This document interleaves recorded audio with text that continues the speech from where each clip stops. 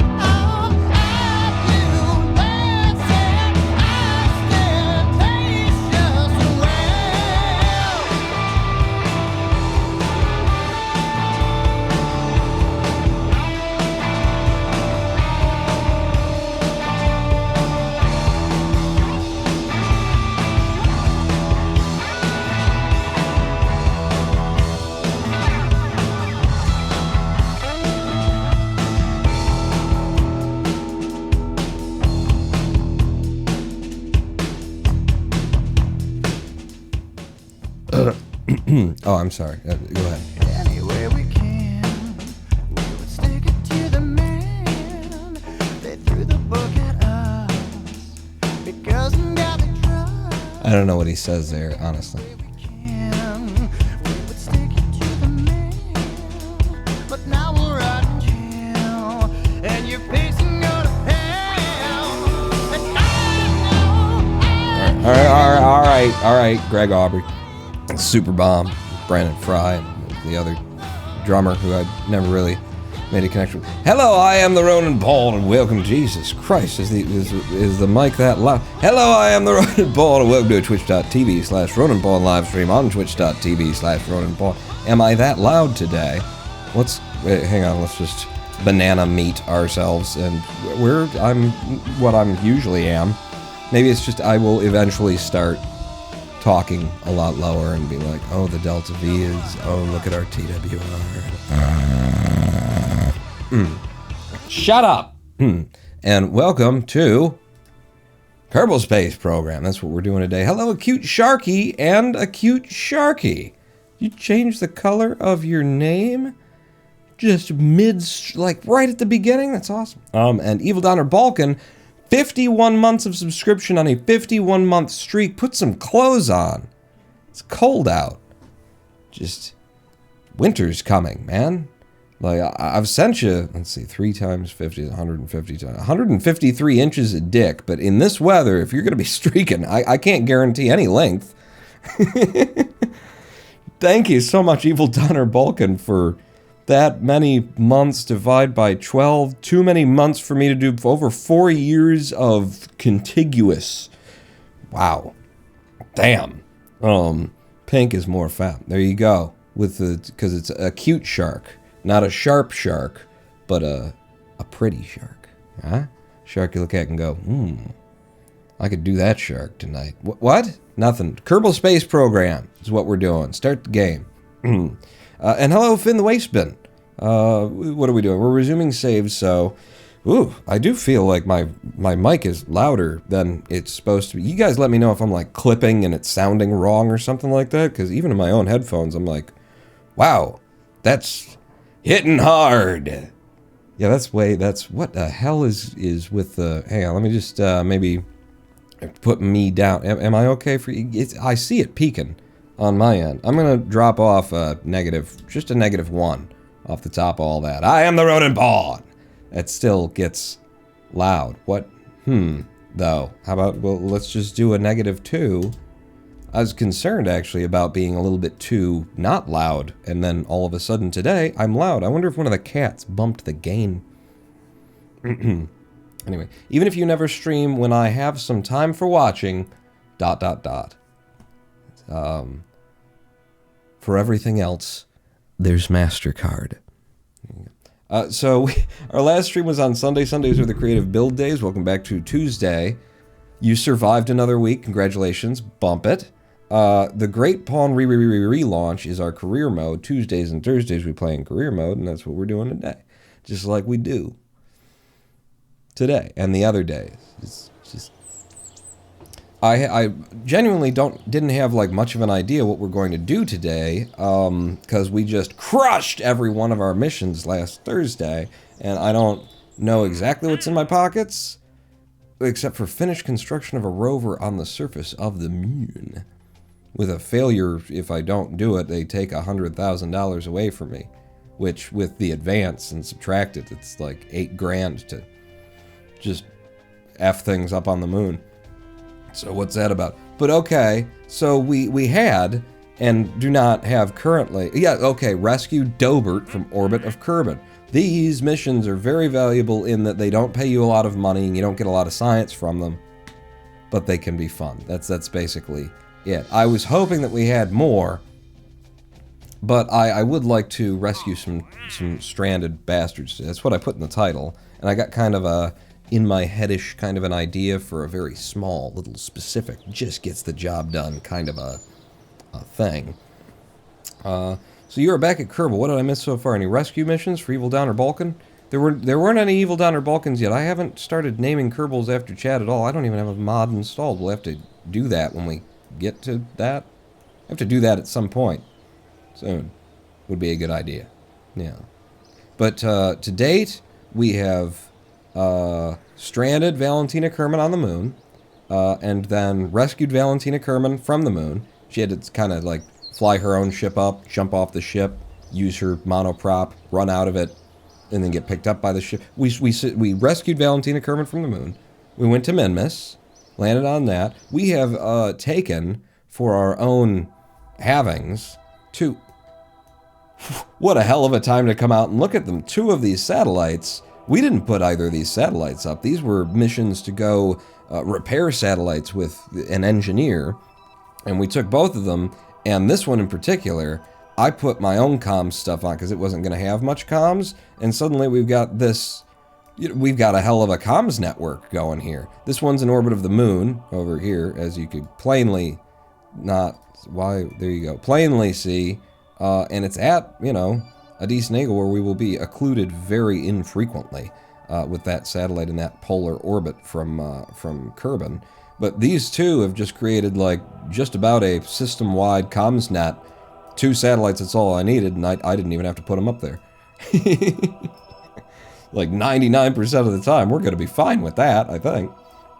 But yeah, so 2 satellites, land on the moon, land on Minmus, and then we've, goofed off and shouted about the game not working a lot. There's a lot of time that I invest into shouting about the game not working. Let me go back to the missions and see what we've got. Plant a flag on Minmus.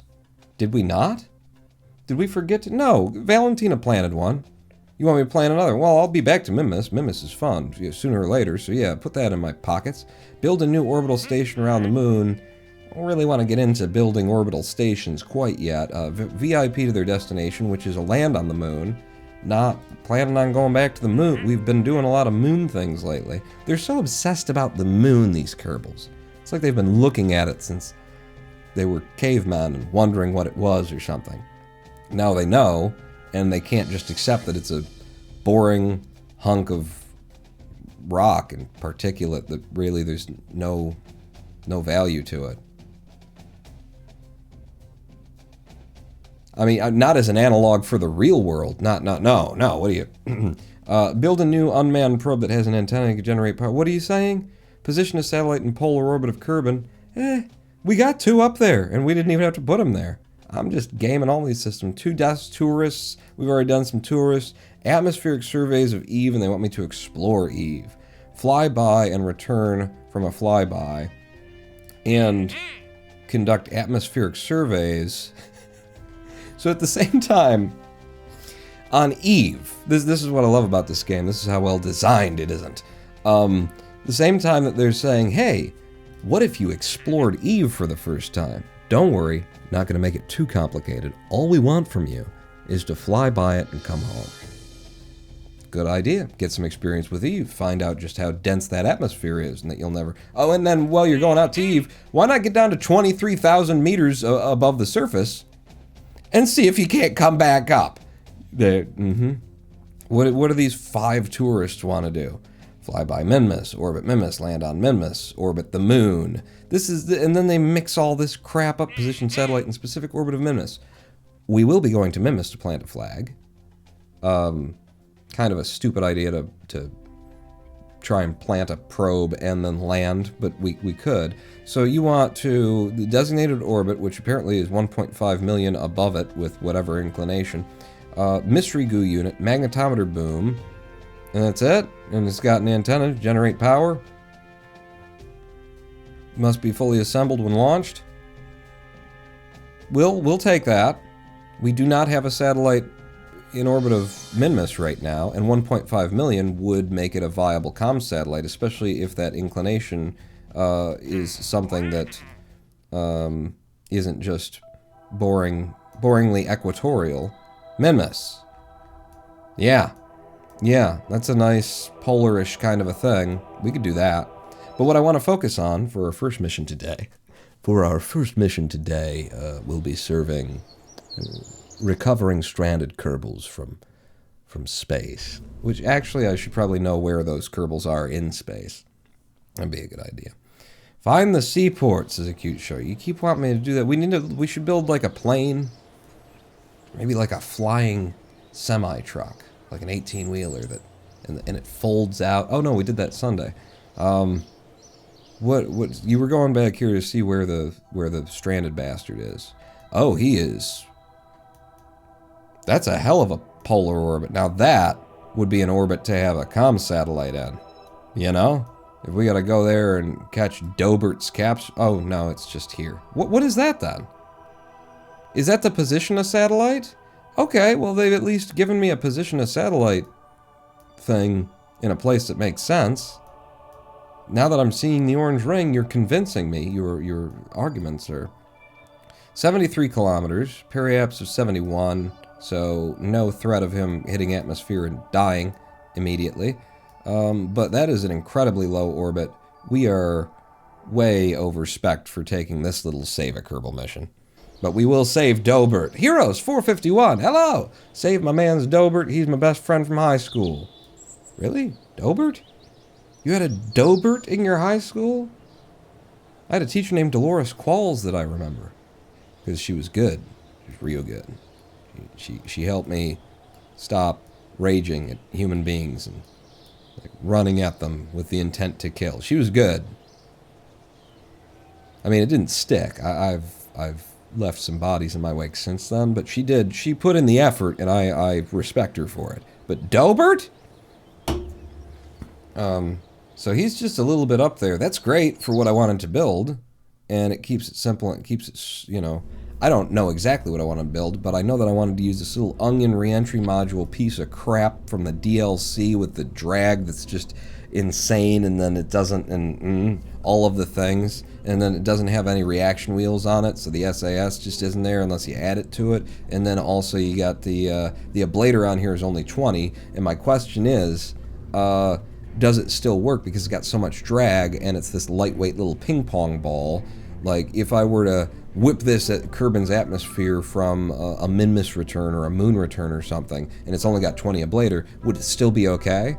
Would it consume that ablator and handle the heating because it's got so much more drag to it that it slows itself down and doesn't need more ablator? Or would I literally have to put more ablator onto this piece of shit? No, Paul, don't use the onion. That's why I want to use it, is because you're damn right, Acute Shark. My recommendation to anybody playing this game, do not use the onion. Which is why we're going to do it today. I'm going to do it so you don't have to. The hex is a good probe. So this is where I'm, what I'm thinking, where I'm going for, is that we'd have this. It's just going to be a return capsule. We are going to put it under fairings. We're going to have a tiny little craft that we just push up to orbit with a tiny little lifter stage. But it will be all controlled, like no pilot on this mission. We're just sending a ping pong ball up to space for Doberman to get in and then fall back to the surface of the planet with.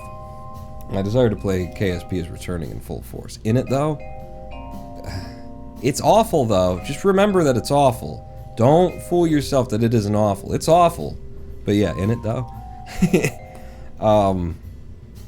So, like, if we're pushing this thing to orbit, we don't really need anything on it.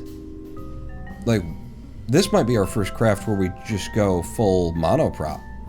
If this is just to be in orbit, we push it to that orbit, and then it just needs to be able to make little adjustments to itself to get the timing right, and in order to catch up with Dobart, the Simpsons character. And if that's the case, and it is, because that's what I just said, listen to me when I'm talking. Listen to me. I would like to have the monoprop fuel tanks that are very small. Looks like I don't, and I know that I've got gobs and gobs of science lying around, so let's see if we can't buy into those tanks. I'm going to play KSP2 when it comes out. I presume. I'm not planning. I make no plans for KSP2, but yeah, I presume, it's going to be so... I don't have gobs of science. We have gobs of money. Ah, I see. So I can't afford a damn thing. Where would I get those if I wanted them? Or, if I had science. What tier would I be receiving tiny little monoprop tanks from? Seriously? Nuclear? Large volume? Advanced metalworks? Composites? High altitude flight? Specialized control? You know what I'm talking, like, we all know what I'm talking about. Do I already have them, but they're not in fuel for some reason or something? Like the little that are actually but they just carry monoprop? But they're not ball-shaped? That's odd. Take me back into the VAB. Listen to me while I'm beating you. Yep. What am I... So, fuel tanks, sorted by mass. We've got a drain valve, we've got all these little balls. And then there's the Oscar B, a baguette that is LFO, a donut that is LFO, and then we're into proper fuel. I'm looking for monoproppy things. And this is what you got for me. Are the tanks that I'm thinking of maybe something that came along with, like, Vens? Vens, the mod Vens, and then it brought some parts in it and retextured everything, and I'm not using that now, so I don't have it, and, yeah, it could be that. What do you... So, amount 20 monoprop there, amount 7.5 monoprop there, and I got nothing else that just carries monoprop? And then everything's huge? Is that... Am I crazy? I might be crazy. Maybe. I'm crazy. Maybe. So this actually does come with a... It's got its own decoupler and its own ablator on there.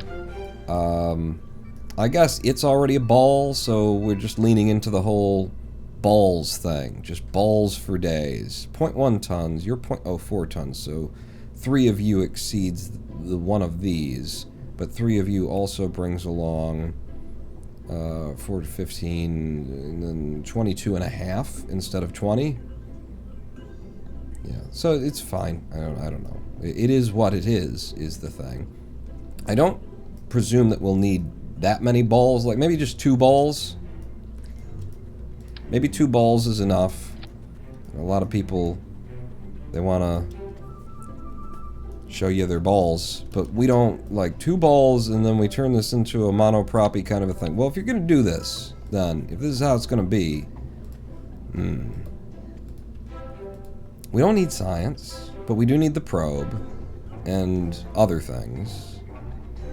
Yeah, so put the probe on. That's what we'll do. I'm just, like, I had an idea of how this would come together in my head, and now that I see what I can do and what I'm going to need, that idea less valid. So I'm having to adjust my brainicles. Yeah, those need to sag a little bit. If they're not drooping, you're not using them right, is the thing. So, just where do you want to droop them? Yeah.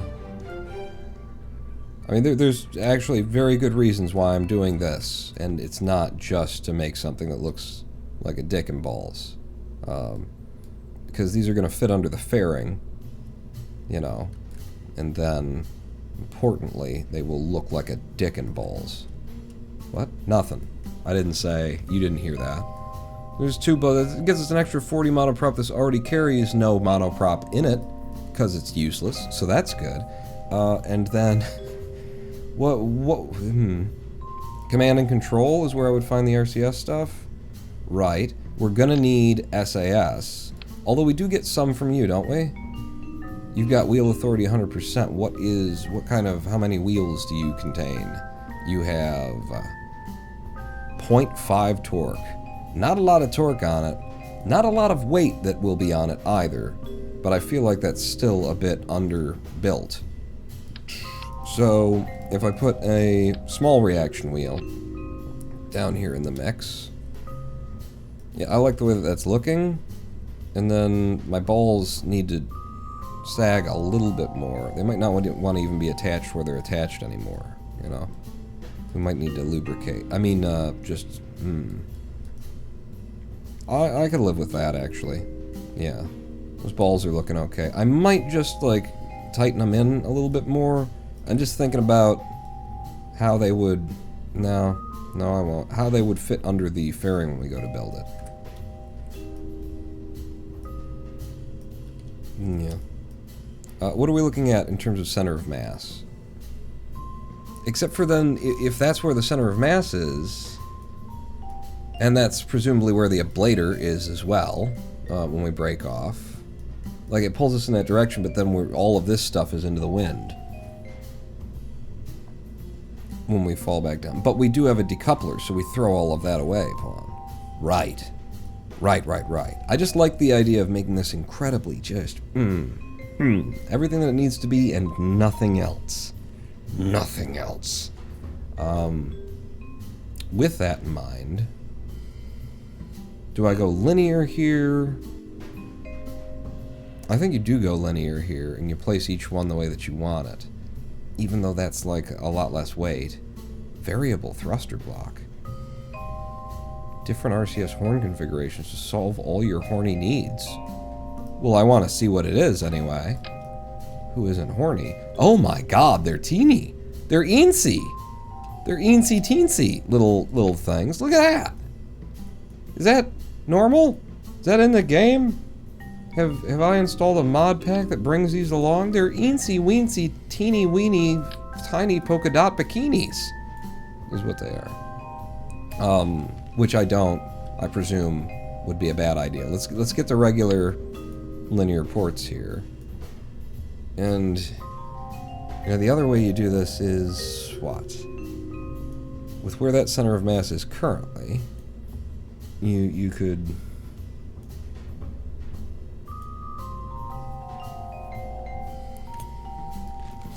tell you what, this little sperm with balls is going to need also... Let's keep building all of the things that it's going to need first. It's not going to be up there for long, but you know, if it's worth building, it's worth building. End of sentence. So like 2 solar panels out there. Not bad. I tend to like my solar panels a little bit less away from everything. Maybe a little bit. You can stand off, stand just a touch proud, but not that proud. Not as proud as you think you should be. You haven't done anything that special yet. Or we could do like one fold out. Oh god, you're doing the sperm thing, aren't you? No. What are you even talking about? I'm not a child. Not like it's not me. You don't understand. I wouldn't be so immature in my choices of construction in a game about rocket science. I have standards. I have standards. I wouldn't. Not me, Mom. Not me. So you're gonna need a little bit more. Wait a second. Where are you in that? Oh, and you're folding out from one side like that, even though you're perfectly centered. So that actually should give you. Are you gonna have the kind of clearance that you need once you fold out? I don't think you are. If it's worth building, it's worth building. Period. If I bring you out a little bit more, and then when this rotates, it will definitely have clearance with those balls in that position. Add a third ball. What? No. Well, I don't need a third. Maybe I do need a third ball. 40 monoprop is not a lot. It's not a lot. I could go 3, but I could try ball it. I like this right now. We'll see is the thing. We shouldn't need much once we're up there. We'll see when we're running the mission and we can't possibly make it better. How much electric charge do you manage to... You can store 50. I mean, I think we're fine for that. I think that's okay. Also, I like the way that this looks, though. Yeah, me too. Because, like, the center of mass, the SAS, it would be nicer if the SAS were up here. I'm gonna rip it apart a little bit. And we can always control Z. Shit like that. Center. Oh, when you're deployed, I get that kind of center, and then when I retract you, you've got that offset to you, but the center is the center. Ah. Okay. I think that's probably for the best, and we do have just enough clearance in this configuration. Let's give it just enough clearance, though, so that that can spin, and it can deploy properly, right? Yeah, no problems deploying. Good. I mean, it wouldn't have been a problem. And that should move my balls lower, which means it pulls my mass lower as well. See, what I was kind of hoping was we're getting to the point where, like, maybe if I get that mass down to here, then I'll have, like, the perfect place for attaching the monoprop. Is there anything else we need? We need solar panel generation. By the way, hibernate and warp auto, like it should be from the start in this game. So we've got a bit of SAS extra, we've got the probe, we've got power generation for the probe, not bringing any extra electrical storage here. I shouldn't think that we would need it. You know, it wouldn't hurt nothing, I don't think. And it helps to, yeah, get that center of mass even lower when it's complete like that. I think I might prefer, however, you up there. Do you have different colors? No. Alright. And then you there, and put the panel. Yeah, so that it's facing our exit of the craft. And then like that. Yeah. Yeah. There you go. Yeah, get booted. Get booted, Jesus, get booted. Dundee! Wouldn't that solar panel go right through the heat shield? What? Recoup mode stop loss. Alright! Recoup mode stop loss. Yes, excellent. Sorry to disturb you, sir. No but problem. our recoup order just cleared. Did you just turn I can Canadian? affirm that we recovered the lion's share of our funds with a stop loss at Everyone else heard her say sorry, right? $4,560.03. Sorry, sir. I'm putting us back into buy mode now. Okay. But sooner or later, this market has to commit. Right. When Sure it does, She's always on about commitment. We'll be ready. Yeah, get a boyfriend. Entering buy mode. Okay. Yeah. So I just took a profit with the market going up, and then it's pushing right now against its all-time high, so I expect it to fluctuate heavily and not just go running up. So the fact that she managed to go up and decided to kind of cash out without taking a significant loss there, good decision, honey, I think, anyway. So we've got a little bit of extra electricity. We might not have enough balls. It's a fair argument that we might be deflated. We might have deflated balls here. I'm gonna explore that. I'm gonna explore these balls. Like if we went for 3 balls. I like 3 balls.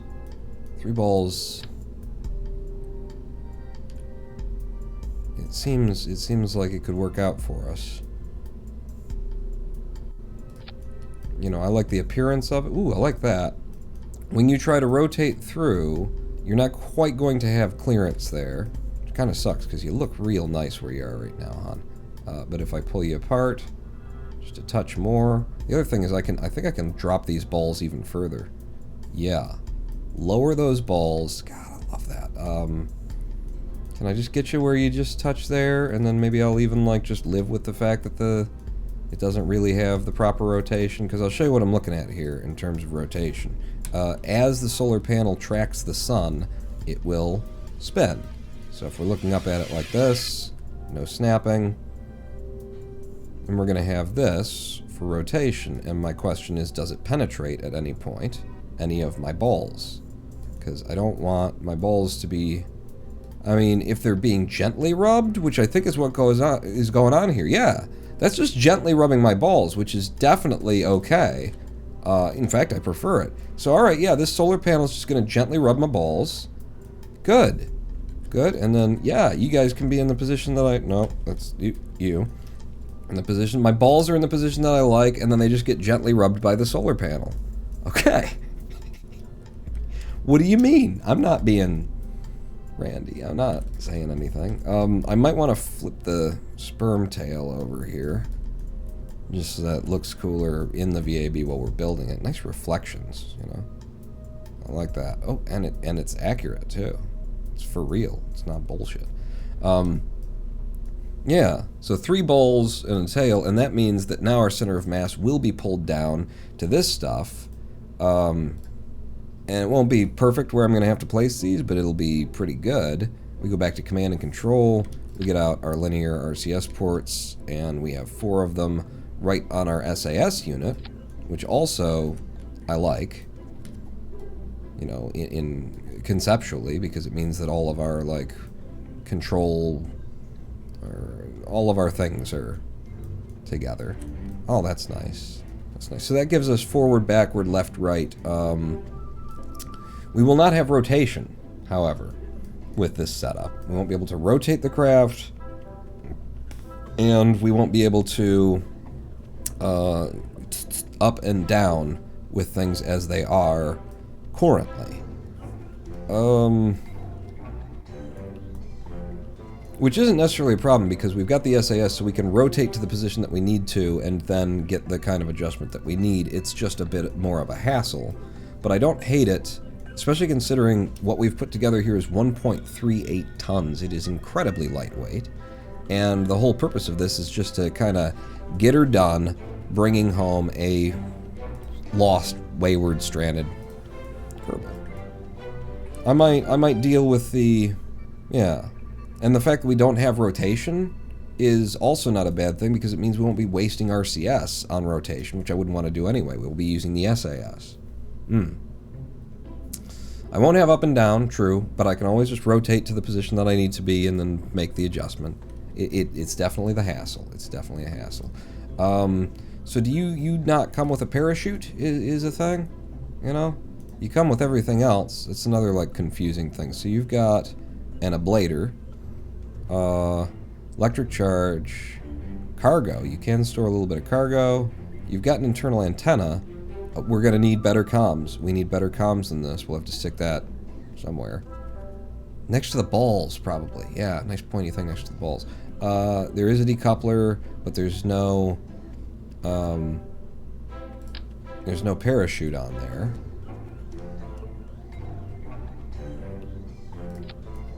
So I give you a little dunce cap, and Bob's your uncle. I don't know if he is or not. I'm just, you know, trying to pin you with Bob. Nobody likes to hang out with Bob, but if he is your uncle, then, you know, it's on you. I'm not fucking with that guy. Yeah, we should have better comms. I don't want to go crazy on the comms, though. So it might just be a Communitron 16. What are your comm profiles, first off? So the Communitron 16 has an... I'm right-clicking every time here. Fucking goddamn it. 500K with 31.68. 500K. It's not really for transmitting. We just want to know, like, its rating for communication purposes. 500K. What comes on board with you? I am still right-clicking, you piece of shit game that no one designed. Your data transmitter is 5K instead of 500K. And yeah, your signal strength kind of sucks. So that's fine. We'll just where's the antennas? Where do we keep them? Comms. I'll just have a little Communitron 16 on here. Problem is going to be, where's it going to be? Because I would love it to be down here, but then it's going to be, you know, in the way of my balls getting rubbed. I don't want it, and I don't want it thrown off the weight of my sack down here either. I could put 3 of them on there. No. If I shove it off on one side, let me get that, let me get the antenna extended, and then when I rotate to there, I can actually see just how close I could get it, like, as close to rubbing my balls as I could possibly have. Really? I can't drag it in a direction where I don't have to do, like, multiple adjustments, even in local drag mode? So, alright, let's just get the antenna just rubbing on them balls. No, not the balls. It's rubbing on my tail. Rubbing my... Alright, so now we're getting furry here.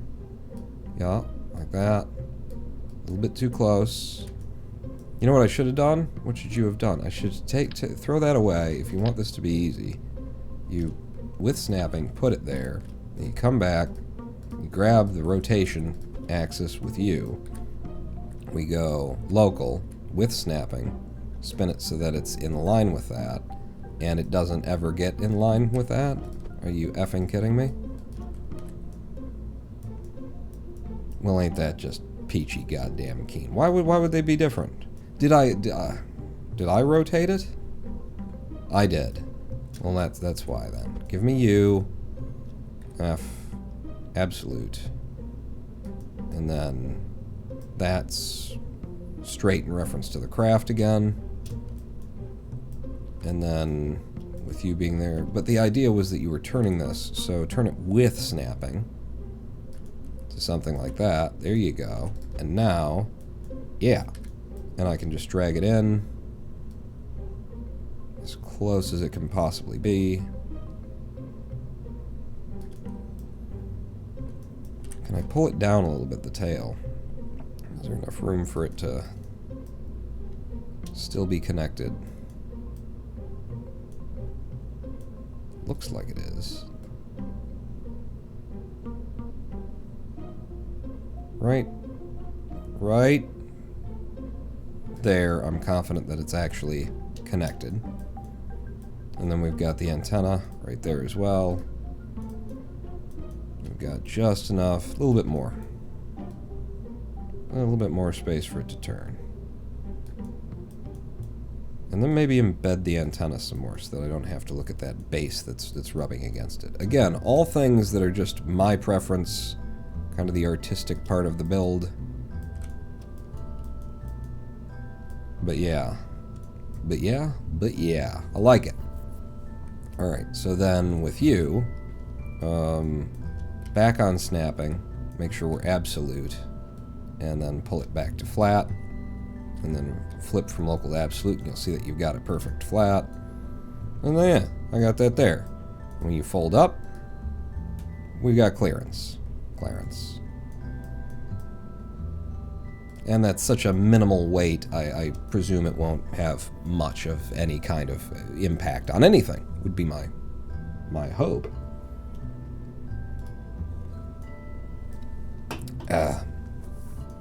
Damn, I really would like that to just be down a little bit more, but does that change actually when we deploy? It doesn't. It's very, very good nonetheless. It's very close to being perfect. Which bothers me, because then why can't we just have it perfect? Alright, so... Nope. Give me you. Track that antenna. And, wow, that's just our control pack. I really love this whole concept here. So, in the action groups, if I go to deploying you, I'll put you on...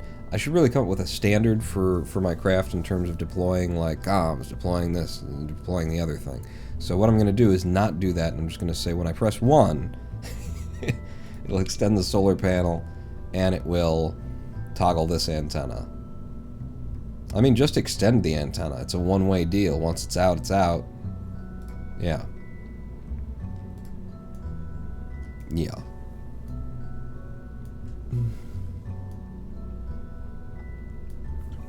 Anything more that would need to be on this? Look at how much time I can take on 14 parts. It's just amazing how I can burn and waste your time. But I love it, is the thing. I'm very fond, presently, of this device, of this majigger, madoodle, thingaroo. You do have the issue, Pawn. What? The issue of how the hell does this actually, like, attach to a ship now?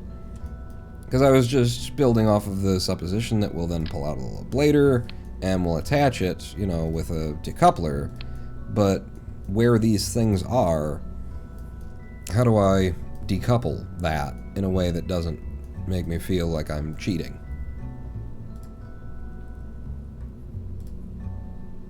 And it's probably just, well, you just cheat. You just stop worrying about cheating and learn to love the bomb. Give me the 06 decoupler instead of the stack separator.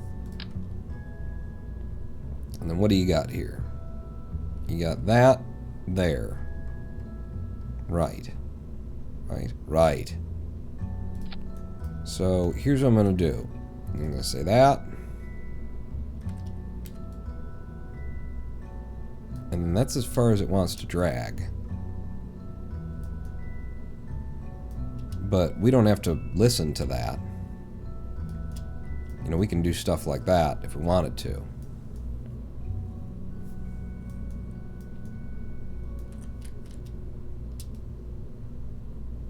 And then if, you know, the premise, anyway, is that this decoupler is actually attached to our balls. That's an idea. I just made a bomber, but 6 of the biggest props that could fit didn't have the TWR, so 6 Panthers should work. It's the biggest propellers? You using propellers? Right, Chester. I have no propellers, I presume. Well, no, because now we do have things like that. You can make your own rotors. Did you make your own, or are you using a mod pack that just comes with props? Or does this game now have propellers? I don't love that. I don't love it. But, like, what kind of possibilities do I have?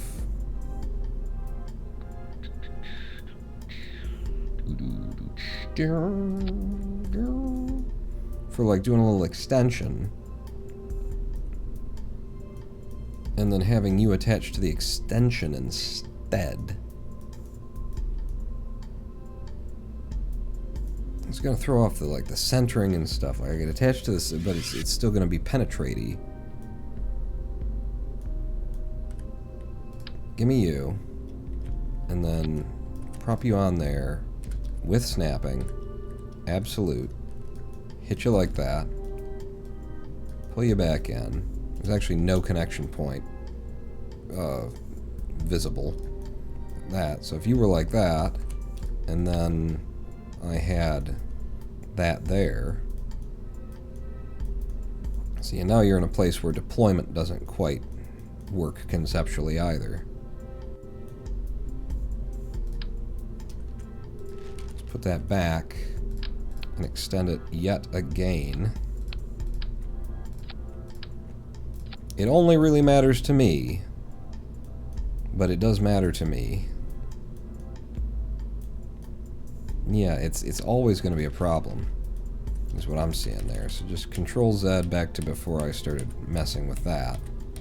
What if radial? I mean, that's weird.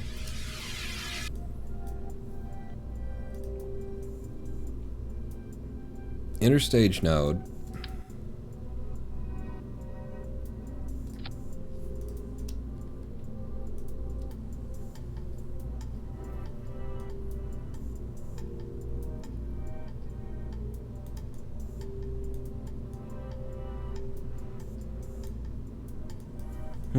How do we get it attached?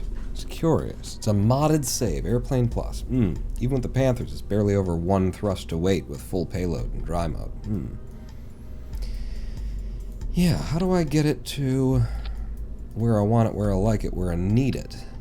And I'm thinking it's going to be like an interesting kind of a radial attached, radial decoupled kind of a majigger-madoodle for how I've built it. Either that or I have to like everything.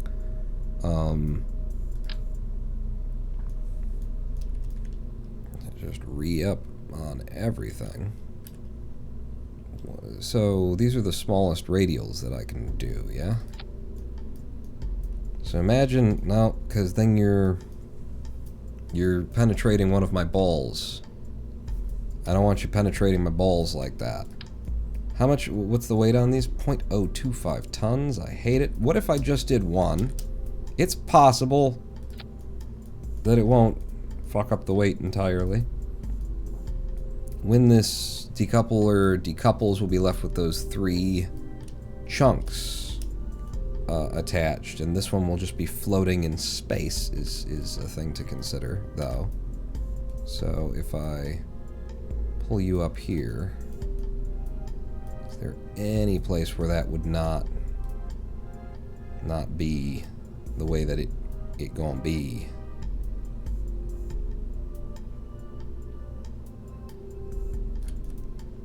That could actually be really cool visually, but we're gonna have to test that on the pad and see if that works at all.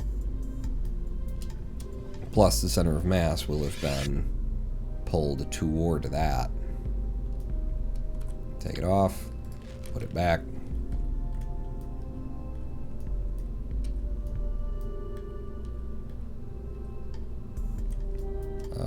I don't think the center of mass is actually updating when I Control Z, Control Y. It's a very slight thing. It would just be for getting it up. It would just... And I still need to build like a thing off of this in order to actually hold it. That then needs to be perfectly centered to what's going on up there. So it interests me as much of it as I'm forced to do this because I can't do things the way that I want them to. It's interesting. I don't want a big old girder segment.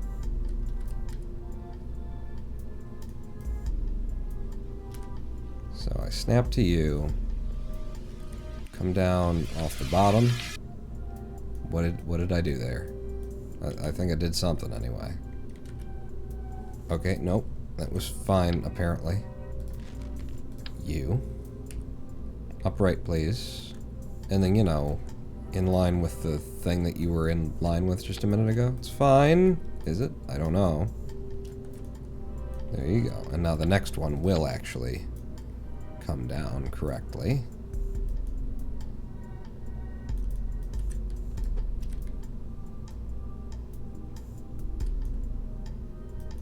Lower you to the point where I think it looks plausible.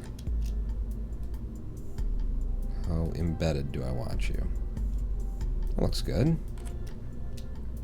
And then can I get away without another one? Because then probably the next thing is an octagonal strut.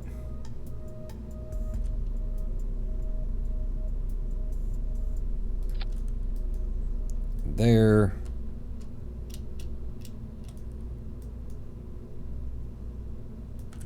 Alright, if it's not an octagonal strut, then I'm building just a really interesting... It's completely unnecessary. I could just wedge things together and say, ah, good enough. Game will figure it out. That, just that you'll attach. Get me more toward the middle. And then if I cubic octagonal...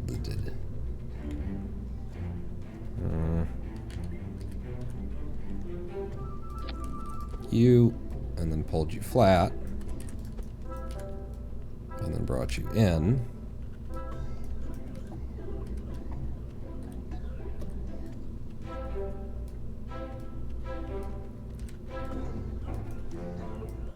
What are we looking at in terms of my balls? Get rid of that, at least for this moment here. Yes? Okay, what's she doing now? Did you buy in again? You bought in again? Opening new position. Ah, crap. Opening new position. I don't like that. Sir, the Yeah. market has breached our buy-in threshold. Yeah, I've it just means we placed shouldn't an have order on your sold behalf out at the first time. $4,593.13.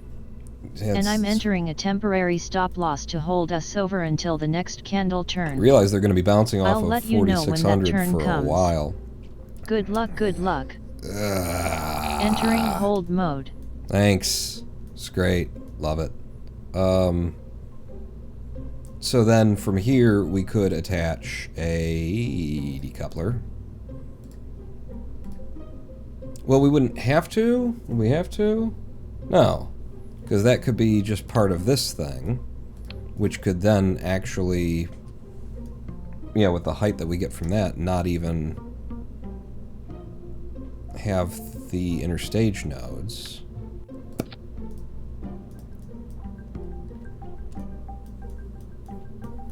How curious and interesting. I mean, the entire top bit there would be held by, you know, this from the side. I'm liking the premise so far. Don't save. What craft are we on? 11? I think we're on 11. Nope. We're on 12. Alright, so 12. My balls. Mark 1. I think I am gonna... No. Yeah, no, my balls... We're going to lowercase. Oh, no. My balls, Mark 1. Save my balls, Mark 1, and then what are we doing here? Let's go ahead and just build this as though, because now we're into testing on the upper stage here. Have I got snapping on? You do now. Gotta make sure that we're not squeezing my balls too vigorously. And then we just bring that up and close it right over my balls. Does that cover my balls? Nobody can see my balls now? There you go. Okay. So that's a closed fairing right over my balls. Oh, but no, because you need more coverage for your big balls. Yes, I am this guy. Because we don't want to actually have to go up with the drag that's added by this piece of crap, you know? So I wanted this to cover all of my balls, including the biggest of them. Which should be, bring it up to like here, and then we can come in real fast and close that right over my nuts. Now the balls in there, yep. So yeah, full clamshell kind of jockstrap. Question easy. Hello. I know enough about this to build a single craft with no orbiter, lander, Tuduna, and back, and I have no idea what you're doing. I will show you what is happening with my balls right now. Actually, I'm gonna whip my balls out. So we start there, and then We blow the fairing off, and then we would decouple that, and then you'd be coming home, and that's, you know, something else. There's not a lot of testing that can go on here, but we're going to put it out on the pad and give it a go. No pilot necessary. Jeb, you little cockroach, piss off. We've got the biggest balls of them all.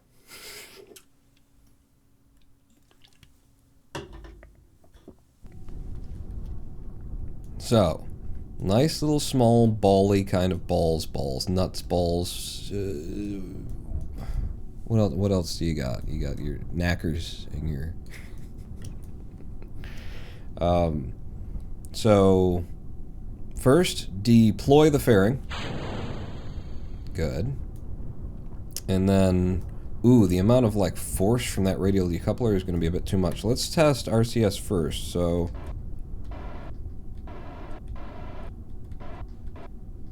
Yeah, I want to go right, I want to go left, I want to go back, I want to go forward. That's fine. SAS should be able to move us a bit if we wanted it to. SAS back off. And now this decoupling matter. In 3, 2, 1. It's gonna chuck that ball real hard, but it worked, and it released them correctly. And now, let me just try and get my balls stacked up. You know what, with a little SAS, I think I could hold my balls right there. And then if I pressed the 1 button, I can deploy comms and that. I do notice that I kind of penetrate my balls when this deploys. I'm having a good time saying it. Is it going to get old? Not for me, it's not. All right. Good tests, good simulation in the you know, it proves the concept. Don't recover the vessel. That happened in a computer database or something. Revert to vehicle assembly. Yeah. Balls are always dancing to the left and right. So that's fine. I'm a little perturbed by the impact that my balls have with the solar panel.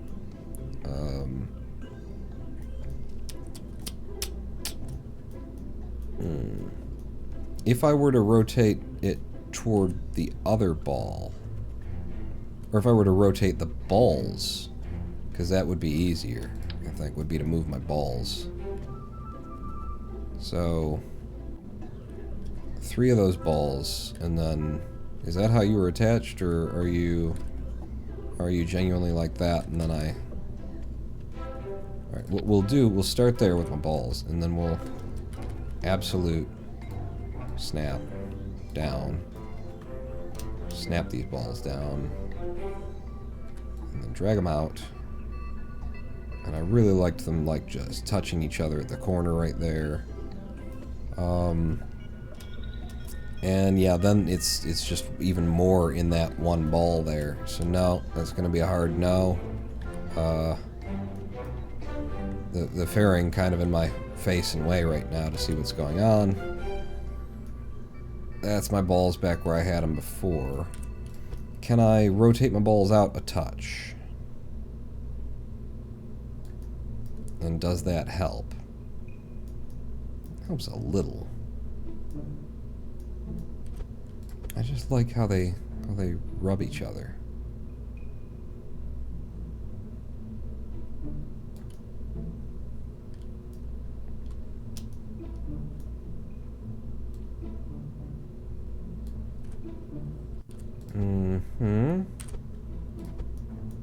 Actually, you and then absolute.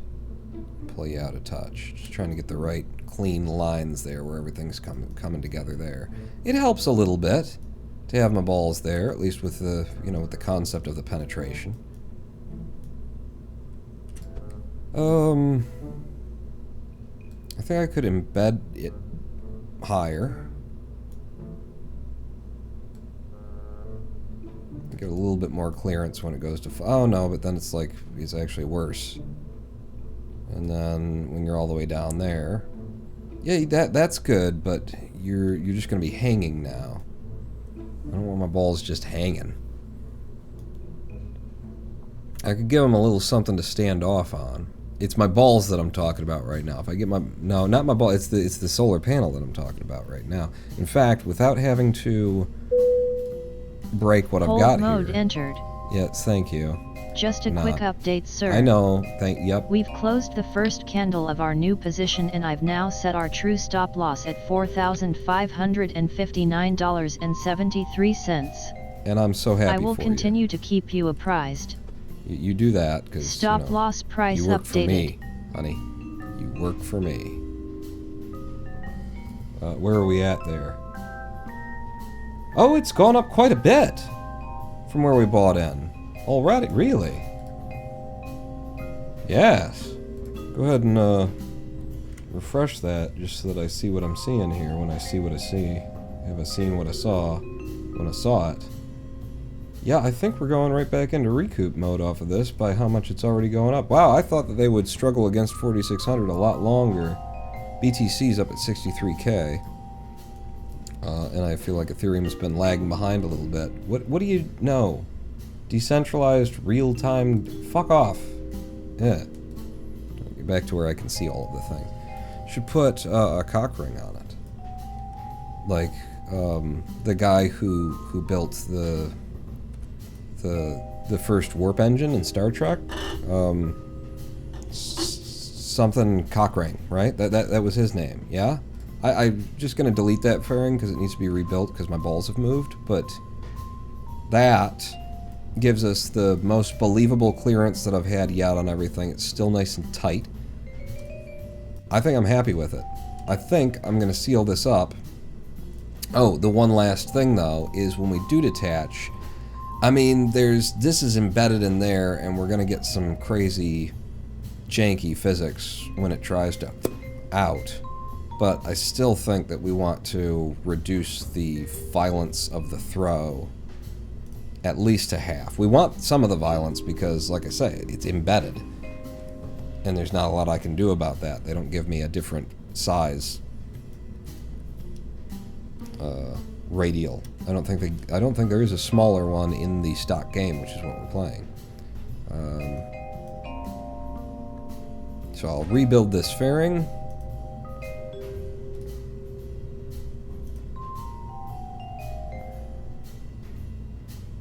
Point if I just go up to the point where the balls are, there you go, maybe like there. And I could do like that, and then I can come straight up. No, you want to go all the way up. You actually want to flare out.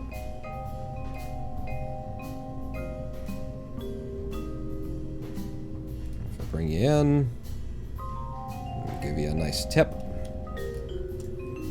Okay, so I think that's our payload right there, and our payload with all of that decoupling and coupling and all this stuff, it's 1.656 tons, and now we just need to push that to orbit. And it's a low orbit too. It's not much of an orbit. So throw on some liquid fuel. I'm thinking that even something like this is so light. How much do I really need to bring? Give me a swivel. And let's look at these values from altitude of, gonna say 14 kilometers.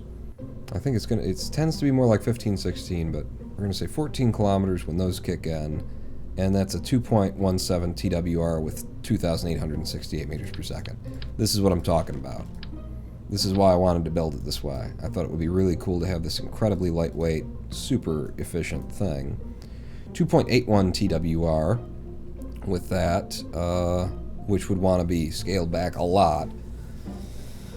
For 2,278 meters per second, and for the unfamiliar,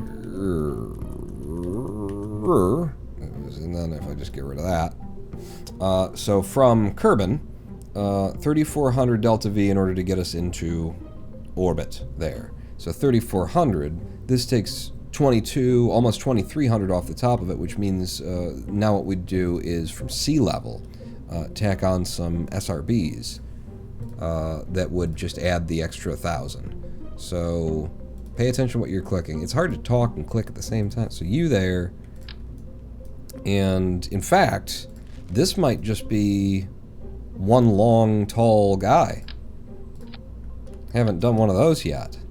One long, tall guy might be enough because it's so little weight. If we grab a thumper, I think won't be enough. 879. It's not enough, but it's not far off of being enough.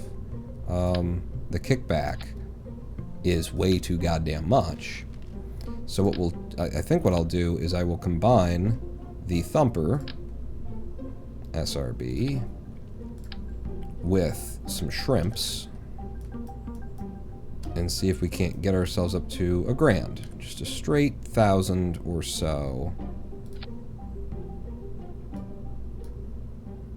There you go. 1,015 meters per second. And then I put some, not very small nose cones. I put some small nose cones on you. And then the idea would be to try and make this so that they burn out together. What kind of, I mean, I'm sure we're blasting it on the TWR. Yeah, we're pretty good. You guys don't actually need to be there. You could be, yeah. So in terms of thrust limiting, if I start...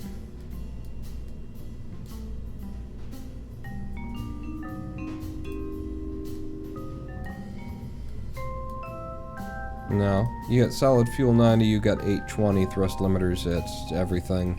I don't know how that would actually work out for trying to balance that. Like, it used to move the delta V around so that it would, like, split it into two sections. I guess maybe it would do that if I gave it the ability to break off. Yeah, maybe that's what you want to do. Just for testing purposes, not actually... just to create a setup where it will allow me to see the delta V. So I put you there, and then I attach you guys to that. And then the idea is there. 1,009 meters per second, delta V. If I change the thrust, does some of this end up rolling onto there? If I change your thrust limiting, does any of that end up rolling into there? No. Alright. I don't know. Do you know? I don't know. Why do you keep asking me? I don't know.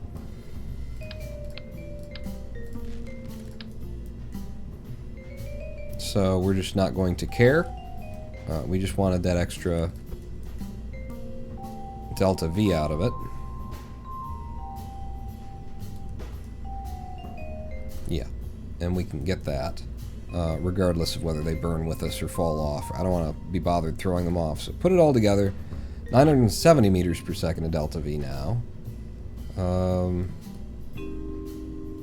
And that gets us up to 1,013. So actually, yeah, that's going to be the thing, right? Is that how I do it? I get more delta V so long as I'm limiting things in the correct balance or something. And then when it detects that I'll be holding onto those longer than I should, then it would overwhelm it, kind of a deal. So if I thrust limit you down to nothing, and we're just carrying you up, we're down to 1.5 TWR.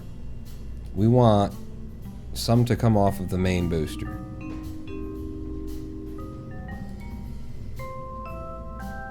Like main booster down to, on its own, carrying the weight of the other guys. Actually should be like a 1.3, sure. And then with these boys, well, but no, they're all burning together. So get rid of that entirely, and then if this were just carrying them all by itself, give me a 1.3.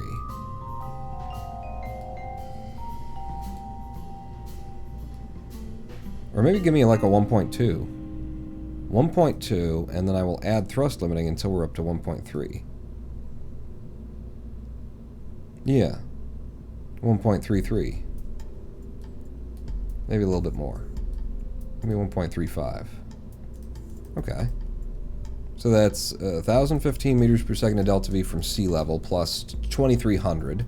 So it's not quite what we need to make orbit, but then we're up here, and then we just finish it off. It would be better if you had more than you needed. I mean, I might, because right now I have no way of, you know, making us just go forward with the way that this craft is built. Which means I'd have to line us up on a certain thing and then blow a little bit. I'm willing to run with this. You know, that's my whole thing, is liking things that are really, really tight, really threadbare. Just what you need and nothing more. Those fins are very small for what we're asking them to do here. Grab the bigger guys. Put the big guys on there, and then put some small guys on these, huh? Huh? Style. Class. Things that you people don't have. Aight? Aight, you understand? And then I think I'm also going to grab this and spin it once, and then we'll... Yeah, doesn't really matter, does it? I think I liked it better the other way, and then we'll have these fins for up and down for just drag back there, and yeah. The main booster will burn out first. Really? By the way, you're supposed to be in there. No, you're not. That's, I put the wrong thing in the wrong place. That's what and then, so you... No, yeah, you're all supposed to be in there. And then we drop that and we switch over to liquid fuel. And then we blow the fairing. And then these go. We release there, and then when we're coming down, we're leaving everything behind, then we're getting the parachute. Okay, so you're saying that at this thrust limiting of 47, you're saying with some confidence that that the main guy is going to burn out before these guys get to the bottom of theirs. I don't know. I don't understand how I would know, really. I feel like I used to be able to read the information in here, and now not so much. But I like that TWR, and I'd like to give it a try. Very simple, very small. Very lightweight little craft. I could see it not working. But I think we should just grab my balls and see where we get.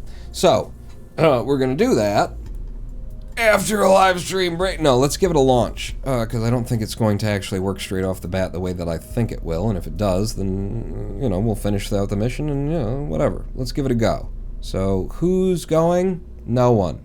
Empty seat, probe-controlled, empty vessel, with the intent of catching up with, der Schmackens, Durbans, Debart, Kerbin, who's here, set you as target, and what is it? It's Dobart, yeah. So we'd be taking off from here, he's coming around, we could save ourselves some trouble if we came up at the right time. If I time warp, we're not losing electric charge because I actually built the craft correctly, and put the thing with the guys and the stuff. I think I'm just going to let you be about there. And SAS on, throttle to full. Houston, could we get a countdown? Are you in a hurry? Because I've been writing a script, and I'd like to hear a read. Yeah, the guy we're picking up is I am in a hurry. Can we just go? All right. Well, it was the best of time. In 3, 2, 1, fire. We're going. Slowly. Upward. Oh, the yaw. Did you see the amount of yaw that's kicking in there to try and hold us straight up? Let's bank ourselves down to the right. Not enough SAS on this, even with the added reaction wheel that I put in, for me to actually have any control right now. I'm completely pulling to the right, and we got nothing. If I go back to... No, if I go back to you, look at my yaw. I am pulling to the right entirely, and I can't do a damn thing. Solid fuel on the main boosters is definitely running out first here. Yep. Which means that that's going to push our main booster into us when we go to do it. And drop that and go, and we immediately flip. We had a lot of speed doing a crazy thing there. None of that felt quite right. But this craft doesn't have anybody in it, so who gives a damn is another thing, you know. a reason why we don't have to care. What were we at? We didn't even make good height off of that either. Damn. I feel like I did a lot of things wrong there. First time that I feel like I really effed that launch. Oh, apoapsis. Houston, a script? Oh, wait.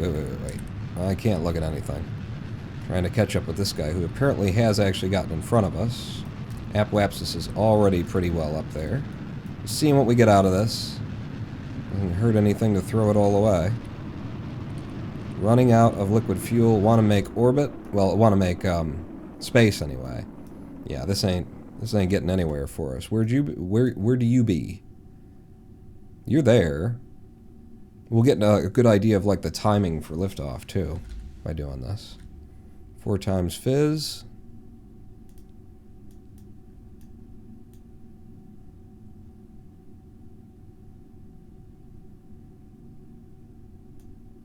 Only have 57 meters per second of delta V left in liquid fuel. Not enough to do anything, really. Hold prograde.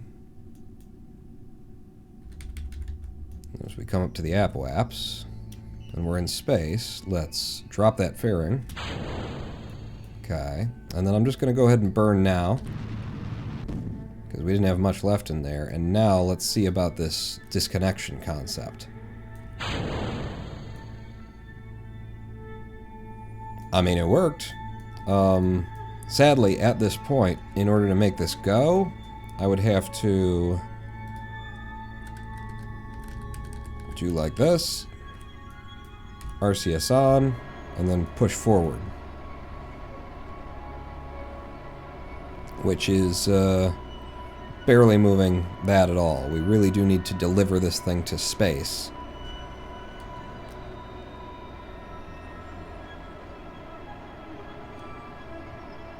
And then allow it to make adjustments. How are we going through that monoprop, incidentally? Pretty okay? Alright. I'm sure if I lean back, then I'll be pulling the apoaps with me a little bit. Let's see. Houston, a script. Well, you know what they say. Give 1,000 monkeys 1,000 typewriters. Houston does it with 1. Houston has 1,000 monkeys and only 1 typewriter? Yeah, that's... seems like the test is not going to go well. Houston is the monkey with the 1 Oh! I think we all got it. So yeah, this is not enough monoprop for it to, like, get a circularization itself. We also started off too late in order to catch him. Or early, rather. I think we launched too early. I would love to see what we can get once we're up here. We've been delivered to space. He's on a slight inclination as well. Which would want me to burn north. If I were trying to... No, that's pulling it in the wrong direction. I'm burning south in order to pull that up? Or am I just looking at things wrong? I'd swear that this would be a northish kind of a thing. I mean, we're not at an we're not at a node descending or ascending. Well, if I'm looking at the ascending node, then possibly I should be burning south. I don't know. We could fizz warp 4 times while I hold this button. Okay, maybe 3 times. I'll just keep tapping all of these. It's a lot of monoprop. Whoa! Whoa! Whoa! Whoa! Guys! Guys, though. Oh, I must be in Atmo now. Yeah, we're back in atmosphere. And our power abscess is yeah, we're falling back in. Understood. Okay, chance to test everything else, so throw that away. SAS has been disengaged, because we don't, yeah. Was the only thing that was able to control this was aboard all of that. It slowed down incredibly fast. Look at us at 20 kilometers. And down to a surface speed of 250 meters per second. Wow.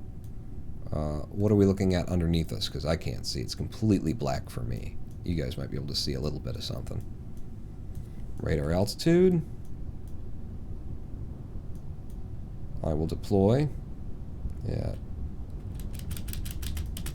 Oh, I have no control to actually deploy the parachute in that mode. There's supposed to be a guy in here. And then that guy could pull the parachute lever. Okay. That was good. Vessels destroyed cannot autosave at this point. No, I didn't ask you to autosave at this point. We're good. Back to the Space Center. A completely non-destructive test cost us money to launch the ship, and that's it. I'm not going to cheat my way out of, like, you know, I didn't pay the money. We launched it. We got new data. We got information about flight profile and what it can do and what it can't do. And just out of curiosity, what did that cost me to launch? You lost the probe, yes. It cost me less than 10 grand to send that up. I love this concept. We just have to, you know, make it work, which we will do when we come back from the live stream break. And I don't think it will take that much, you know. I'll put a little bit more Delta V on there, I think. Figure out the SRB balance. Maybe they just burn together all at once with the same same like thrust ratio. I'm not sure. But we'll figure out the SRB thing. Probably add a little bit more liquid fuel, or maybe give them a little bit more from the SRBs. But a little bit more Delta V, and then we'll have to give it fins with actual surface controls, you know, with elevons on them, so that they can affect us as we're going up on the SRBs and help to hold us stable once we switch over to liquid fuel. And I think that'll be it. But yeah, I need to pee, you need to pee, we all need to pee. So let's take a 7-minute live stream break. When we come back, we'll get that thing up there and flying the way that we intended to. Hey, here's a throwback song for the live stream break. 7 minutes, don't go anywhere, pawn not out. Check. I'm still up. I want to be the very best, like no pawn ever was. To build them is my real test, to fly them is my cause. I will travel across the skies, searching far and wide. Gather science to understand the good that is inside. Rolling Pong, it's you and me, playing career mode in KSP. Ooh, you're my best friends in a world we must defend. That's Kerbal, of course so true. Jebediah will pull us through. You'll teach me, I'll mislead you. Ronin born, Ronin born. Every mission along the way, with courage I will face. I will fly them every day, straight into outer space. Come with me, the time is right, our node is drawing near. SAS and thrusters full, draw up the landing gear. Rolling Pong, it's you and me, build it in three-sided symmetry. Ooh, you're my best friends, on a channel we must subscribe to. Come on, click it. Oh, the things we'll do, forget our staging and kill the crew. You'll tee-hee, Pokemon will sue, and then we'll all explode because of Ronin Bond. Ronin Bond.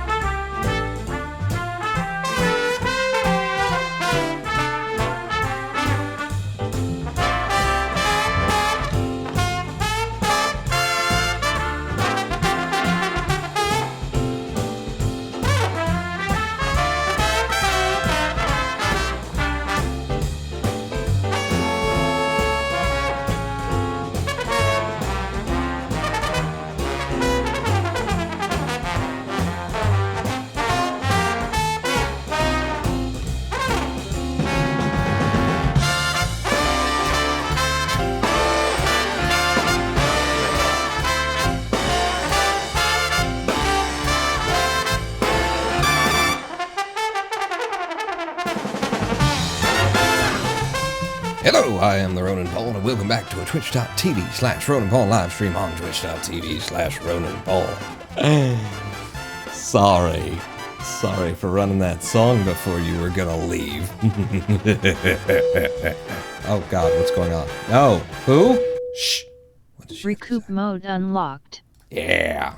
Sir, So I'm talking about, I'm happy yes? to report that our recoup price has been reached. Automated I've just crypto raised our trader stop that I loss price programmed to the recoup position of myself $4,596.23.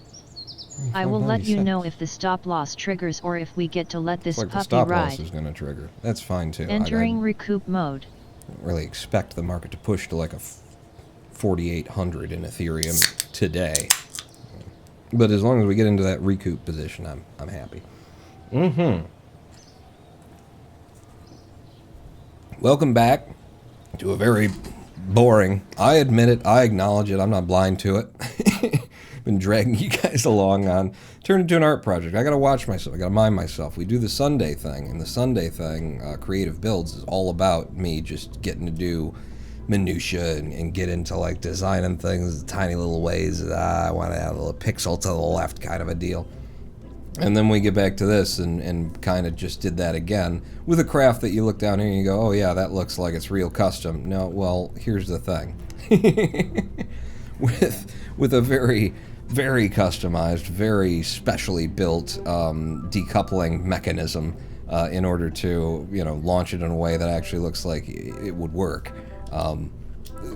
Despite the fact that it really wouldn't matter for Kerbal, we could have just slapped it all together and made it work, but that's where the minutia crap comes in. So we gave this craft a launch. It cost us just 9,938 Kerbals to do it, and it didn't quite accomplish what we had hoped, but there was nobody in there. So we just, threw it at the planet, used it as a test run, see how things go, and now we can build one that will actually accomplish the job. Hopefully, because one of our first and main issues that we ran into was in atmosphere having no control over it whatsoever, not enough RCS, even with the addition of SAS at the tip. You were functioning at that point. Well, you should have been, yeah. We weren't in warp, hibernation was off, yeah, but I couldn't move the thing at all. So we're going to need in atmosphere control over this vessel, which is going to come with these fins instead, which actually have the ability to rotate and give us some sort of control over them. That would only be on one axis. So we do need to also replace the smaller fins that are just so cute. I love them and everything, but we're going to need big fins off of you as well. And actually, as I'm doing this, I'm realizing that the other thing that we need is more delta V, because we really do need to park this thing in orbit. For it to do what it needs to do. We can't let it, have to do really any work in orbit. So we want to, it's also tricky.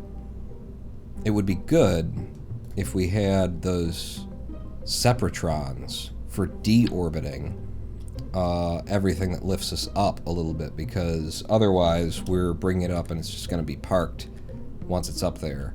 So if I put like 4 separatrons up top like this, facing backwards, or you could have them down here. Yeah, have them down here on the off angle of what you're going to do after this, because you're thinking like way too many steps ahead. I want 4. Yes. So those 4 separatrons there would fire off when we decouple the main craft to try and pull this back a little bit and drop it into orbit, or drop it out of orbit, leave it suborbital. And then I'm actually getting rid of these fins because we need more delta V, and we need to sort out what's going on with the balance of when each of these things is going to run out of fuel. So we've got the main SRB thumper engine, and then we got these little shrimps over here, these cocktails. So we need that balanced. And we wanted that extra delta V. What are we looking at right now? At sea level, 1,100 meters per second. Altitude of 14 kilometers, we're looking at 2,300. That does add up to 3,400, but we'd have to fly it just perfectly for that to work out. Set the small boosters to 100. Okay, boom. It says little magnets. Note what the burn time is for the main booster, then change the limit on the small from 0% and up till you have the same total burn time. Small boosters to 100. And then note what the burn time is. Burn of 53 seconds. Aha! I see what you're saying. So separate them out, maybe, as well? So we get 53, or let's separate those out. You guys have a 4-second burn time. You have a 53-second burn time. Is that for truth and for real and for yes? Burn time 4 seconds on these guys if you fire them off at 100%? That seems crazy. But it's what it says. So, the TWR that we have in that stage from sea level, let's put that stage down here. TWR of 1.07 when it's firing all on its own. That will work too. Okay, I didn't know that I was doing something different than what you recommended, but apparently I am. So now we see that you got a 53-second burn time, but then they have a 47-second burn time once they're on their own stage here. That doesn't... Maybe no is the thing. Maybe that isn't how that works. What were you saying? Set the small boosters to 100. They are at 100. Main throttle... I gotta decide what the main throttle is going to be at. And the kind of TWR that you're... Why are you saying 2.53? Ah, because now we can actually see that they're adding to... Well, we're still burning on this guy. Yeah? Yeah. This is breaking my head. You said, set the small boosters to 100. Note what the burn time is for the main booster. So, if we put them all together, 47 seconds. If we separate them out, main booster runs for 42 from sea level. So then, if I were to thrust limit these guys until we had a 42, well, they're going to burn longer, is the deal. So, in order to get you up to a 47, and this isn't going to get us what we need, but it's like, okay, proving the concept. So then we have a 47-second burn time on both of them. I put them together, and we have a total 47-second burn time. Have them in the same stage. Hello, Vulcan Rider. This is getting tricky. And I remember that I used to be able to do this well enough, and I believe it was because the Delta V used to like roll over from one stage to the next or something. Maybe that was with mods that were telling me the Delta V instead of just this. But now I'm very confused by what needs to happen here in order to accomplish what we're trying to accomplish, which is a balance of both of them, but also the kind of correct TWR that we want off of the pad. So for a correct TWR, I'm going to take you down to 83.5. I'm going to take you guys down a little bit. I'm going to take you down to, what are we at now, 1.61. Come down to like 71.5, and then you come down to here.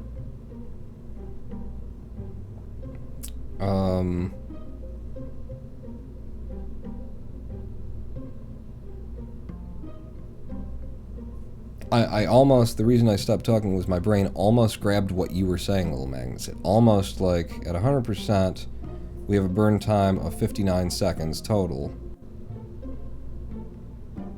on the shrimps, or with everything in the same stage. So everything, so that's at 100, and then, like, I need to get you to what you need to be, though, first, kinda, don't I? 68, let's pull you back down. 1.45, we have a 64-second burn time. And then if I reduce on these, we still have 64 seconds. Now we're starting to lose. So without having the burn time drop below 64, I take what I can take off of these. Is that right?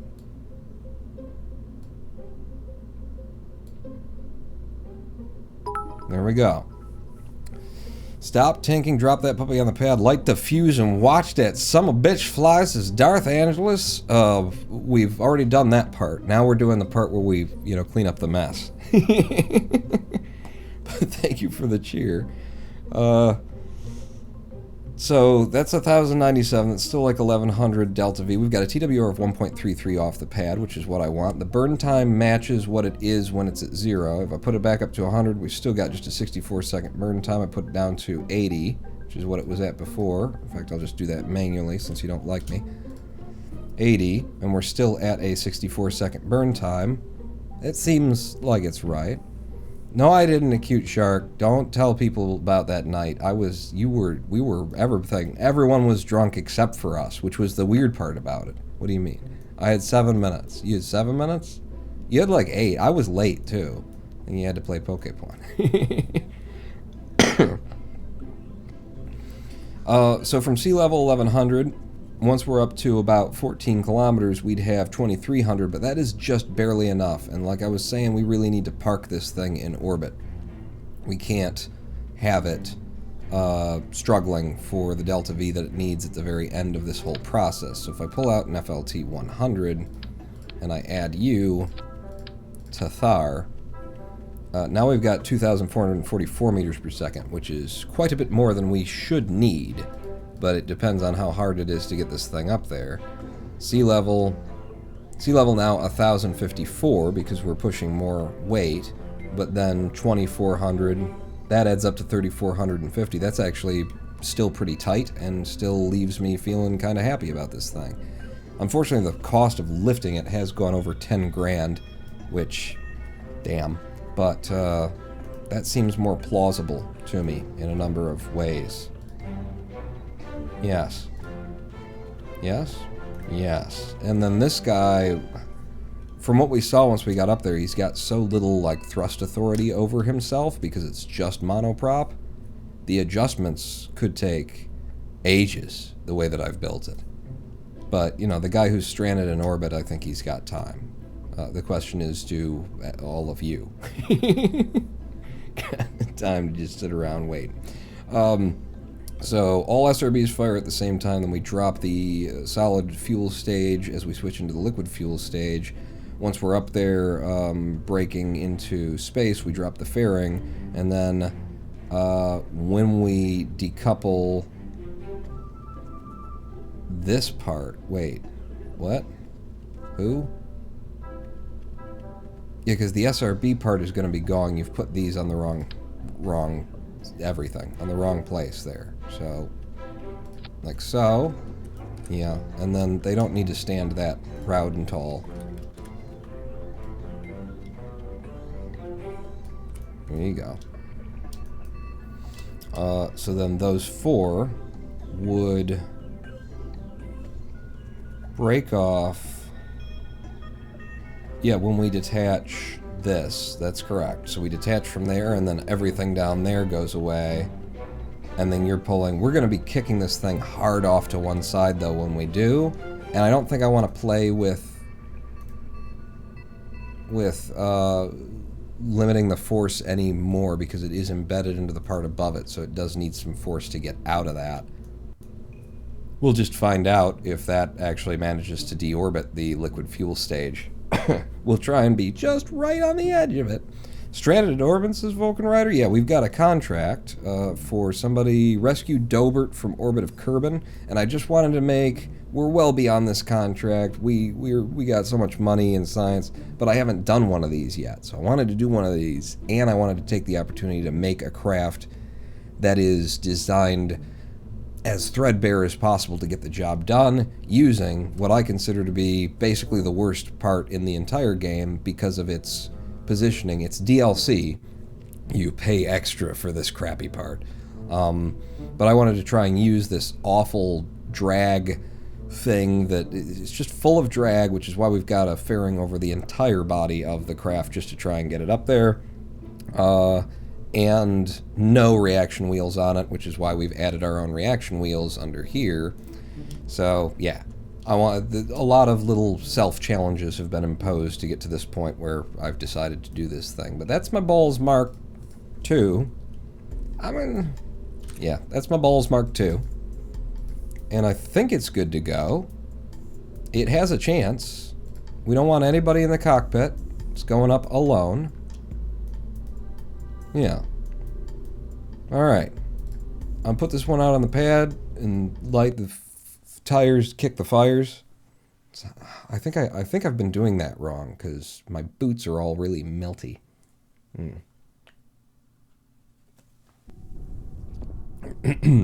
And my car is just the-thunk, the-thunk, the-thunk.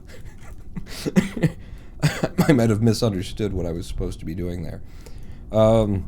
So we're relying now on these fins to be able to control us in air, you know, as we're on the SRBs. Hopefully they're enough. And we've got more Delta V than we had before. And we've got a better plan overall for getting everything home. SAS on. Throttle to full because this is one of the few launches where I won't be running liquid fuel alongside SRBs. I think the first launch that we've had in this career where I'm not running liquid fuel alongside the SRBs because the SRB is occluding the liquid fuel. Houston, could we get a countdown?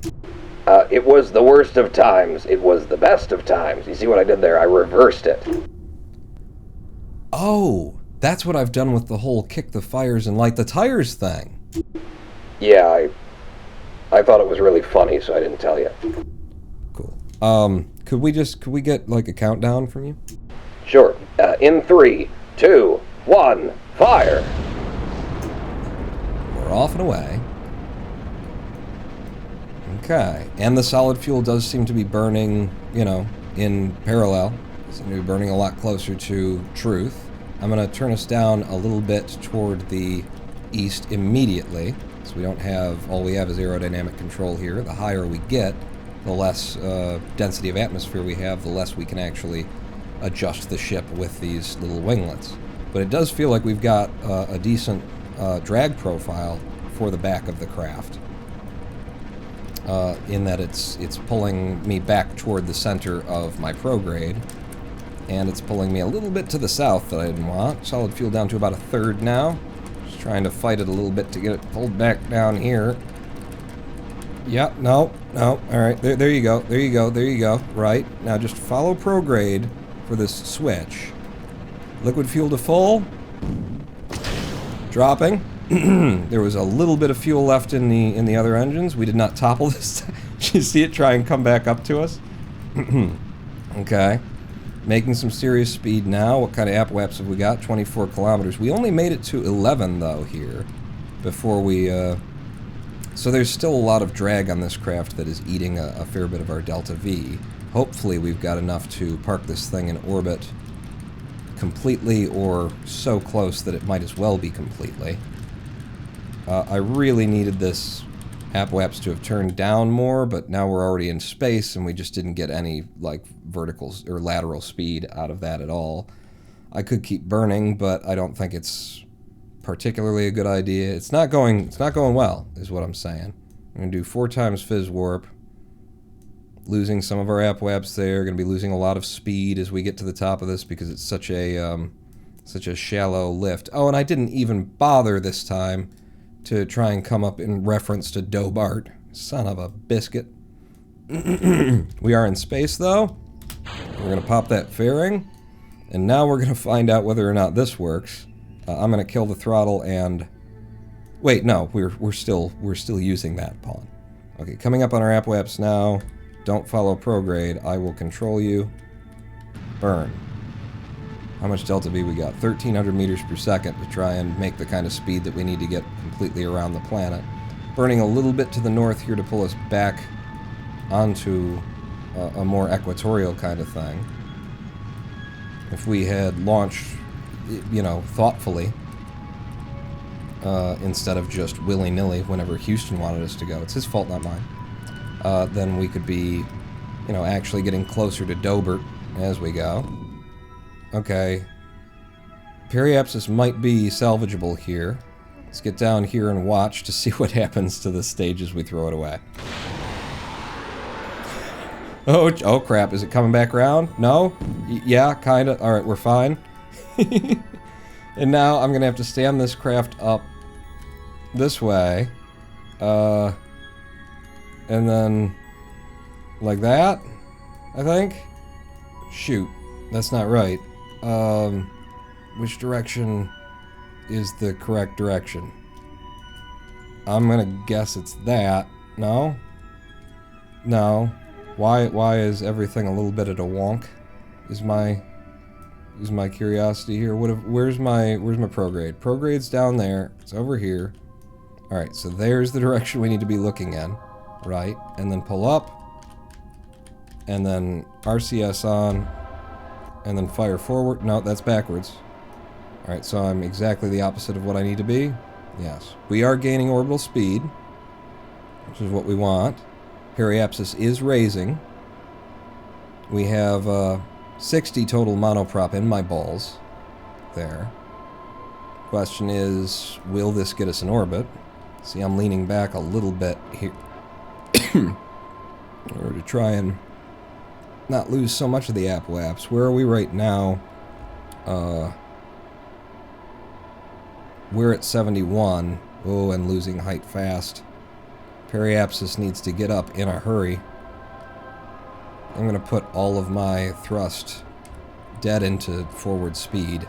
Not play with the apoaps there. Give me all the speed that I possibly can, because we're about to hit Atmo again. And this thing drags like a son of a bitch. I don't think we got it. Yet we're back in Atmo. Periapsis is still rising. It's possible that we managed to overcome this. Still got 45 monoprop in the tanks. Just need that periaps to keep coming at me. Hate that I'm raising the app right now. It means I'm not putting all of my authority into raising the periapsis. I'm not sure which direction I'd need to be to make that happen best. Gonna do like that. It seems like our periapsis is coming up faster when I lean back. Yes, and now we're losing on the apoaps. There we go. That's about the place that I want to be. Be burning right now. Come on. What do we got? More than half of the monoprop remaining. Periapsis is finally above the surface of Kerbal. There it is. Just keep burning out this monoprop.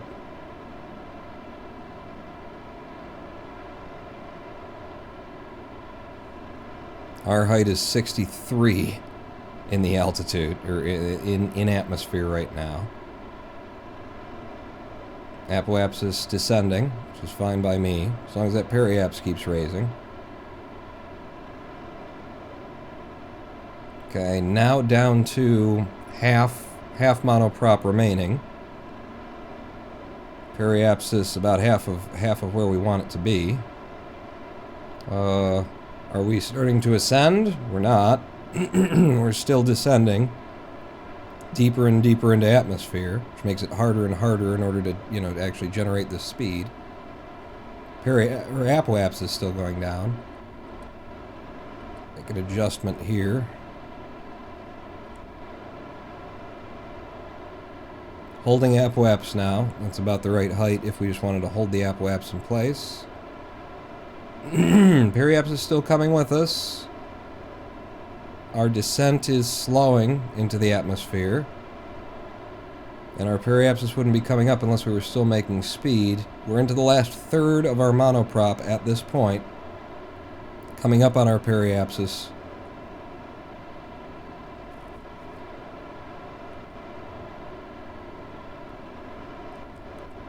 Losing our app, though. Losing our app.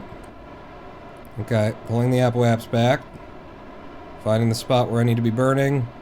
Periaps is still barely coming up here. But it is. And now we're at the tip of our periapsis. We're going to start losing it momentarily.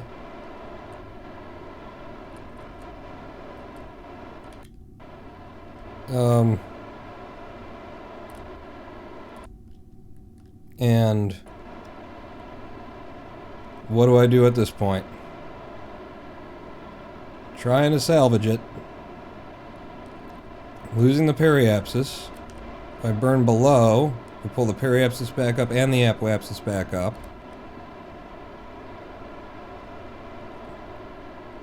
And we're down to 3 monoprop. RCS and SAS off. And we've lost our apoapsis. Didn't quite make it. Almost had enough to at least park in orbit, and we're not so far off of his line in the first place that it would have been impossible. We got real close on that one, but it did not quite happen. What was our main issue. That what was a bad launch. If I would have launched it and issued more control authority over turning us down faster, this ship, without having to change it, might have had the Delta V to park us in orbit the way that we wanted. But because we came up so steeply, and then had to start creating lateral velocity in a separate burn, we lost a fair bit of DV. So the question is, do I add more to this, or do I say balls to it? Because this is my balls, Mark II, and just give it another launch. And considering it's just a difference of 10K, I don't really feel the need to bring this one down. We've already done that. Yeah. We know what happens. And it'll take a while, too, because we got ourselves a full circularization. So, yeah, let's just revert to launch and see if I can't fly this better. Tip over sooner, give it another go, says Lava Lamp. I'm with you. Alright. And since I've reverted time, Houston will have no idea that anything, went wrong. Which is good, because it protects me from having to be made fun of. Neener, neener, neener. Oh, damn it. He's now a Time Lord, apparently. He's escaped my bubble. Alright, you want another countdown? That would be the idea. In 3, 2, 1, fire! Up and away. And I'm going to give it a little bit of time to make some speed. No, I'm not. You're immediately tapping down. Yes, I am. Get ourselves some directionality. Okay, that's already quite a lot, and again, this craft does have a tendency to pull me to the south, so I've got to pull to the north myself, and it looks like we're turning over a little bit too quick for my taste, so now I'm going to resist the pull downward on this as we go. Yeah, that's way too quick. Don't want to flip it. Kind of don't think I could if I wanted to. 200 and some meters per second Delta V. Still pulling me to the south, though. Come on, get back online. Don't jiggle your craft at me now. Solid fuel coming to the bottom. The main one. Dropping you and going. No. You gotta stay full prograde, actually. That's gonna help it in the lower atmosphere. Yeah, we're just not making a lot of height, speed, anything off of that stage. Not quite what we wanted, but we do have a much better, launch profile this time, but there is a lot more Delta V to be had out of that if I weren't having to struggle against it so much to get what we want. Apoapsis is coming up a lot slower and more controlled. We're at a 26K. If I can get out of this lower atmosphere, in fact, I'm going to go ahead and try and hold my own prograde here instead of just the prograde it wants me to hold.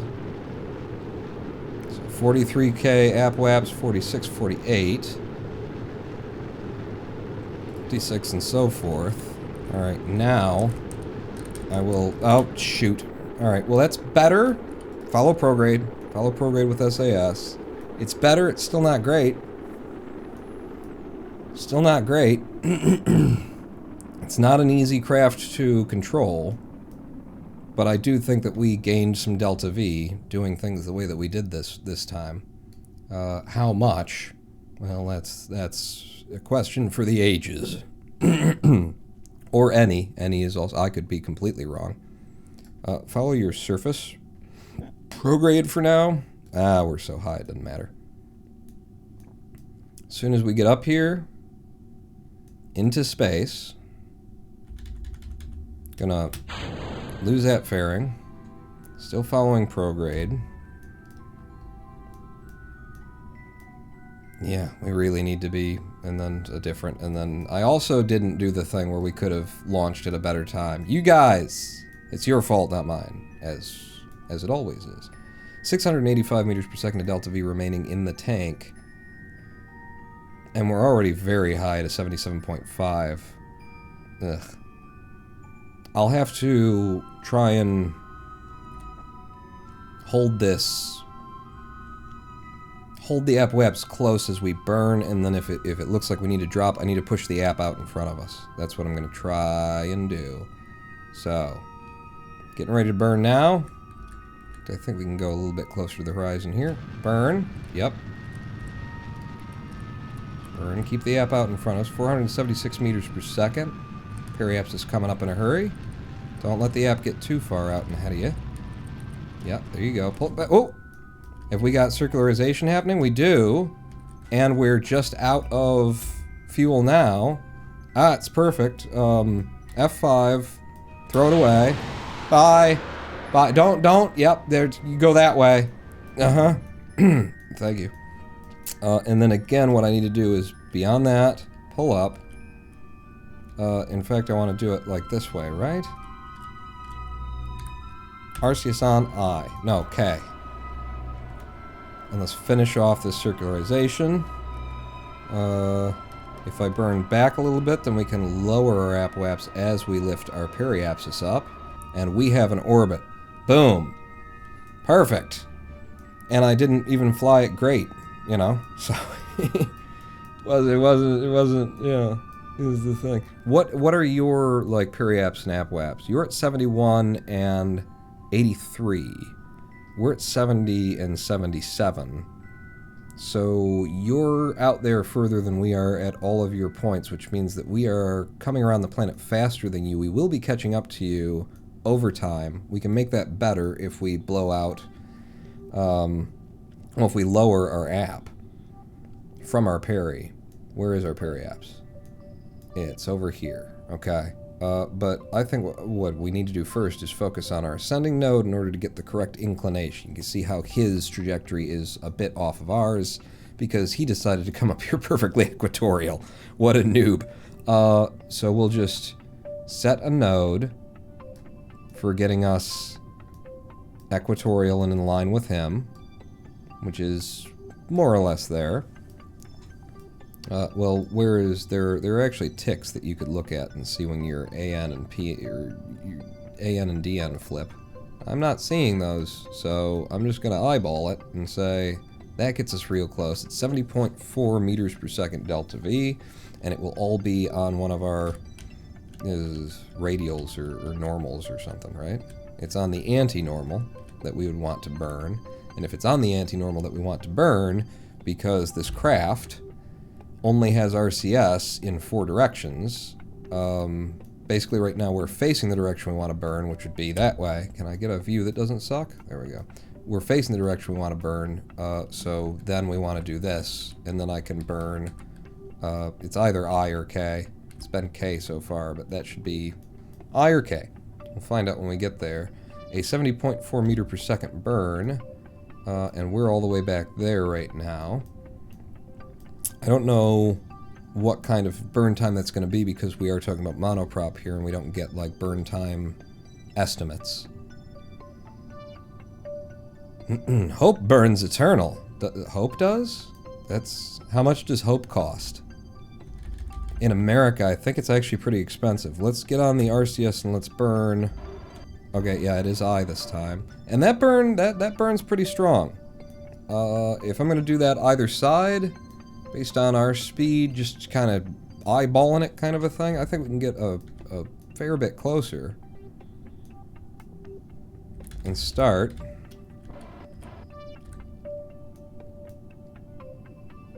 Am I still... wait a second. R. That's where you want to be burning. And then you get upright. And then you pull up. And then you open RCS. And then you go I. There we go. That's what we want. Yeah, that's we still could be closer. We still can be closer for this. Is it actually doing the thing that I want it to do? It looks like it is. I'm looking at all these other numbers and things. It's like, are the blue and yellow greenish lines getting actually closer to one another? Because that's important. Warp me a little bit closer. And let's burn now.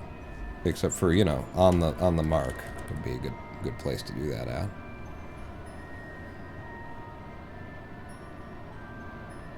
Yeah, it was about 70 meters per second, so at 35 we're passing the halfway point.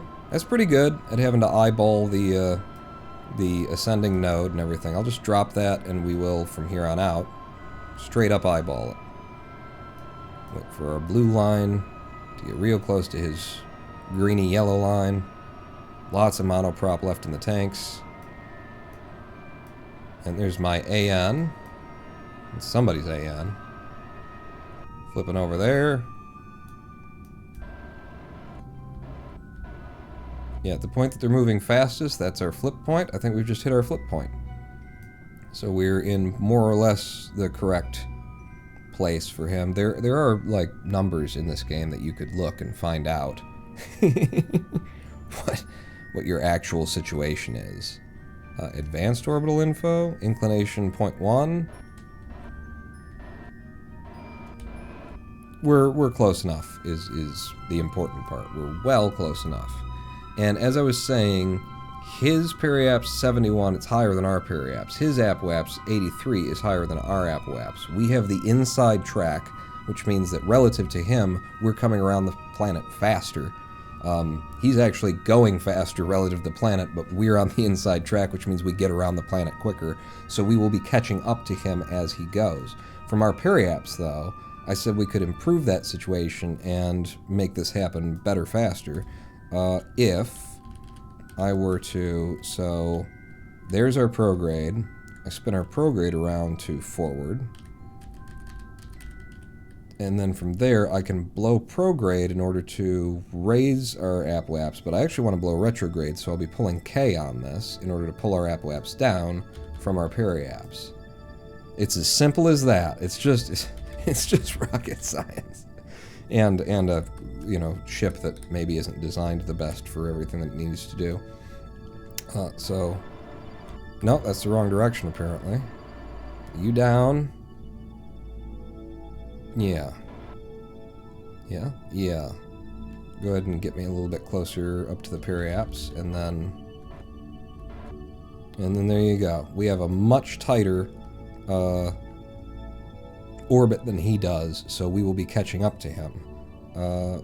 And what we're going to do now is, number 1, RCS off, number 2, F5, number 3, I could find out when that's going to happen, I think by adding a maneuver, and then on the maneuver, telling it to go to the next rotation, next rotation, next rotation, next rotation. You see that orange tick right here? That's his position, and there's our position. And after all of those loops, which is actually just a little over an hour and a half away, so we're going around it real fast, we will be at a separation just 4.4 kilometers from him. So that's what we want to do, and I believe now I could F5 just to be sure, and hit the fast forward button, and it should loop us around the planet and give everybody seizures.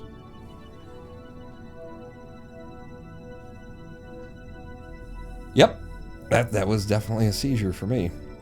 Okay, so now we're coming right up at him. It was only an hour and a half, something like that. And when we get real close to him, I'm going to be doing some weird, wacky maneuvers here. So we have a relative velocity to him right now of about 25 meters per second and falling because we're getting closer to where we're going to marry him. What I want to do is, if I wanted to gain speed, then I would like push or pull my prograde over in the direction of the target, and then I'd gain speed as we're going. But what we want to do is actually go to our target's anti-target. So this is where he isn't, and that's where we aren't, and we want to just not be together shortly.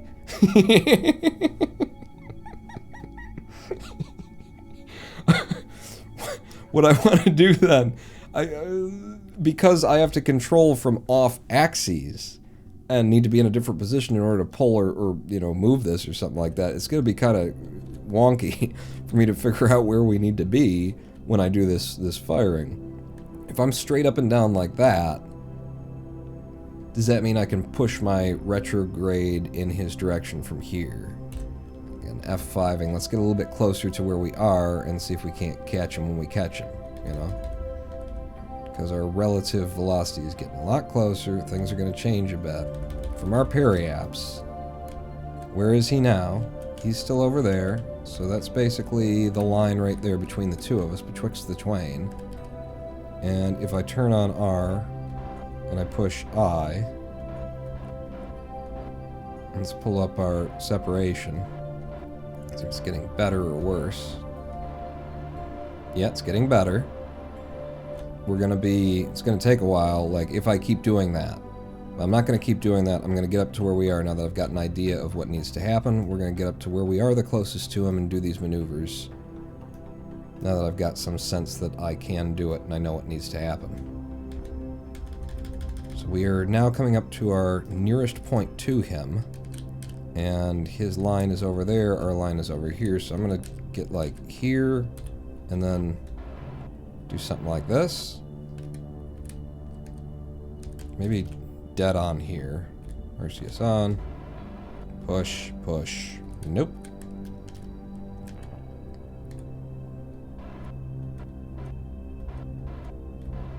Our speed is getting better. Our separation getting a lot worse.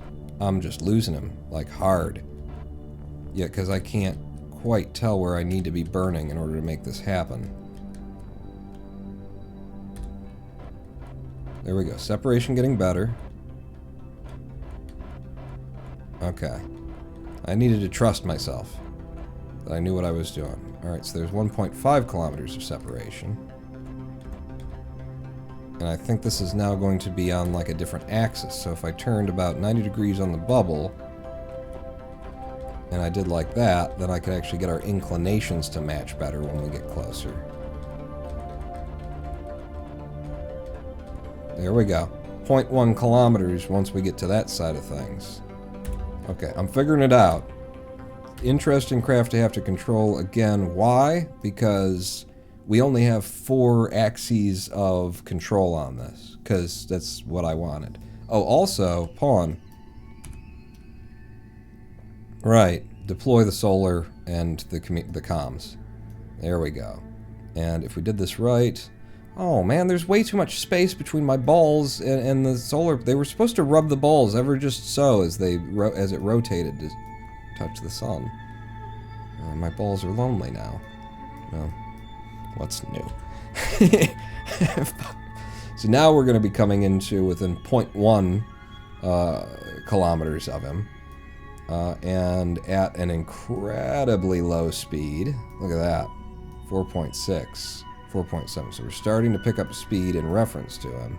We get right over to here, to our best place, and then we just look out our window and say, where's our boy? There's our boy. And what I need to be is upright, basically always upright, and then figure out which direction each of the thrusters is and burn in that direction. So you, sir, wow, you are passing right by us, huh? I'm gonna do this. Is that... Nope. This one. Nope, now we're gaining speed in reference to him. Wow, this is tough. So where are you? Okay, you've just managed to get past us. And we want to burn that to there. So again, trust yourself, pawn. Get over here. RCS on. Nope. I mean, that is lowering our speed. It's keeping him with us, but that is not what I want to be doing. Because he's still getting away from us. What I want is a reversal of this whole thing.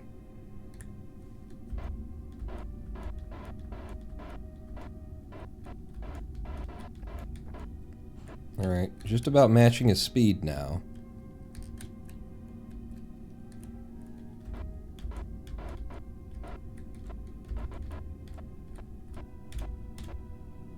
Okay, now we're heading toward him. Because we've got our anti-target on his... we've got our retrograde on his anti-target. And you can see us getting closer and closer to him at about 0.3 meters per second. So, that being the case... And where are you on the ball? You're about there. So if I were over here, and I knew which direction we're forward, then when we get up to him... I mean, he can just get out and come to us at this point. But when I get up to him, I'm going to try and slow down to a more dead stop kind of a situation. He's below us. He's getting further and further below us.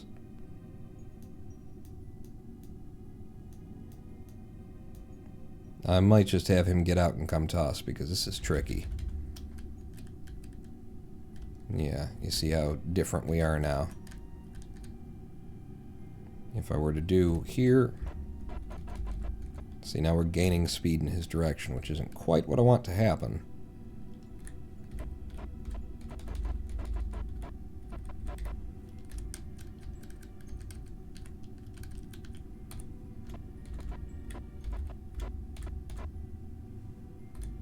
And then if I were to, like, lay down that way...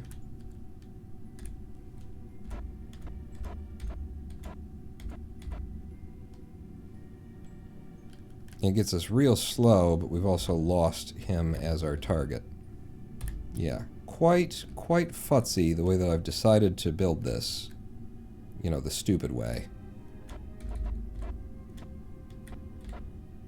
Okay, go to Fine Controls.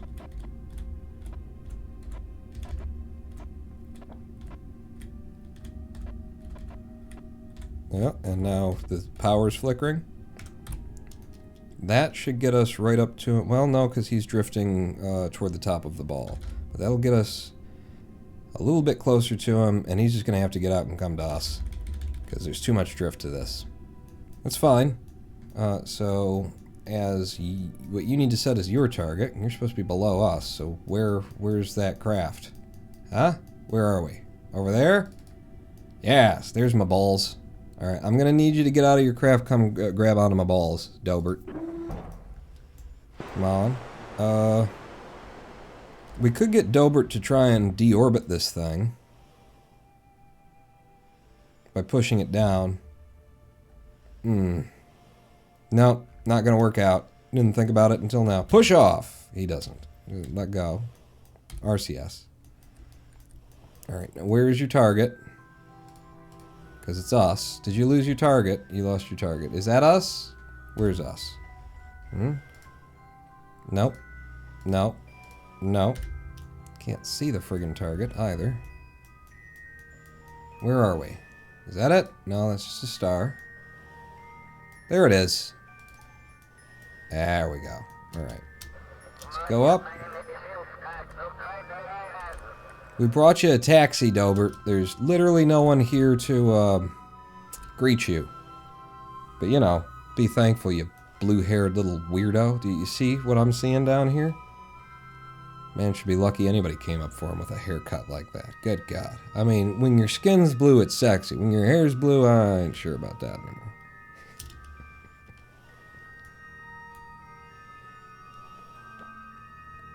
Remember when I said this was going to suck? No, I don't. And that means that I don't, like, that's my reality, and I don't have to deal with yours. So, boom.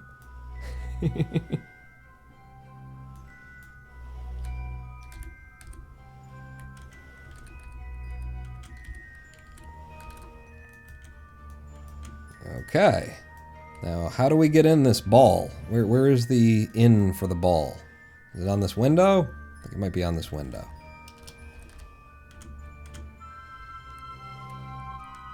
Not on that window, okay? Other side? Pretty sure it's not here, right? Not there. There you go. F grab. B board. B board. There you go. We got Dobert. That craft is just going to be in orbit. I didn't think about that. In future builds, we got to come up with something that's makes sense. But we managed to get this up here in, 2 days and collect him, and it was an emergency, and something like that is how we'll justify that. But good, welcome aboard, Dobert. I'd love to see you, but I can't, because you're the only one in there. You could see this little onion from the inside. Yeah, it sucks. Totally sucks. Okay, so now we need to bring you home. And we could do that from anywhere we've got the monoprop for it. Can we bring you home at the Space Center? Would be fun. So that's the Space Center. Let's bring us around. And see what we can do. All the kinkiest girls have blue hair. I just don't think it's very flattering on a Kerbal. This thing comes down so fast, this is why I'm bringing it this far around. I don't know what's going to work and what's not.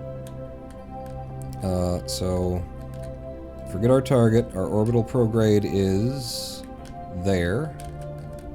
So get me on the ball, kind of T-posed, RCS, and yes, that should be it. Lowering our periapsis now. Dobert looking very, I mean, look at his skin tone. Why would you pick that hair with that skin tone? I mean, some Kerbals can pull it off, but that is a olive-toned Kerbal, and blue, no.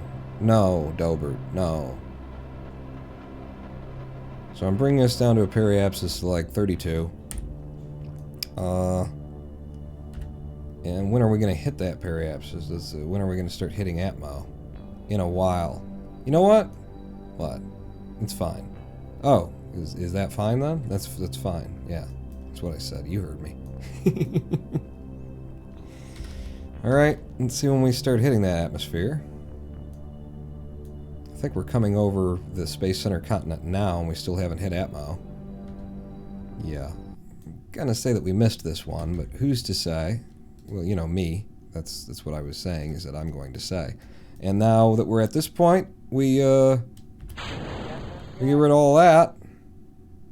And then we're just gonna flop in the breeze. Right, Dobert? No control whatsoever. This is the intended use for this object. This is as intended as it could possibly be. So, let's see if it works. Yeah, we're passing right over the KSC now. A little bit late on that. I was thinking ping pong ball, hits the air, kind of immediately stops. I was wrong. Needed to start that about a quarter of a turn around Kerbin a lot earlier. A lot earlier.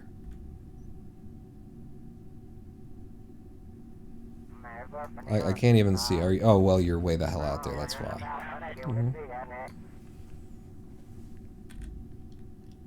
Is this the... No. No, oh my god. Thank you for another teacher. Thank you, game. I meant to go on the inside and see if there's anything that he's seeing that would be interesting. I thought there were two viewports on this thing. Oh, yeah. Did you see it? Yeah, there it is. We're a little bit upside down. It's fine. Dobert doesn't mind. Look at the hair. Alright, go 4 times warp on this.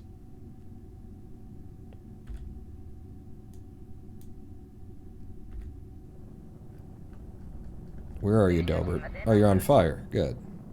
There you go. Ablator is 20. Does it even need to ablate? Because it's just so high drag and lightweight. I mean, it's not that much lighter weight than the, you know, better and actually useful cockpits. But it is so high drag, being a sphere, that we're already, you know, starting to fall straight down at like 16 kilometers. Are we over water? Looks like it. I will deploy these parachutes at 3K. 3K radar altitude. Come down to regular warp for the visual.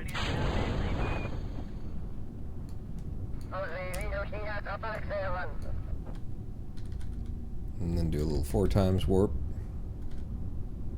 Get us where we're going a little bit faster. Okay, parachute should be wanting to deploy about now. Full deployment. Heading for the water.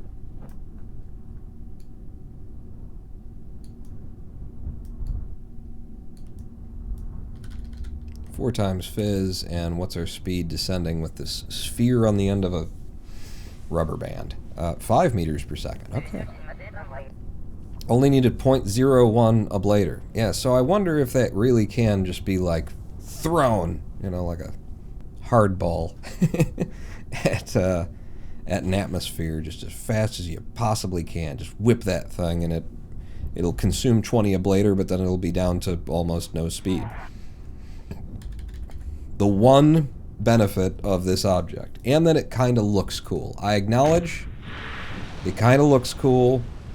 I like how flowy it is in the atmosphere, that it bounces back and things, but in terms of like everything else about this part, and especially where they positioned it in the tech tree as one of the first cockpits that you can have. I just feel like they've screwed people over a lot. They're sending entirely the wrong signals to a player base that doesn't necessarily know any better when they're first doing the game. But that's Dobert Kerman back down. We have recovered that Kerbal. It honestly cost us like 22 to 24,000 Kerbucks between one failed launch that we didn't revert on and this launch.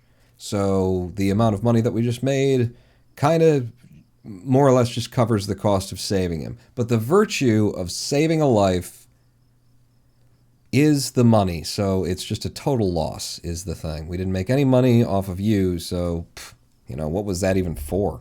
Why did we bother? I guess because we've now got a Dobert Kerman who could be named after someone in chat if I had installed any of the mods that do that. So I'll have that for Thursday, I think. But that's technically a successful mission. Head over to Mission Control, see the archives. How do you sort these? Not by time? Rescue Dobert. Yeah, so we got an advance of 21 grand and then completion 48. So the advance pretty much covered the cost of developing the ship, and then we did make 48 grand. Definitely not really that much worth our time when we've got missions like plant a flag on Minmus for 160, or finish construction of a thing on the moon for like 400, or position a satellite for 200. It's the best kind of successful. Technically successful? Go on! You are technically correct. The best kind of correct! Did you give me any new missions since we've been here? I think they're really going to want me to explore Eve sooner or later.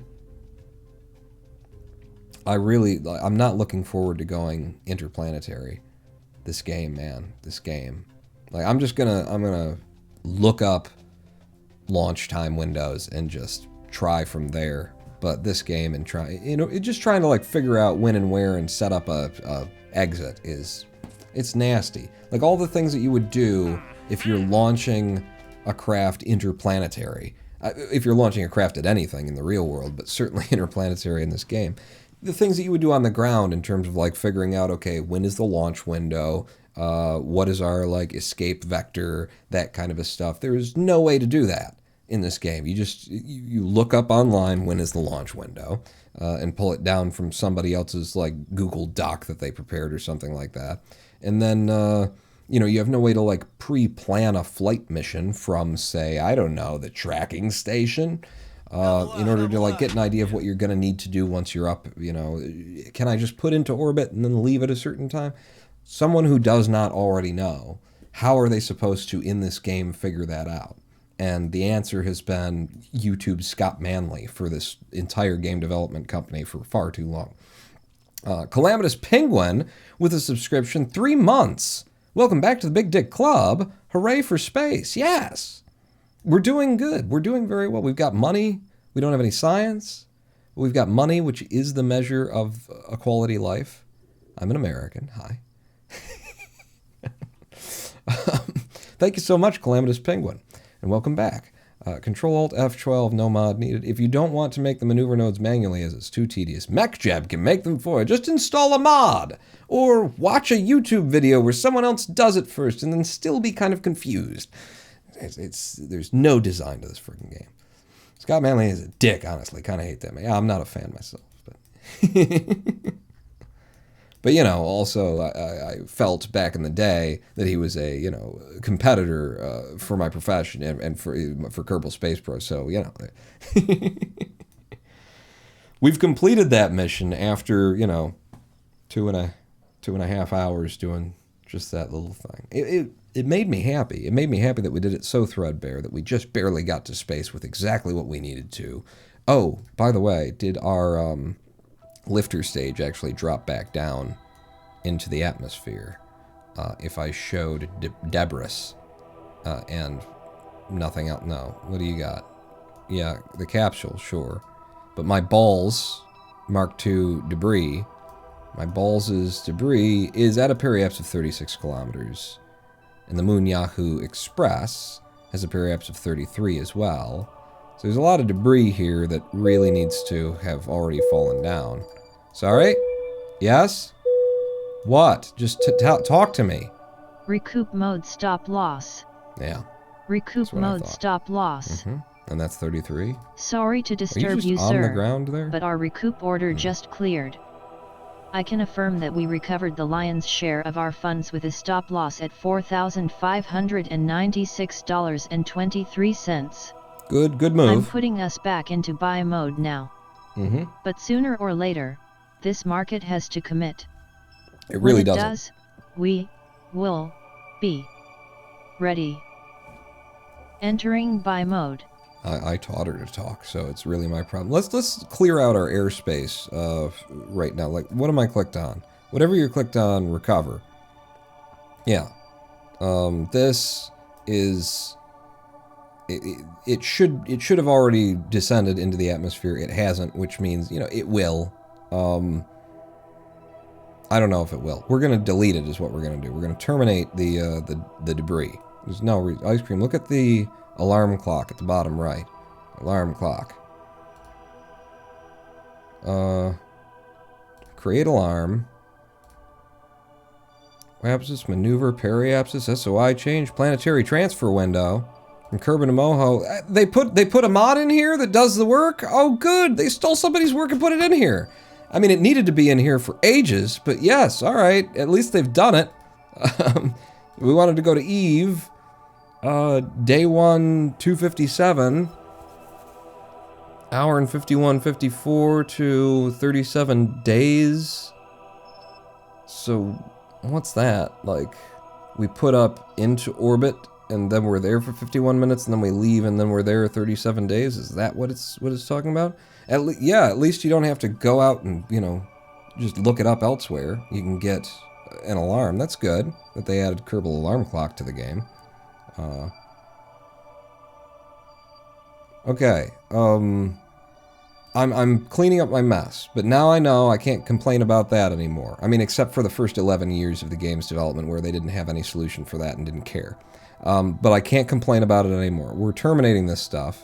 Terminate you. Just clean up my skies of things that technically would have already come down. Periapse of 33K, that's a termination. Mark II debris, periapse of 36 kilometers, that's a termination. You're dead. You're done, son. You're done. If I were to turn everything off that isn't debris, then what have I still got out here? What are you? We got Moon Yahoo Express with the periapse at 33. You dead. Okay. And then I've got some interesting debris at weird places. Periapse of 33 as well. From the Mighty Moon. You would have died, so you're dead. What are you doing? You got a periapse of 34. See, I do my job. The game doesn't do it, but I do mine. Moon Yahoo Express. Really? What are... Oh, that's just landed on the surface of the moon. Sure. We dropped a couple of tanks on the surface of the moon when we left there once. Periapsis of 32, Moon Yahoo Express debris, you're dead. Yeah, Moon Probable Mark II debris, where? What am I looking at? Ah, that. You just didn't focus it even though I clicked on it. Yeah, why would you do that? 26, yep. Wow. 26 and you still don't delete it? Terminate that debris. There, we've cleaned up our backyard. Get rid of the debris. Turn on all of the other indicators. Yeah, we're good. Toggle bases, toggle planes, all of it except for debris. Nice. Good, boring live stream where, you know, he takes 2.5 hours building a tiny little thing that does a really basic mission in the most complicated way and then decides to clean up debris in his tracking station. We're going to have another live stream break is what we're going to do. And then when we come back, we'll pick the next thing that we're going to go at and see how far we get into it until I decide that I want some pizza, because we ordered pizza earlier, because we're going to be up for hours, but the pizza places don't stay open for us, so we have to order it and then eat it later. But yeah, 7-minute live stream break. We will be back, and I will try and find something a bit more exciting for us all to do. Don't go anywhere, pawn that out.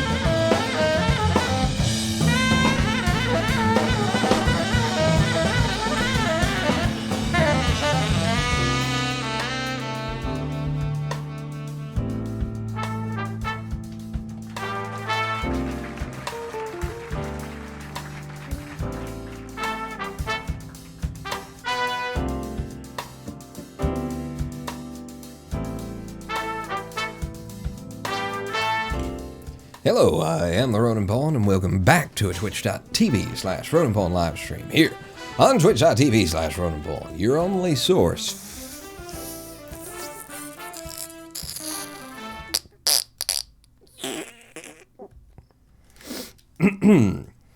So, we've just saved ourselves a Kerbal. We've got Dobert Kerman on the staff now, and he's already level 1 because he managed to orbit the planet all on his own. Just couldn't get home, which is surprising. Usually it involves me when that's the case, and it didn't this time. The only person who's unskilled here is Bob Kerman, our scientist.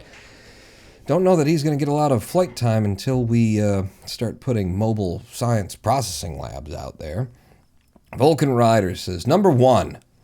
I presume this is going to be about Kerbal Space Program. Poorly coded, too. Pottering and company arbitrarily changing things like command syntax and... Oh, no, I don't... Maybe this isn't. 25 years of muscle memory. They suffer from mission creep. It's just an init manager, but it has a bunch of broken and poorly coded add-ons.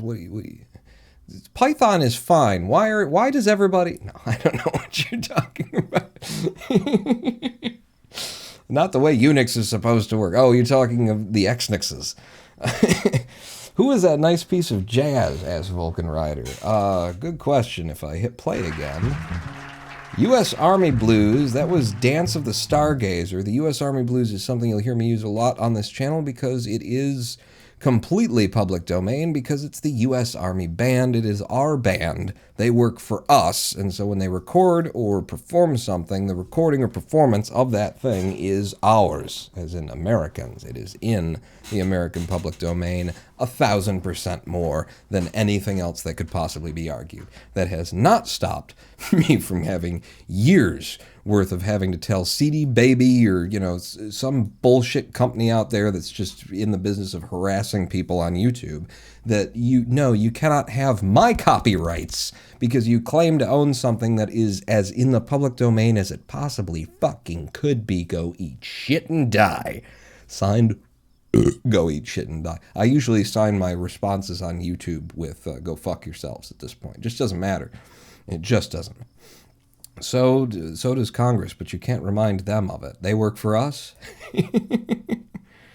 They'll tell you that they understand completely. They just don't. It's the behavior that doesn't really follow, isn't it? It's the whole words and pictures thing. One of them's worth 1,000, and we're looking for We're looking for actions. Let's see. I just bought this game last week, says Vulcan Rider. Oh, you're in for a hell of a thing, then.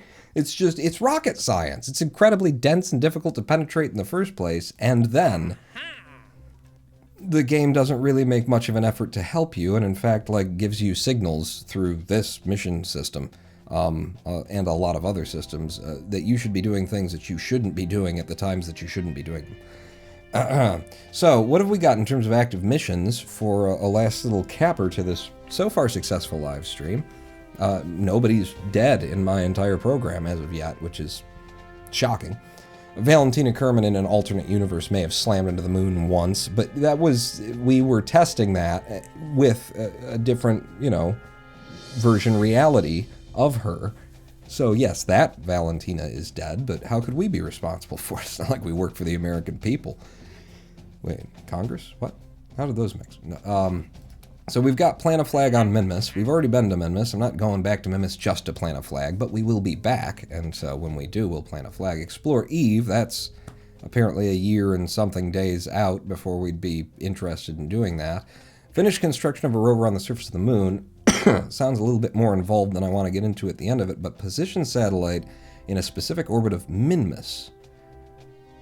Well, now that might combine with the whole plant a flag on Minmus mission, though, wouldn't it, Pawn? And then you're into a whole thing, aren't you, Pawn? And you've already been here for approaching 3 hours.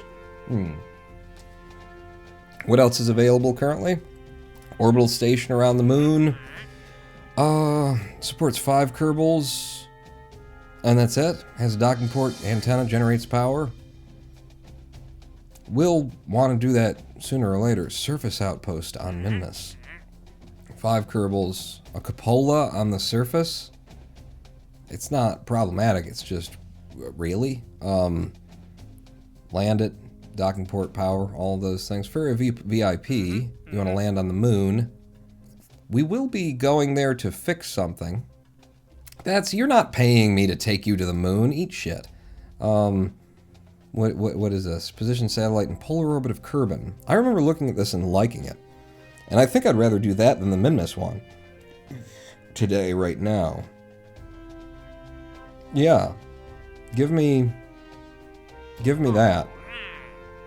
Position satellite in geosynchronous orbit of Kerbal. I also want to do that because it's cool. And they'll tell me specifically what the AppWeb's periapps is. That's a wide range of geosynchronicity.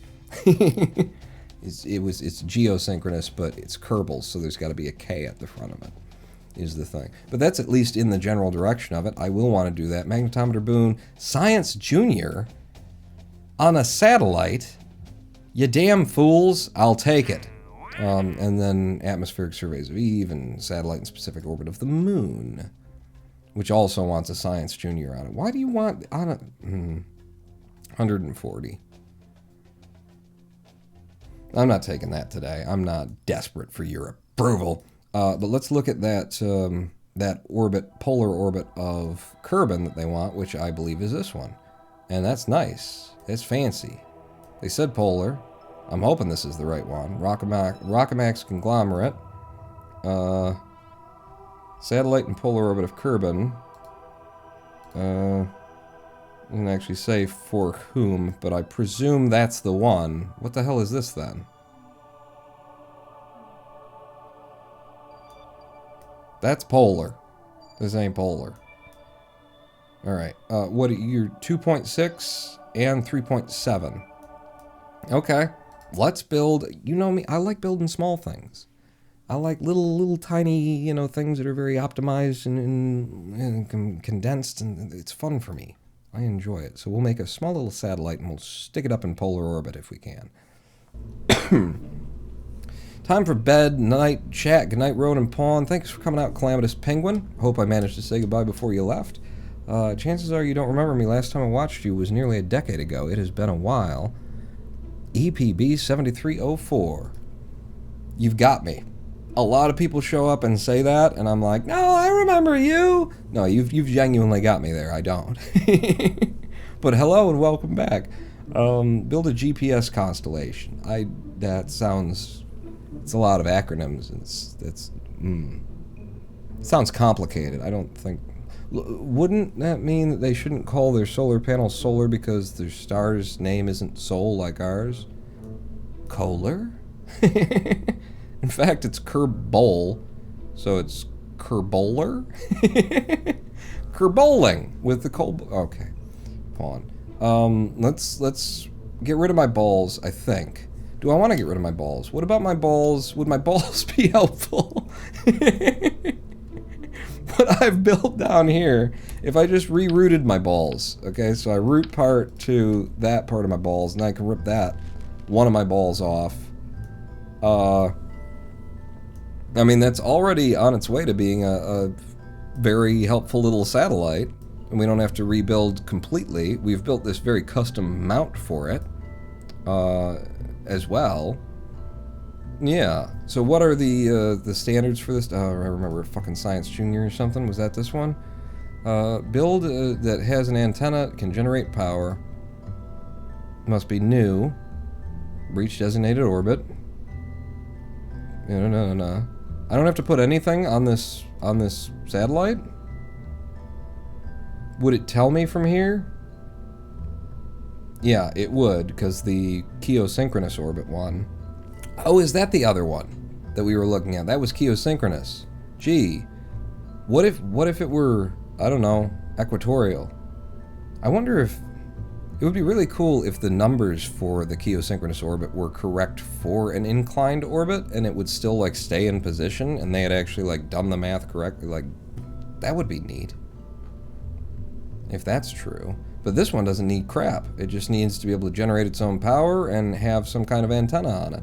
So for our uses, we want it to act as a comms satellite, which means that we're not going to be satisfied with just having this little nothing antenna on there for this guy. What I have been using so far was, I believe, just the HG5s. I took them out to a satellite that they gave us to repair, and I slapped some of those on them. But if this is going to be serious, and it's dedicated, then maybe I go up to the RA5, which is 0.3 tons. This guy, if I sort you by mass, usually indicates something that's better. Antenna rating 2G, antenna rating 15G on the RA15. How big is that RA? I feel like the RA15 is just friggin' huge, is my guess. We'll buy into both of them. We got money for days, then we can take a look at them. 45,000. It's not just friggin' huge. It's reasonable. It's reasonable. 15G. Is this one of them that only acts as like a relay, though, and you can't actually use it to control the craft, and so you need a separate direct antenna on there or something? If I looked at the RA2, well, let's pull it out, actually. And then the RA2 standards say that it's a relay. It does 2 gigs of something, 2 Gs of something. It pulls 2 Gs at Mach 7. I don't know. L1 DSN gives it 2, L2 gives it 10, and meanwhile our L1 gives it a 5.4, L2 gives it a 27. In this nice polar orbit, I mean, this one just fits pretty well, but I want the big guy. And we know that this structure already works for breaking it off. So then my next thing would be, number 1, center of mass after we remove, I guess, everything from here. Center of mass on you, put you on top, pulls it up to there. You've already got some slight solar power there. For significant, like, huge transmission power, though, that this is going to want, we probably want more than just that one little guy there. Yeah. So, bit of a redesign, which is good, because otherwise it'd be kind of already made this pawn. We could try and build this so that we're doubling, one of these on either side. Oh, I don't hate that. It does mean, yeah. So we're building off of something, but it's going to be its own thing. So with the monoprop propellant, again, 3 of them. Well, that's going to be down to center of mass and things where you're going to want, and then I put you on and it pulls it down to about there and put you on like that. If I put you on like that and then I snap on an absolute, then it'll get you perfectly centered. And then we see that those are the locations of our majigger-madoodles. Okay. And that's got a probe on it. It's got some extra electric storage. How much electric storage? Just 200 plus whatever the probe does, which is 10, so 210. Again, like a big meaty satellite like this probably wants more electricity than that. But I do prefer things that are nice and tiny and small. So there's 400 for us. And you are pissing me off a little bit with with the things that are stuck in my throat. If I look at you from that side and I get rid of you, swing you around so that your panels are all facing the same way. In fact, let's put the panels the other direction so that they're actually accessible to an engineer if he had to come out and actually, we're imagining. Use your imagination, everyone. But if you're not, then they didn't put fun in this game. You gotta bring it. Is that? I think it's like that pawn. For maximum accessibility there. Drop you back on. The SAS is going to be excessive. For a craft this small, if I double it. If I do that, then we get the same kind of a weight going. But I wasn't hating how that pulled it off to one side. And this is something that we can launch a lot easier. And you still need solar power generation. Right. We could still do the sperm design style. The only reason I knew you were streaming is because we are somehow still friends on Discord. Oh, really? I mean, I remember you. I'm sorry, I genuinely don't. Count has changed. I think you were the reason I got Discord as well. Really? Cool. What is with Kerbal ball jokes tonight? I get one joke per stream and then I just hammer. It's like an episode of Saturday Night Live. If you've ever seen... Your mass is huge, man. But, like, if we did want to go with the sperm style design, it would be something like that. Extend it. Goes out. And you got a nice little spermy boy. Yeah. Yeah. Yeah. But if I do that, it comes back to, like, I'm making something that needs a very custom mounting system like we had before, and what if we just didn't, is my thought there. The other thing, Pong, get rid of this. Yeah, at least for now, get rid of that. Because I've got ideas now. I'm having thoughts. There are thinks that are happening inside of me. Number one, let's have the SAS more toward where the center of the mass is going to be. And then the other thing was, if I went to structural and I pulled out an octagonal strut, where does that leave our center of mass? It's getting there, but we're going to pull it back down with weight on that side. Tell you what, how about we double up and just put the batteries here, and then we're getting into like the middle of that cubic octagonal strut with our center of mass. And my thought was to have an RCS thruster block embedded in there, a single one that gives us all 4 directions, which isn't something that it's not something I haven't done before.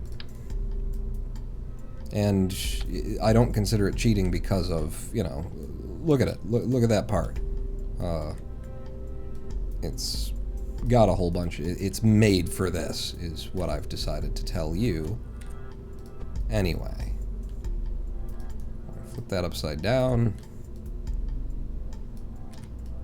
And then I guess manually find the position that you like it in. Like that.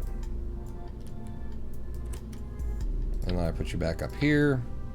Center of mass very near exactly where those 4 RCS ports are now. So long as they actually create thrust well embedded inside that part, which is, you know, open.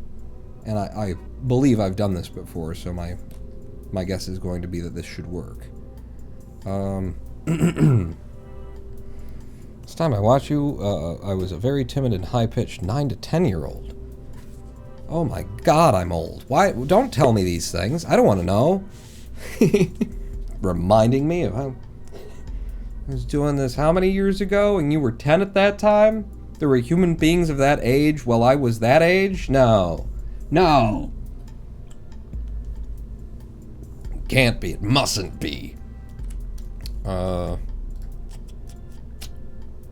you're up there, and then you get that, and then the other thing, and then, The lower I move my balls, well, where is it already? Actually, what I need is my balls to be a little bit higher, and then we can get that, that center of mass dead on there. But you still don't have your solar panels on, so remember to come back to your balls later. Never forget your balls, and adjust them the way that you want them to be. This is a satellite. Once it's deployed, it's up there forever, so we don't need to be able to repackage our solar panels once we're done with them. Ooh, those are nifty looking.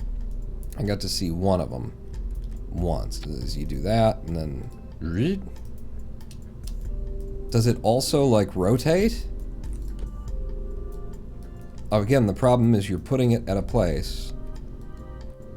No, with snapping, please. Snapping at an absolute, and then it gets... You're putting it at a place that then, like, blocks your ability to build to connect it to the thing that's pushing it up. So you don't really want to do it that way. But that's rusted. No, it's I don't hate it. I think it's a bit overkill though. What kind of power generation do you give me for that? Electric charge 8.3 per second, whereas the like 1x6s are 1.6 per second. So it's solid generation. I just think it's still overkill. Let's finally buy into 3x2s. And what? My batteries got spun again? You son of a. Over to here. That. There you go. And then grab this. And we don't want to be blocking anything. Ever. Anywhere. 2 of you. If I... no. Nope. That's... You just dropped it in space there is what you did. They will come out directly from here. And then once they're out, they won't be blocking the RCS anymore. Whoa. Sorry? That's a lot of flippies, and it's going so fast I can't tell whether or not it penetrates when it does all that flippies. It does penetrate a little bit when it does all those flippies. You pricks. We can just go with the other version. Let me just see how that looks.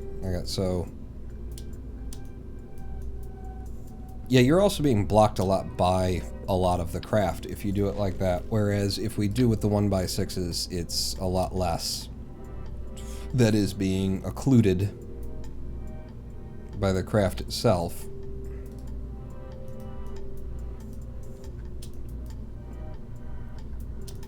What about a 3? That again leaves these accessible, so you can still get to there. Put 3 of them, like so.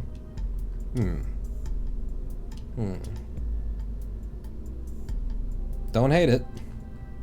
Don't hate it, and it would give us 1.6 times 3 would give us 5.8 electric charge per second. You fold up like that. You know, following along with the ball weighting. I would actually reverse the balls is what I would do. But we said that we were going to very carefully adjust our balls before we were done. Stop it, Paul. No, I refuse. It's the only entertaining thing that I've done this stream. Is the ball gag. Ball gag! Again, center of mass on this is right perfectly in line with that RCS. We want, what we didn't have last time, some RCS control ups and downses. Now, if I recall correctly, there's a difference between the authority per horn. Thruster power 1, 1.0 on that. Thruster power 2 on these. Which is always a bit of a pisser. What's your thruster power? 0.2. So 5 of those would be equal to one of these. It's 0.0013. 0.0013. So actually 10 of those would be equal to half of one of these. Is that right?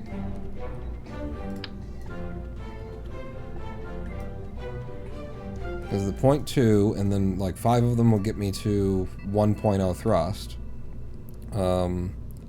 I can't, but I can do. There is a way to do 5 snapping. So there's 6. Let me see if I can. I've never tried this before, but I've seen it done. You put 6 on, and then I remove 1 from symmetry, and then I get over you, pull you off. 1, 2, 3, 4, 5. It's still 6. Shoot, I'm not gonna know the trick then. There's a trick to it, and it's not much of a trick once you know it, but I don't actually know it. No, now you're down to 3. Well, no, that's because you went over something. It's like you grab the thing after it's been removed from the thing, and then you pass. Wait, okay, one more try. So 6 of them, and then remove 1 from symmetry, and then grab a new one, and then mouse it over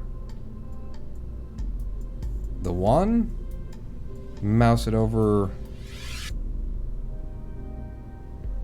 it's still 6.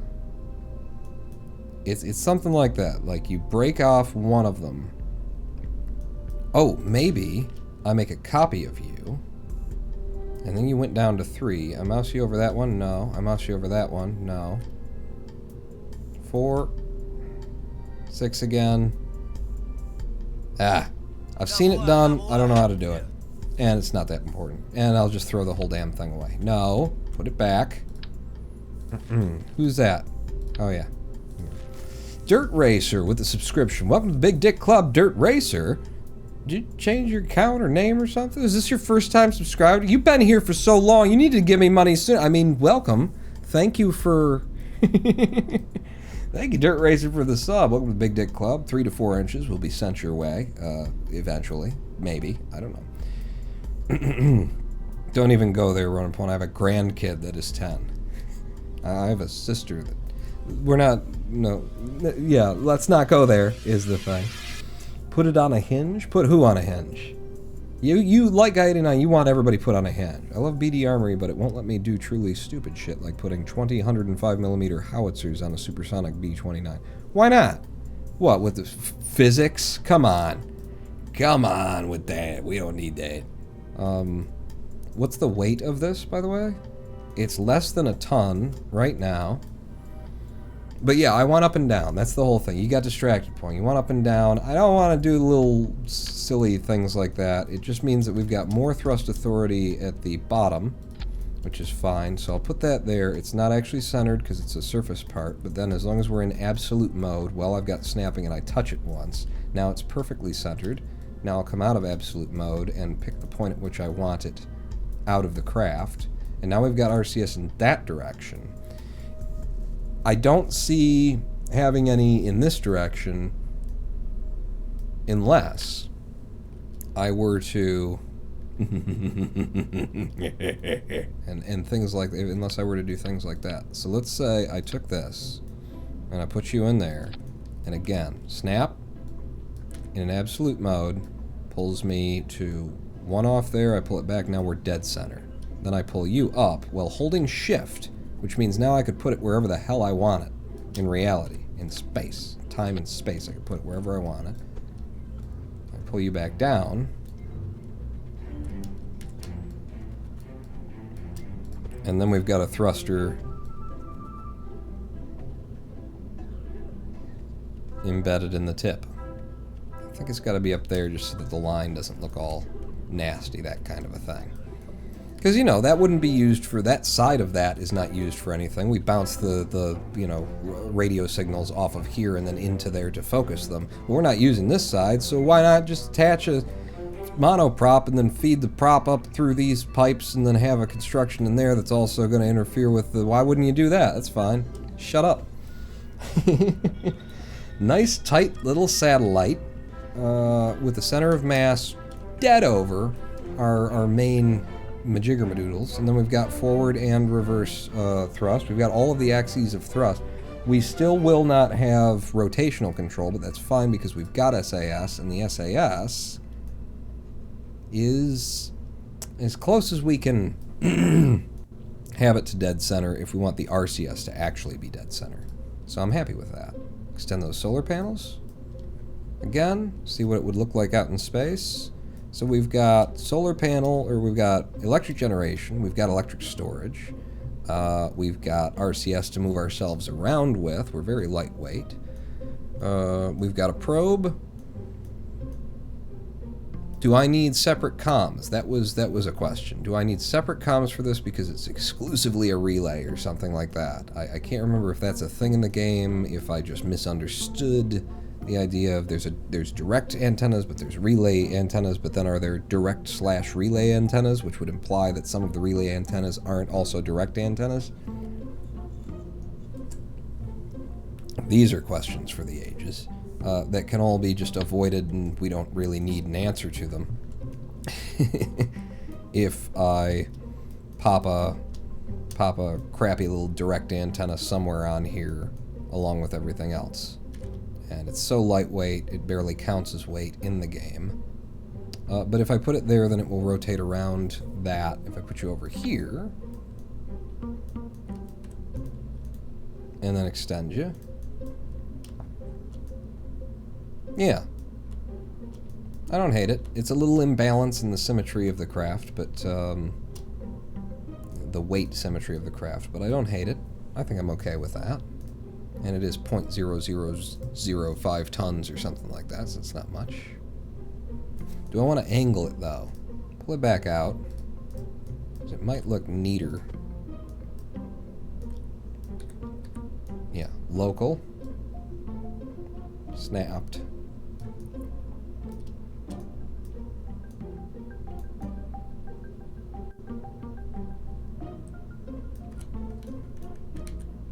Yeah, I don't know. I hate having to have it in there at all, is where we are, really. Get right down to it. When you get right down to it. And I wouldn't want there, because it would just slap the engineer in the eyeballs if he ever had to use it. Ever had to use those panels. Yeah, that's fine. That's where that'll be, just to cover the bases on it. Kraken attack. When? Where? Who? So I bought this game, and I want to beat myself in the face with a brick trying to figure it out. Yeah, that's... Well, that you are having exactly the intended experience. What are those? Are those just little things that are always there on this model? Or did I break something? Why are those like that? Alright, I think we've got ourselves a satellite. I think it fulfills all of the purposes. So let's start building down and getting ready to send it somewhere. Let's have a decoupler, which can go right there. It is a complete circle that goes right around that thing, so it's not like embedded in it or anything. Although the thing below it might embed, but it'll have enough force to disconnect anyway. And then we're, you know, going a place. And what's going to happen here, let's retract everything, which I guess is just that right now. Maybe I'll go ahead and set up the action group so I don't got to F with that later as well. So action group for you, I'm going to say 2 will be extend the solar panels. 1 will be extend the antenna. Toggle the antenna even on that. Is there anything else that really needs to be action grouped here? I don't think so. I want to make sure that the hex is set to hibernate and warp auto, so it won't be burning electricity for no reason. No reason why they shouldn't just make it start in that position, as I may have mentioned previously. Oh, I lied. I actually watched on my phone from the... You had to go, don't do anything while I'm gone, and then you actually watched. Well, hey, keep doing that, because, you know, if you've got, like, something somewhere else, and then you've got this running, you know, and then you get it on your TV, my view counts are skyrocketing, and I got, like, 2 people watching me. That's how I got 21 viewers here. I didn't say that. What are you talking about? So payload from here, we will wrap that in a fairing. Wrap that all in a fairing. Do I want to, for the sake of having cleaner lines, I could give it interstage nodes and then attach it like there instead. And then it would be smoother lines going up, and it does have to go up and out. Do like that. And I gotta get you around this guy as well.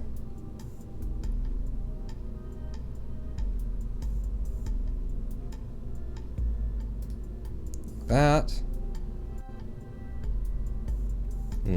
Alright, so do this a little bit lower, and then come up to its line. I think you gotta go past it a bit, actually. And then bring it in, and then it will have less complaints. And we'll do there. I love my rocket tip fairings. They're so nifty. If I hold Alt, I can make a copy of you, break it straight off, put you on there. That's an extra fairing that I don't need. Throw that away. Put you under here.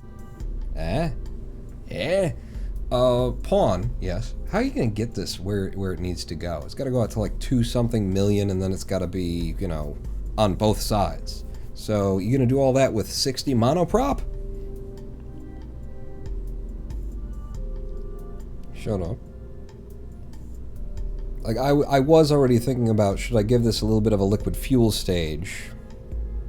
And I guess I should, and then it just drives itself out there. But just like a very tiny liquid fuel stage. Just enough to, you know, in the things and stuff. We will drop it in orbit like we did the last one. That's going to change a few things if that's the road that you're going to go. Or you could just have more balls! More balls on this thing, huh? What about some... we could... Donut. This is going to change the center of mass significantly. Yeah, you're pulling it way the hell down there. Donut both sides. What kind of donuts are we talking about here? I'll tell you what, let's get an engine on there. Yeah, which means you're not going to be able to have that there anymore. Mother pooper. I hate it. Porn don't spoil the genius of porn. You're completely right. But so let's we have like some surface mount little liquid fuel LFO things like the spider, tiny little wee babby nothings that we could put a couple on, put 3 on the off angles of where everything else is here. So that gets us some LFO burning engines. Then we just need LFO actually on the craft. And let's look at the dumplings, because I'm pretty sure they're going to be the smallest thing that holds LFO. This is LFO, right? Oxidizer, liquid fuel. Yeah, you might want to put the L and the O near each other in the list. Here's me, center of mass. Wherever I pull that, put them, they're going to be... Yeah, those balls, though. Man, those balls. Let's put one of you on here without that, just to see what kind of DV we get. Out of one of those being on there, 736 meters per second of DV, and that's not even vacuum. Okay, in vacuum, still 742 meters per second in delta V. Okay. Those are the lightest weight engines that I can have. So this is already like more fuel than I really desire it to have. Ooh, what about one ball? Can I one ball this baby? You know? A single ball embedded ballishly. Ball, like, How much DV you get off of that? 302 meters per second in delta V. You think I just go with the monoprop? Just have the monoprop be the monoprop, and then we prop the mono into the monoprop? Because I'll tell you what, here's the other way that I would do that. I'll just show you what I would do to add this single ball in, because it just came to me. Is I would do another octagonal strut down here, and then I would attach the ball to the octagonal strut. I'd absolute snap it dead middle center, and then I would embed the ball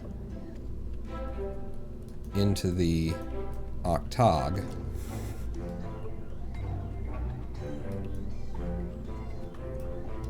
And then I would attach you to the ball. It would be difficult to do, but that kind of a thing. And in fact, probably the easier way to do that would be...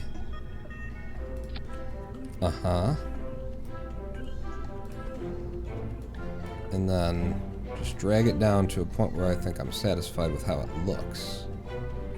It looks like it's clamping the ball into place. And then I could put you onto this.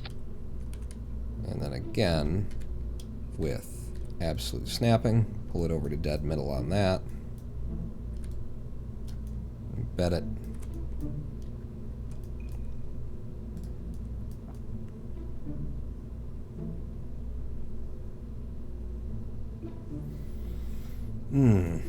Check the fuel path, though. I think these balls are kind of, you can slap them anywhere. But we'll do the fuel delivery overlay. Yeah. Pretty sure the balls, because they're surface mount, you can just slap them anywhere on the surface and it just kind of decides that, yeah, you're fine. Whatever. More balls the better. Pawn, don't spoil the genius of pawn, though. And I did like the other one. I did like it without this, you know? We take that off, and then we're back down to here. It's tight, it's tiny, gets the job done. And then we got like a little ball trap down there. It's not bad. Center of mass has been pulled. Definitely pulled that center of mass down.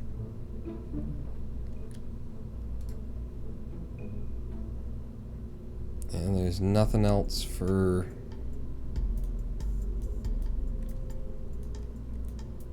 I could double ball it. You know, like take that off.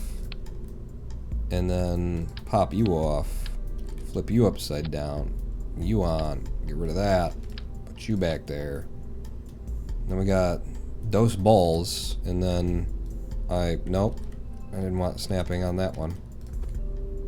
Pull you down. You're not affecting the center of mass? In a significant way, anyway? What's going on? Yeah, sometimes it just decides it's not going to refresh. There we go. I can pull the center of mass back down to a point where it's dead in line with those things.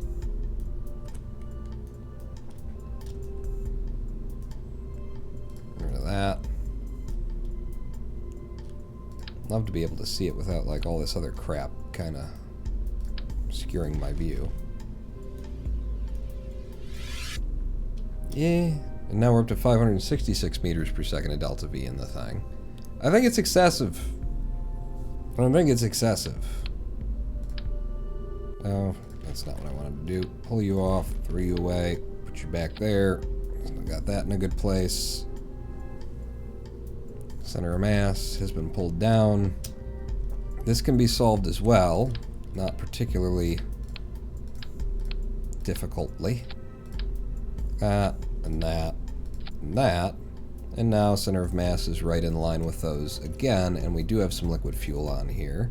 So that would be the solution. If I'm going to bring LFO to try and help get us where we need to go with this. But it's only 301 meters per second, the way that I've put that together as of now.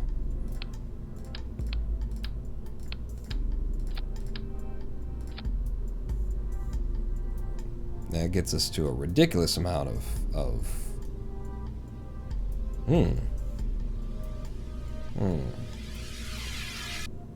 I like the visual of that.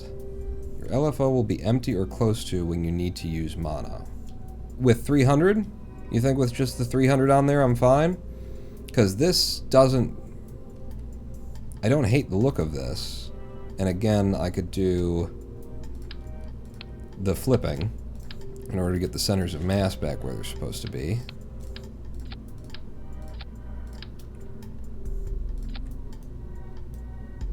And then center of mass, and then it's back more or less where it needs to be. And I would actually, with this looking like this, I would like embed you a bit in there. Yeah. With a little bit of that grating showing to... Yeah. Yeah. I mean, I like that if that's the look that we're going for, if that's a thing. 959 meters per second in order to get out and do all of the rest of the thing. Little magnets. You think that I will be, with 300, I would be fine? Because then it's just down to the question of, do we like, what do we like the look of? The other thing is, yeah, once it's empty, then the center of mass. It's a little bit lower. Yeah.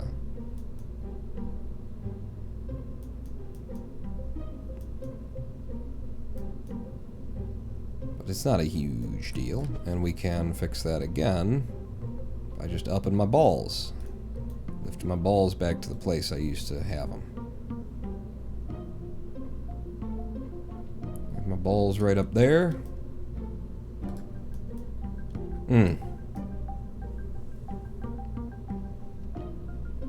As a perpetual design that's got a lot of things going for it and a lot of ability to do a lot of things, get a lot done for us, that's pretty good. I don't think I hate that. Incredible amount of shit packed together. Getting a lot of stuff done in a very tight form factor with a lot of potential. Maybe it's overkill for what we need it to do here, but, you know. Yeah. And then when the LFO is full, the RCS runs a little bit high. So, ideally, damn it, what you do is kind of balance the two. Well, it's going to run high because of the fuel constantly, but you could balance the two. So when it's dead dry, it's one thing, but when it's the other, it's still... There you go.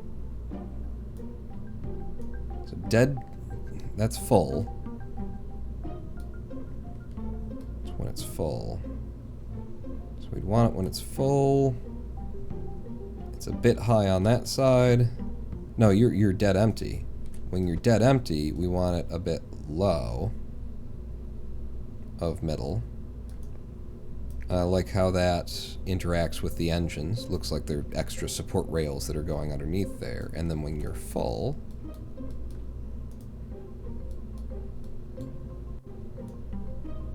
you're a bit high.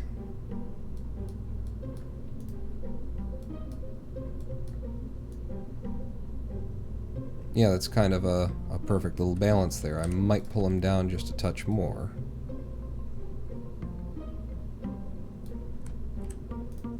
Yeah, okay. Who's behind this design? That we went off on a tangent because I was like, LFO though.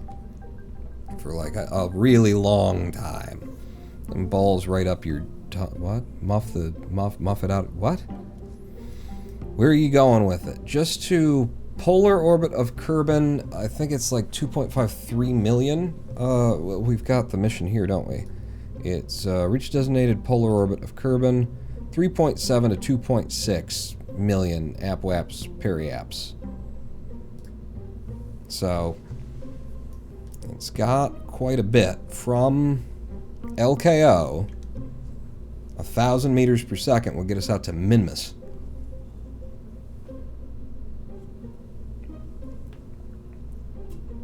Right? In fact, we've got a Delta V map.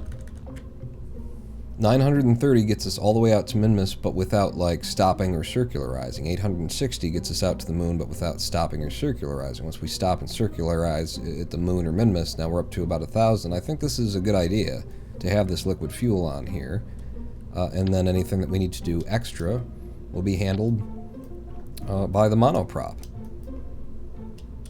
And I don't hate the look of it. Let me see if there's any variant color adjustments. Sorry. What?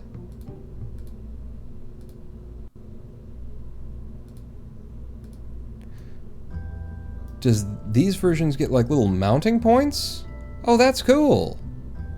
That's very cool.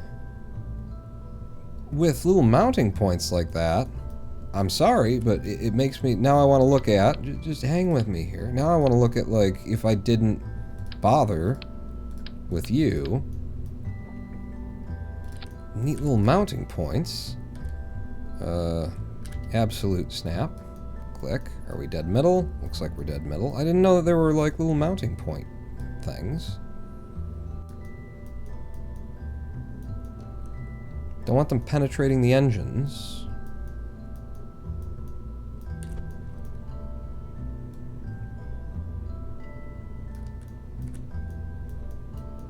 On this side. That's I like that.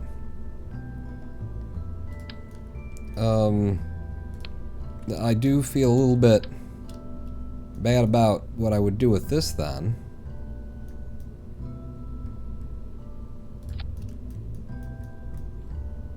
Because that doesn't quite make great sense now to have that there embedded like that. But I guess we assume that there's a fuel line that runs through, again, these tubes or something like that, and then in, or, you know, there would be a fuel line there or something like that. All that looks so much fucking cooler. Ah!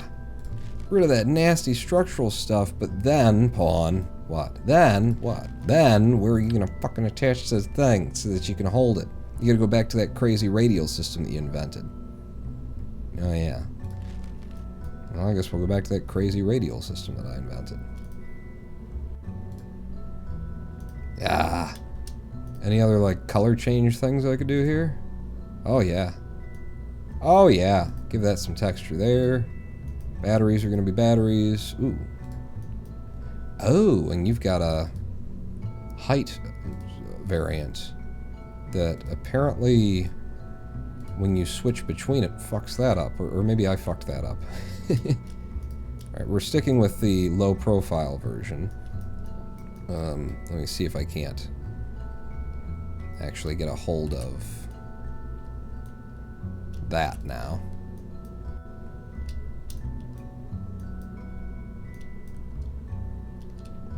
And then hold shift and pull up, and you can put it wherever the hell you want it.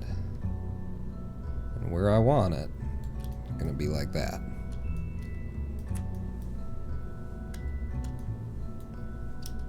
Oh, I'm loving the look of that now. So this turned into kind of a partially still a creative build day because it was a bunch of small things that I wanted to take my time with. My God, it looked better before. You don't like that? What's important here is that I like it. And I do. Maybe a little bit higher. Well, that should be kind of determined by center of mass, which when full is again just riding a bit high, and once more to go through this process, we drain the oxidizer, liquid fuel and oxidizer, we drain the liquid fuel and oxidizer, and then it's equally sort of low on the other side. So when it's half and half, it'll be perfect. Either side, it'll be ever so slightly off, dead middle.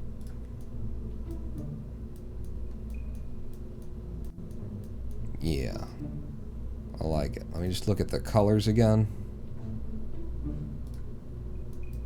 I mean, it's nice to have a splash of color in there.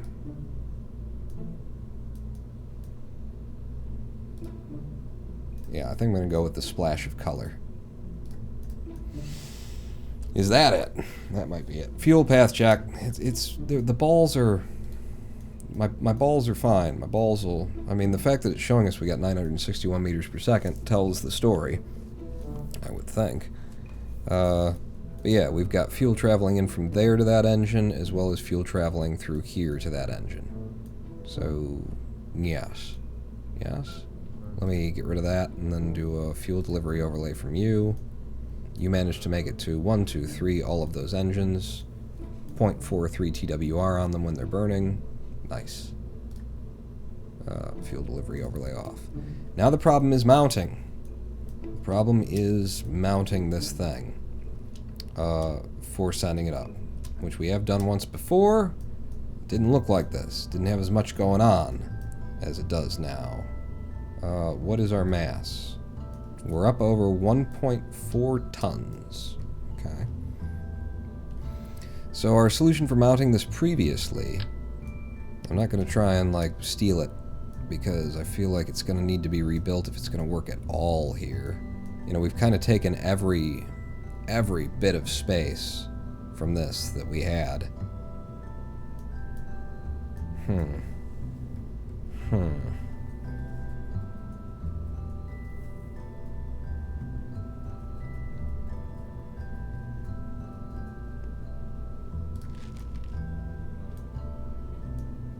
Yeah. How am I going to make that happen?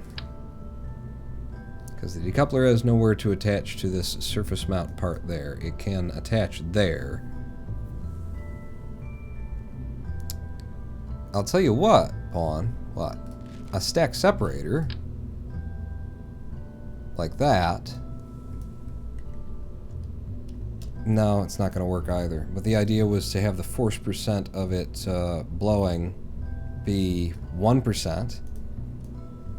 And then with one of you, interstage node, and this is why it's not going to work, because the interstage node is going to put a big old thing there. Yeah, it's going to put that there.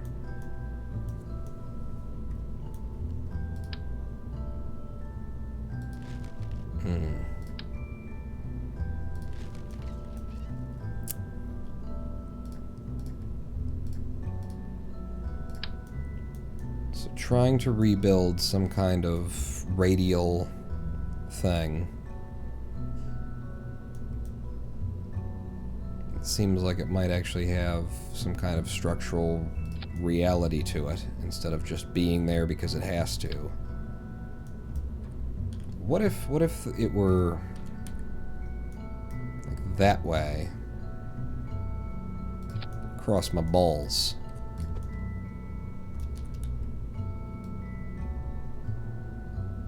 What if it just cupped my balls? Yeah. So it cups my balls as we go up.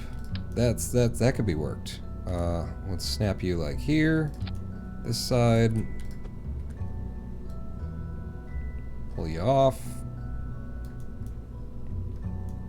Well, but then that's going to be there forever, Pawn. Remember that once you decouple, these 3 attachment points are just going to remain permanently. Is part of the deal. Visually, anyway. They're going to be there in perpetuity. So maybe it's not on the balls that we place this. Not directly, anyway. But maybe it's there. And then 2 of my balls will have little hats. And they look like the hats are centered on my balls. Okay. No, this could work. Let's do a little bit of dragging out. Try and make sure that they're really cupping the balls just so. It's very important. Yeah. Yeah? Maybe. I'm looking at a number of different angles right now and lines and things that are kind of embedded into other... So bear with me. But that looks plausible. And then the force percent on this, it's no longer going to be embedding so hard, so I'll go down to 30 on it. Still going to be kicking this thing off weirdly. And then we need a way to attach the fairing and everything else. So, I believe I'm going to have to build this, as I had before, which was what? We would have...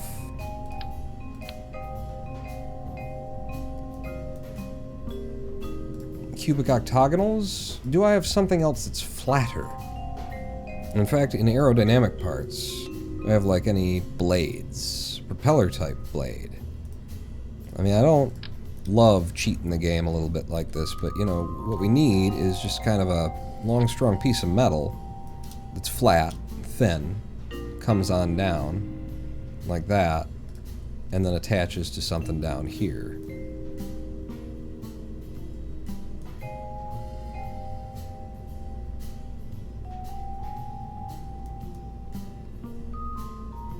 Is this gonna work for you?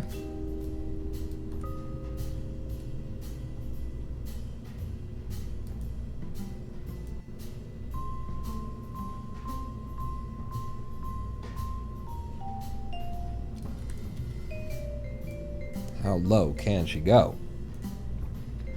She could go lower, obviously. Kind of would need to get down to the bottom of that. What do you look like at the top after I put you there? You're not even touching anything, okay? Will deal. My problem is getting it all like centered again. How the hell did I do that on the last one? The last one...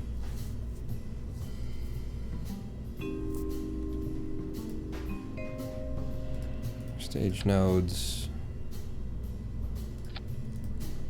I'll have you like that, and then this thing comes down, and structurally we get a cubic octagonal, I believe, to get it in a bit, and then we go to a straight up octagonal.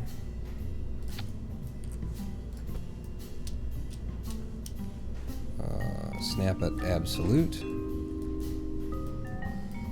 That looks yeah, kind of a yeah. Oh, you would need absolute snapping as well. And then draw back.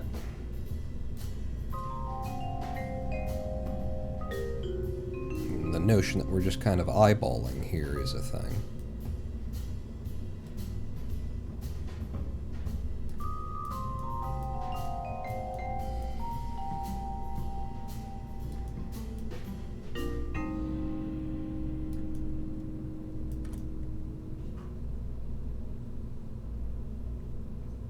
That works for me, conceptually. No interstage nodes. I can disable a truss structure, incidentally. But no interstage nodes, and then you got that.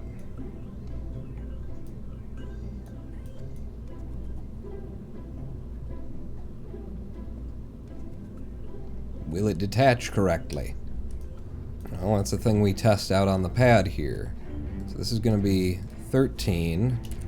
It's not my balls. What are they? It's GRUNDLE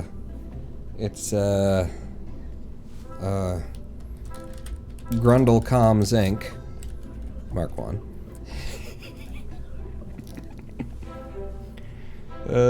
Save this. Yeah, we're just gonna save that. We're gonna save that, and then I'm gonna build the fairing over it, and we're gonna test this on the pad to make sure that it can, you know, all of the things do.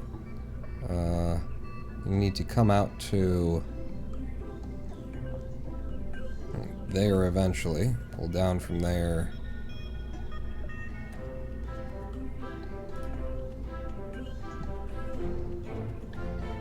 And go straight up past you a touch, and then bring you in. Nope. I think I need to be going further, and then bring you in. That's a little quick on the tip. Edit that fairing and make the tip a little bit pointier. The cost of a little extra weight. Space Dawn 1. Taint RPG. These are good names too. So that is now something that we can just set out on the pad and give a try to. Yeah,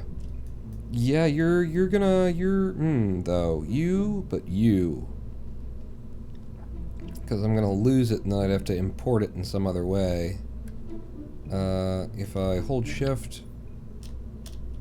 then I can rip you off, put you over there, this away.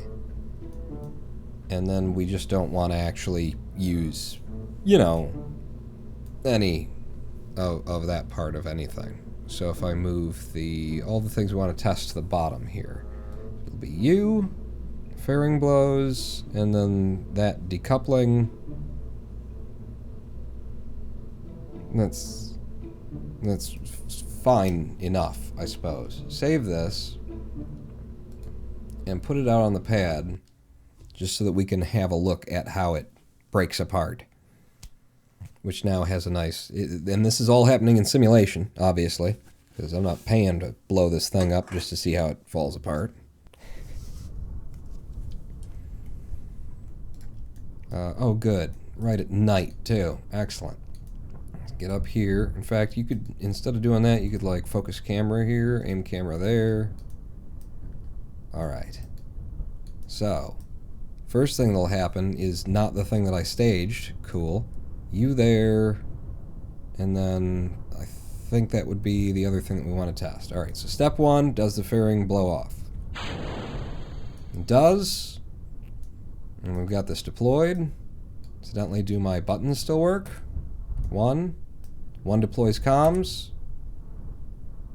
2 puts out the solar panels, but importantly, what we want to see here is what happens when I do that.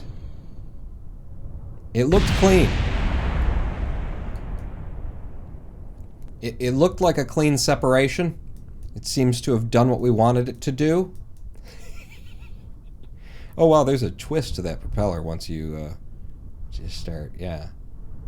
Yeah. That looked, the simulator seems to have verified and confirmed our something something, and the other I'm happy with it. Return to vehicle assembly.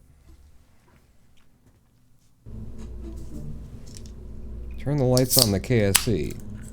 Wait, you don't have the tower. Hmm?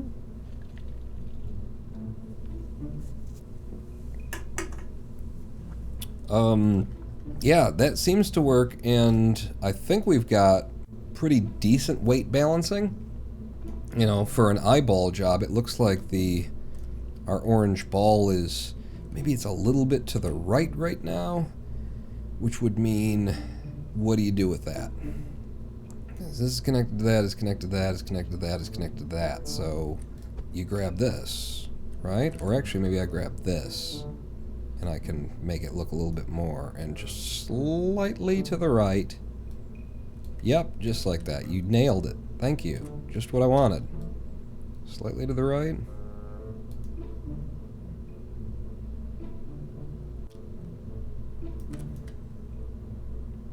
It's about correct. Can I change the color or shape or something of that?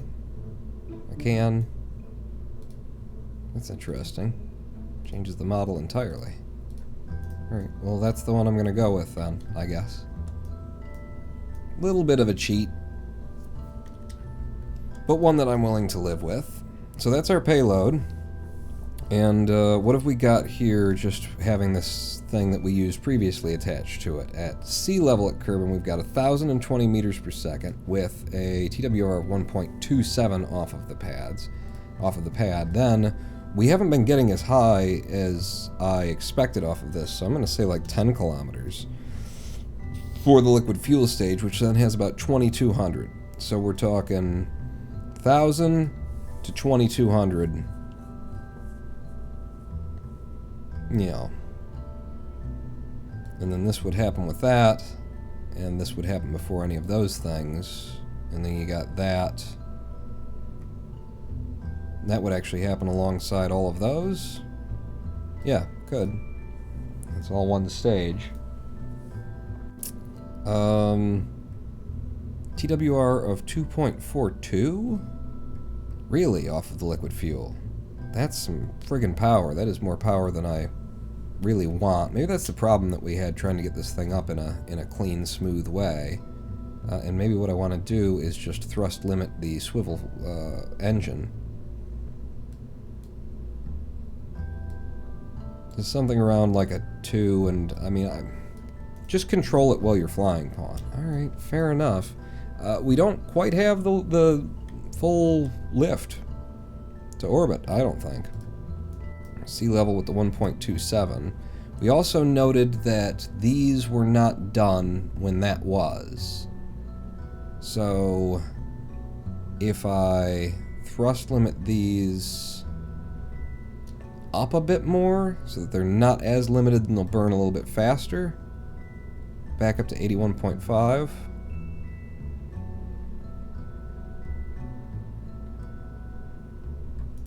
And then those should be done at the same time, or nearer to it anyway. I can live with a 1.27 off the pad, off the deck.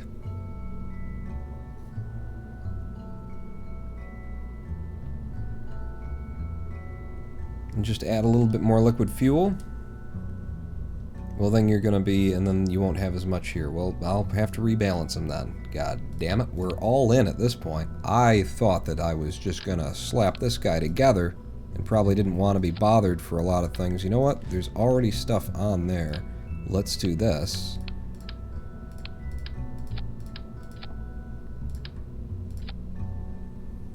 So,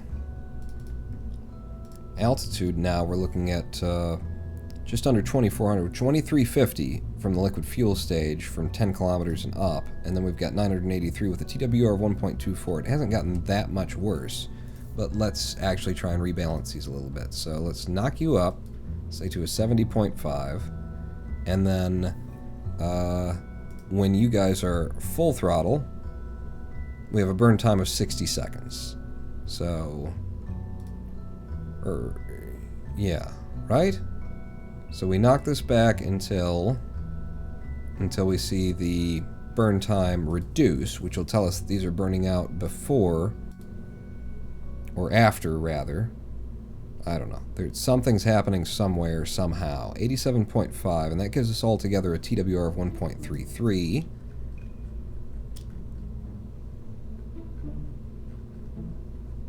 Who wants to try and fly this thing? And by which I mean it's me, because nobody's actually going to fly it. One more time through here. We have still not enough delta V, Pawn, is the thing. You've got almost 1,000. Let's just round up and say that's 1,000 delta V. It's definitely not. 1,000 delta V there, and then we get to altitude with our liquid fuel at 10 kilometers. We switch over to that. It's 2350. That is so close to being there, it might as well be there while not being there.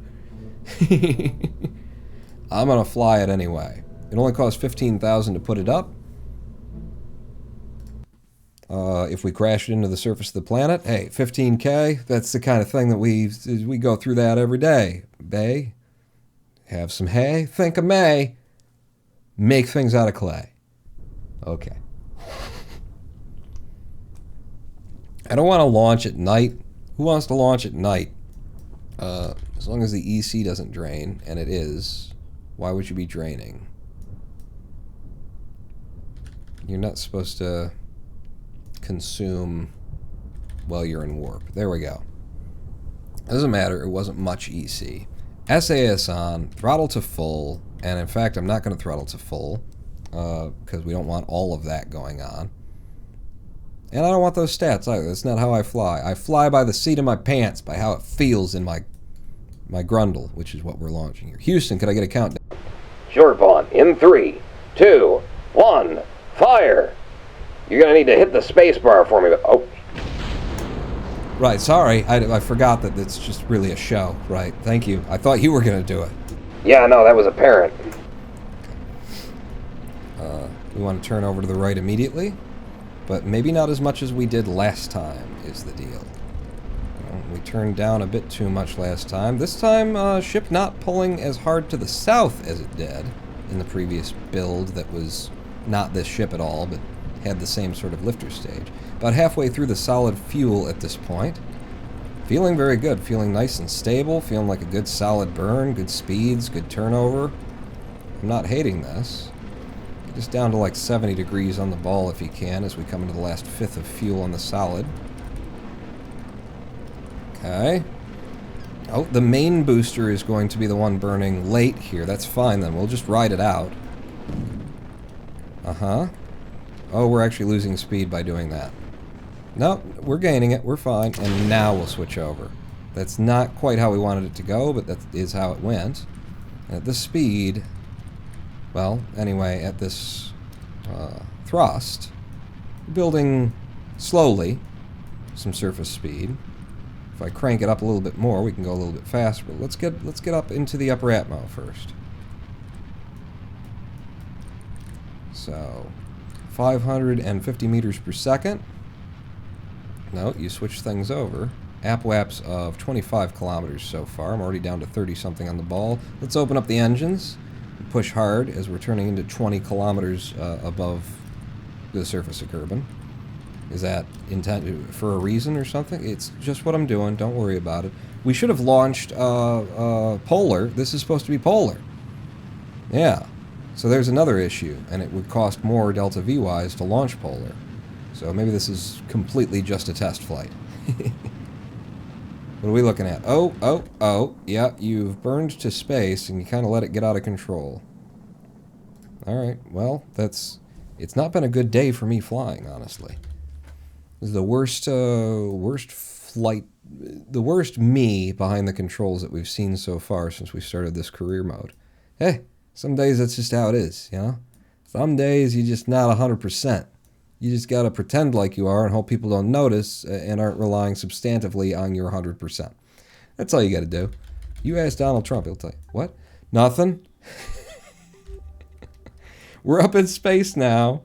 We're going to drop this fairing. So we got 889 meters per second of delta V. When I press space, No. No.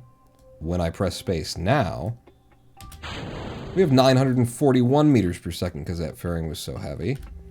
Coming up on our apoapse shortly. Burning. Give me stability assist so I can control where we are on that app.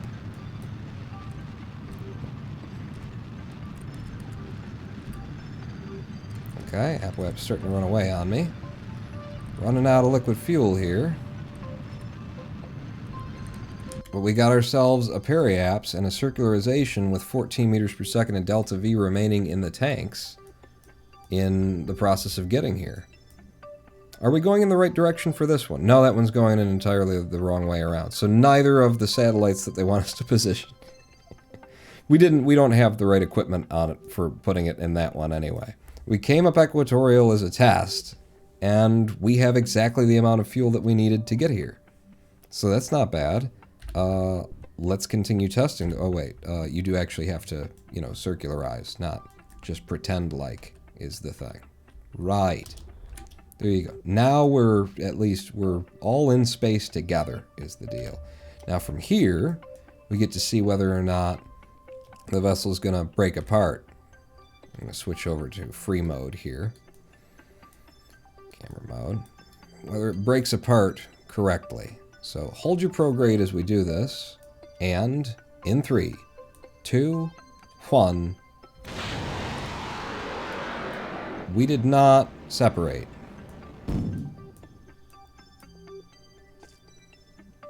And we also dragged ourselves out. I think I just had the wrong thing in the wrong place. There you go. That's what was supposed to happen. And now, where are you going? Is a small question I've got. And just target you and see what your periapsis is. That's mine and that's yours. Yeah, so that would be stuck up here forever because things didn't work correctly. Yeah, okay. So this was completely in the simulator. None of this actually happened. Deploy solar. Deploy antenna. Or direct antenna, anyway, in case that's necessary. I love how that looks. I love how that looks. I'm thrilled with that. Yeah. Yeah. I'll tell you what. Where's that thing that you targeted a second ago? It's back there. So F. Don't fight me. Let's go see if we can't push it down out of orbit. Huh? Clean up our mess. Is that alright? Open those engines. Okay, that's a bit quick, is what you've done there. That's a little bit of you're heading there in a hurry, is the deal. I don't need you to be in that kind of a hurry at this point. Slow it down. Just go see if we can't nudge it out of orbit with the front of a incredibly delicate little, you know, little uh-oh. Slow. There, okay. There we go. You know, how could this not work? Also, little time warp, and that should stop it from rotating, and then we can broadside it. Okay. And, my controls are flipped. Yeah, like that. Now things match. See if we can't, push our own mess down. And we've got RCS. Looks like we want it to be, yeah, we want it to be in minutia mode. Where it's less, it does less when you press the button. There you go, which you get to by caps lock on the keyboard, by the way. Go ahead and warp us in.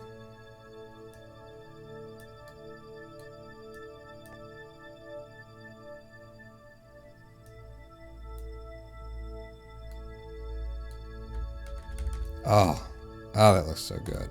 Okay, RCS.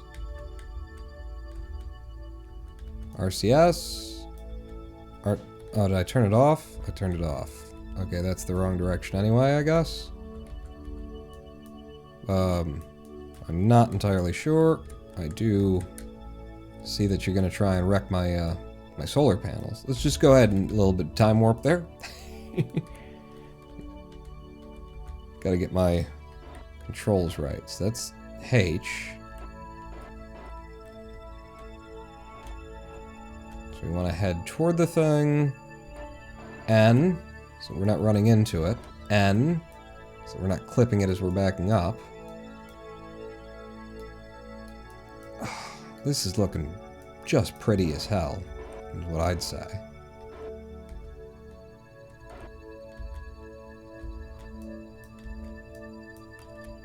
Okay, get like that, and then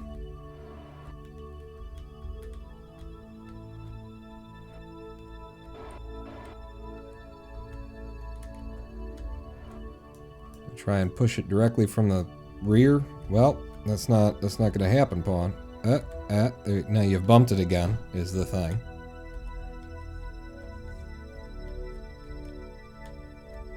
Lots of monoprop on this. N. Back it up. Back it up. Uh-huh.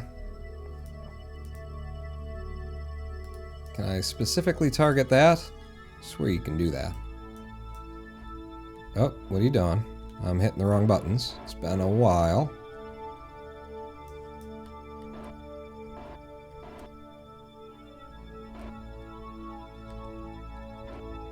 Get ready to just blast the crap out of it, is my plan right now. Just line up against it.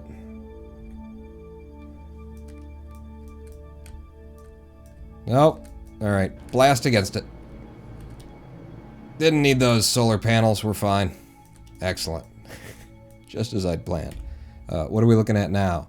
Periaps is 60 for us. Periaps is 67 for him. Technically, over time, he would come down. I like it. I like the craft. Let's get on our prograde. Not for our target, but for our orbit. And burnout, because I'm definitely just going to revert this. And we have over 900 meters per second in delta V. So we can see more or less, you know, how much juice we're going to have to get where we need to go. Which is a lot of juice. You know what? I'm not even going to mess with it. I don't need to sit here watching that. It's going to work out fine. Are we ready to launch? Do I need to adjust anything in the vehicle assembly? You've got your staging is broken. Let's try and get the staging right so that we've got it saved correctly. So SRBs fire, and then we drop the SRBs as we switch over to liquid fuel stage. And then we want the fairing in a separate stage. And then when we decouple from here, we want to also fire our separatrons backwards in order to deorbit the rest of the liquid fuel stage from where we are. And then we're over to the main engines, which could also kick on at that time along with them. So main engines, separatrons backwards at the same time as we decouple from the other guy. All of that can happen. It is a 3-stage, it's 4 if you're counting up from 0 to 3. Save that, put it back out on the pad, and let's take it where it's actually supposed to go this time.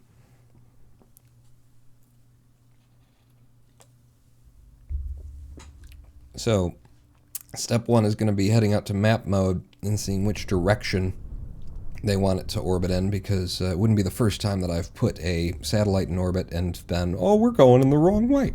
So if we're lifting off from Kerbal here, and we should wait until we're over around kind of near the inclination of this up and down before we launch. But if we're coming up from here, then we want to fly north, and we will be going in the correct direction to be in line with it. So spin the surface of Kerbal a bit. Oh! No, that's not us. You're spinning Kerbal, Pawn, not you. Just make sure that the EC doesn't go away significantly as we do this. We're waiting for the Space Center to get nearer to this line. We won't be going perfectly up. We've got velocity that's imparted from the spinning of the planet on us when we start to leave the surface. So how much up and what's the difference going to be? I'm going to say we launch from here and then try and correct for it. So, flying north, which is pulling up as we leave, which is pressing it's pressing W to go down, which will take you up. Isn't that right, Houston? What? Can I get a countdown? What? Are your headphones broken again? My headphones are broken again. I can't hear anything. Well, you know that when there's static, that what I mean is... You probably just want a countdown, right? In 3, 2, 1, go. Yeah, okay, that worked out. So we're launching now, and I'm going to tilt us down a touch immediately in the northward. Just try and be gentle. Be gentle with the craft spawn. So we're going that way for once. Pulled a bit off to the west by whatever. Whoa, whoa, whoa, whoa. Alright, stop shaking now. Just gonna pull you over here again. Solid fuel down to half here. We know that at the bottom of these, our small SRBs burn out before our big one does. So we're going to be running on just the big one at a certain point. And that point is going to be now. We lose a little bit of speed. But we even out. Get the rest of our DV out of it. And then the other engine doesn't kick in. What the fuck? I think the game is fucking up my staging at this point. Last time we did the staging, I went out and everything was not in the same place that I had it in, and now it's there again. Revert back flight to launch. Maybe it was my error, but last time I was thinking that too. I didn't say anything, but I was thinking, but I broke the fairing off to be its own thing, and then when we tried to do the fairing, I caught it and changed it back to what it's supposed to be. Throttle? I hadn't already throttled up? Then the game is eating my inputs, like I've been saying. Like, it's not even in my power to not SAS on throttle to full when we launch. I pressed T and Z, and it just wasn't there then. It just didn't record it. Son of a bitch. It was at 0. Gotta watch everything on this fucking piece of shit bullshit. Fucking Kerbal squad game fucking shit with the... Hey, I got my headphones fixed. It sounds like you want to launch again. Yeah, when I'm cursing at squad. Yes, you know me well. All too well. In 3, 2, 1, again! I guess we could have fixed the SRBs, incidentally. It's another thing that we could have done when we went into the VAB. We could have fixed that so that the small ones don't burn out before the big one. But we didn't. So, you know, deal with me. Okay. Tilting us down to the north again. Wait, we're leaving at the wrong time. Fucking because I reverted. We left at the wrong time. Get this goddamn motherfucking piece of shit cocksucking dick licking bitch eating game. You want another launch?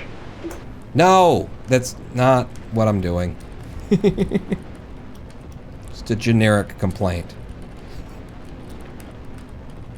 We're launching at the wrong time, which means that we need to twist and stuff like that. Let the rest of this burn out. I've made a lot more height this time. We're not losing the speed as much. There we go. Full throttle. And fucking hold it this time. Try and pull it back down to the north, by the way. So you're not really going north here. Alright. Get our information up. We got AppWaps, we got Periaps. AppWaps is at 22 kilometers as we are breaching 600 meters per second. Surface speed. Turning down nicely.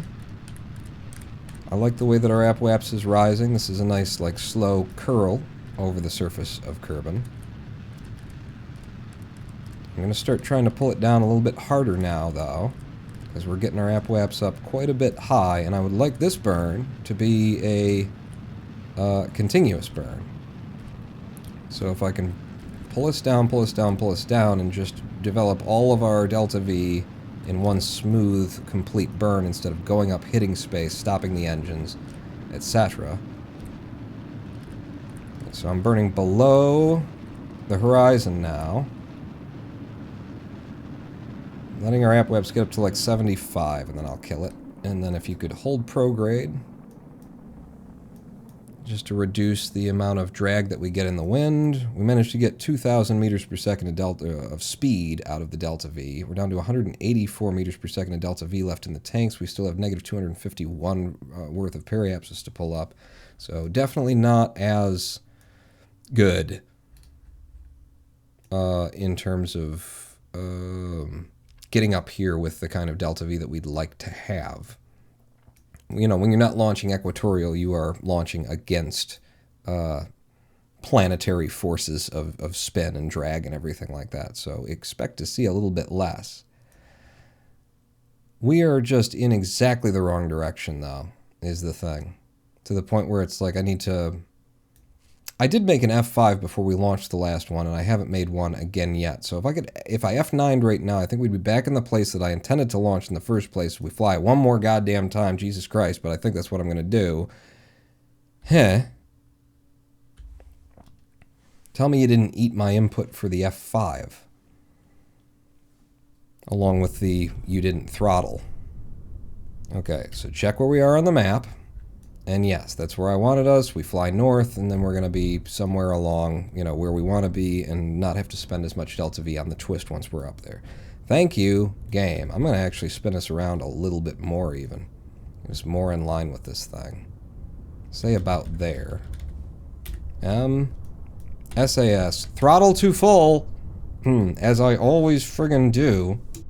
Is that a complaint I hear? In 3, 2, 1, fire! Houston. All right. Up once more. Becoming just experts at flying this ship. Down to the north. And a bit to the east, because it has seemed to want to drag west as we go. Possibly with that whole planetary forces rotation issue I was mentioning. Don't want to follow it down too much. Don't want to have to resist it too much either. You can follow that. Right, solid fuel down to about a quarter now. I think I should have stayed a little bit more upright here. I'm going to try and hold this. We've got throttle to full. Okay. Out of that, just losing speed. Might as well throw them away, really. Why I'm not. Yeah, and because we were too far off axis, I'm angry now. I'm angry at at how many times this game has made me do the same thing because of some bullshit. We've flown it to equatorial orbit just fine, but I got so many little this and that's that have to do with just UI and interface and control and not being able to, like, do what I want to do, what I clearly want to do, when I'm doing it, with it actually working, though, would be the thing. So, right now we've got these guys burning out first, and then we get down to this. So if I reduce how long, or what your thrust limiting is, then these will burn longer.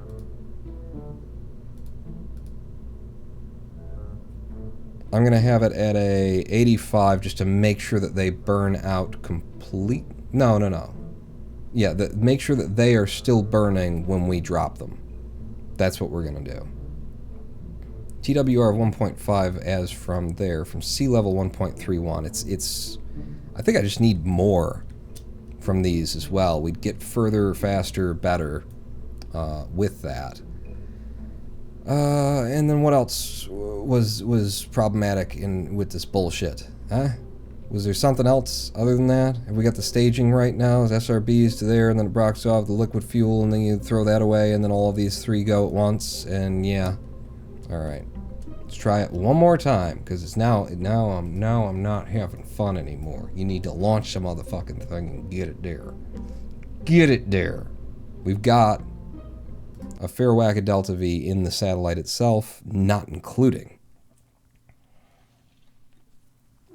the monoprop. So this should be totally doable. Once again, back out here, spin the surface of Kerbal. until we've got a good place to launch. Apparently is going to be here. Maybe give me a little bit of morning light or something. Maybe that's it's depressing to be out here on the launch pad in under these circumstances. SAS on throttle to full. Houston. 3, 2, 1, go. God, even Houston sounds depressed.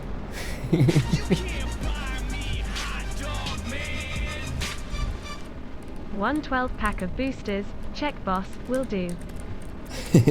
Thank you, Tremacy, for the cheer. Turning down to the north again. This time I'm going to stay a fair bit higher on the liquid or on the solid fuel stage. And yes, now our little shrimp SRBs are burning faster than the main trunk. Wait. No, that's how it's always been, and that's not what we want. God damn it. The adjustments that I made, were they in the wrong direction? Or did they just not help? Whatever I did. When something kicks off down here, I'm dropping the whole thing, because we've just been losing speed to it. Follow prograde. Drop it. And go. Okay. Following prograde from 50 degrees on the bubble when we dropped the SRB. Only made about 9.5 kilometers out of that. Maybe 9.5. Looked like 9 kilometers from the SRBs. I want to see those taking us to more like 15, 16K. Stability assist. There you go. Don't resist the wind drag that much. Don't try and stay northward. You're fine. I am going to try and keep us upright. No, I'm not. Follow your prograde again. Apoapsis is coming up. Speed increasing quite a bit. I'm going to try and pull us down. And this is going to be a more conventional up and circularization. Yeah. So we've got our Apoapsis at 73.5 kilometers. Let's just try and get up there to where we're not fighting the atmospheric forces of the planet spinning underneath us. And then finish this off. See how much we can get out of it. So, 4 times fizz warp. Our altitude here. As soon as we get out to space, I will drop this fairing, which will increase the delta V we have remaining to over 800. Or over 900, rather. We've got 899 meters per second DV. Fairing away. Now we've got 950. Give me stability assist. Oh, I like this view. Oh, that's so nice. In fact, let's fly it like that, where we've got a hell of a shot, huh? Where are we on the nav ball? Well, on the map mode. Okay. Coming up on the Apoapsis now. Burning.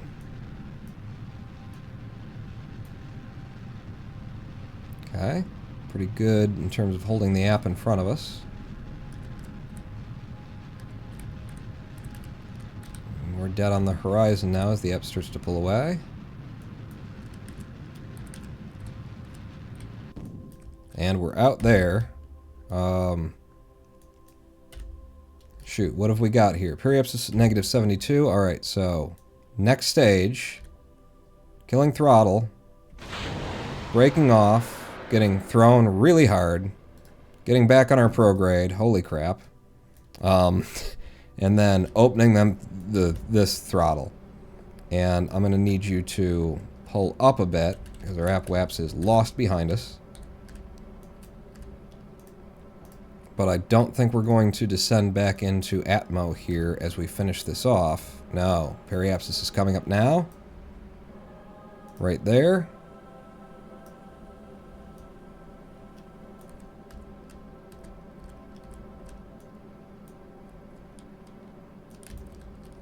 Okay, that's not what I was hoping for, because it means our Apoapsis got blown out quite a bit, but we've got a circularization. We're in orbit of Kerbal, polar, and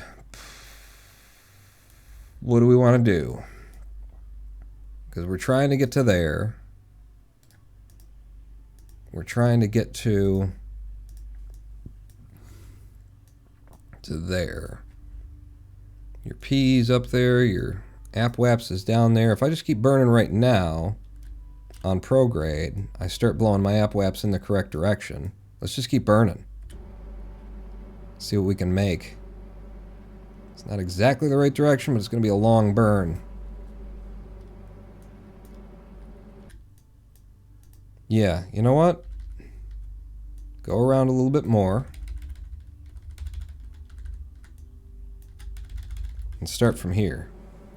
Alright. Trying to blow our AppWaps out to down here. Match these guys. It will be less cost to spin the craft at an incredibly high height, presuming we can get it there. We spent some of the Delta V that we meant to bring up here for this purpose on finishing off the orbit that we didn't quite make with the lifting stage. So there are those things to consider. And my God, all of the yellow numbers that are floating around here. Thank you. I will keep the app and parry for those, and I will keep the app up there, since that's what we're driving up. Did I leave at the perfect time or a little bit late? Because it looks like the app is now, it's spinning down. It might end up down here.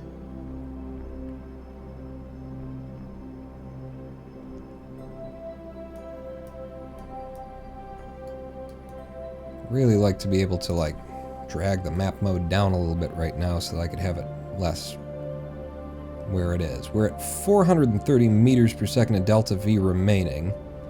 And we're going to start generating a whole lot of speed, a whole lot of height, rather, on our AppWaps very quickly now.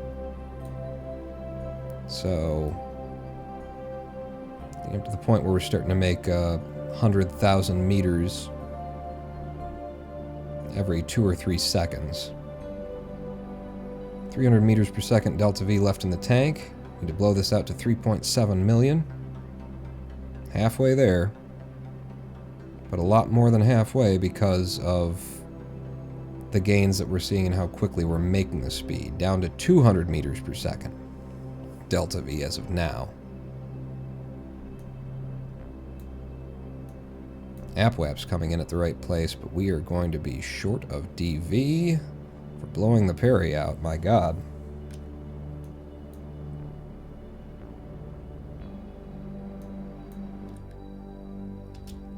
.745 on the app.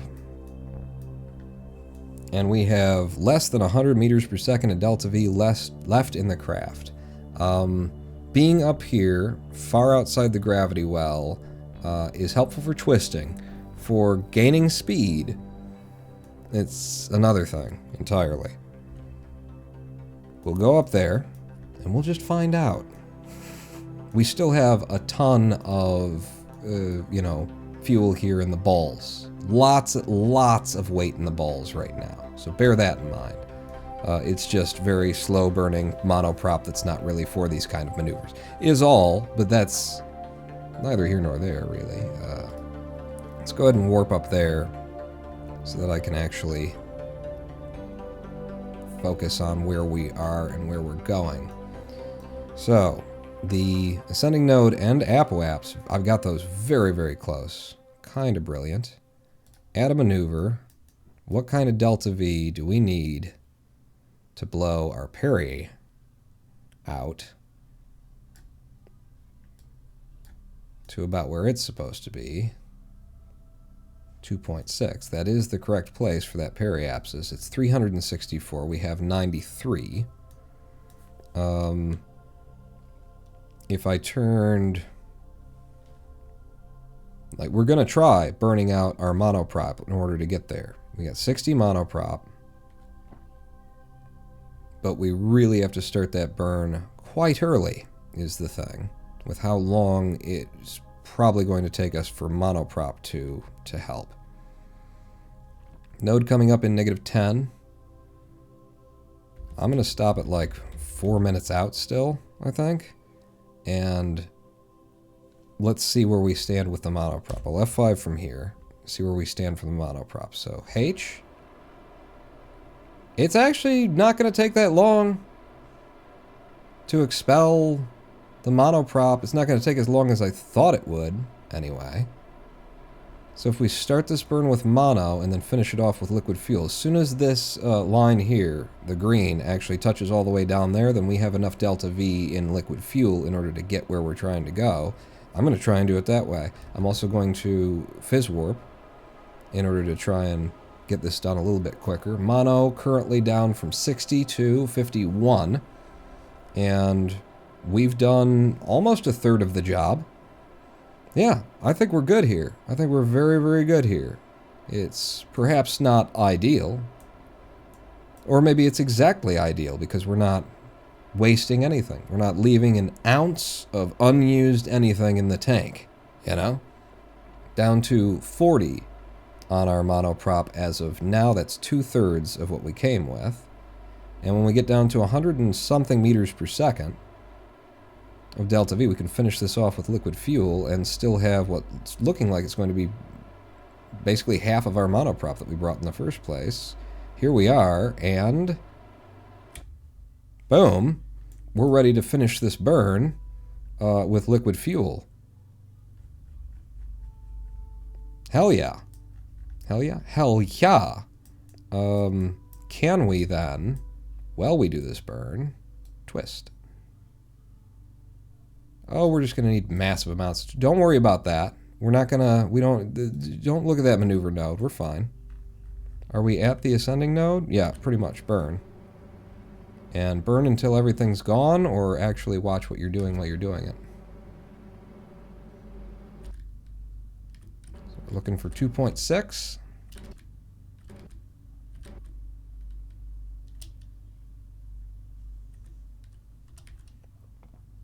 .6. 1 meter per second of delta V left in the tanks. Are we in the right position?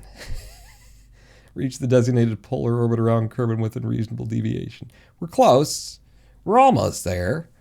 We need a lot of spin is the thing. Like a lot of spin. Like an incredible amount of spin is what we're going to need there. So I get up to here. I add a maneuver. And then we twist. It cost us. That's more than we've got.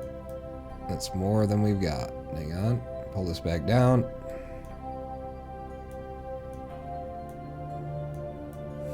It's really hard to see what I'm actually looking at here with the everything else up. Get rid of that. Get rid of that. No. Get rid of. Can I get rid of you? No, I can't. All right. So what am I looking at? There's my parry. There's my app. Map needs to come back down to 3.7.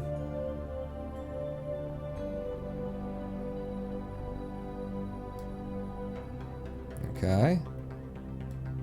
Now if I did this a little bit earlier, a little bit later, kind of a thing, 500 meters per second of delta V worth of rotation, worth of twist that we need. And then we might even need more in order to get more, you know, on like that line. If, I believe that would be on the normal pulling up.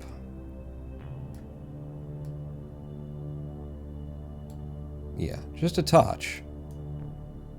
But that gets that. A little bit more here.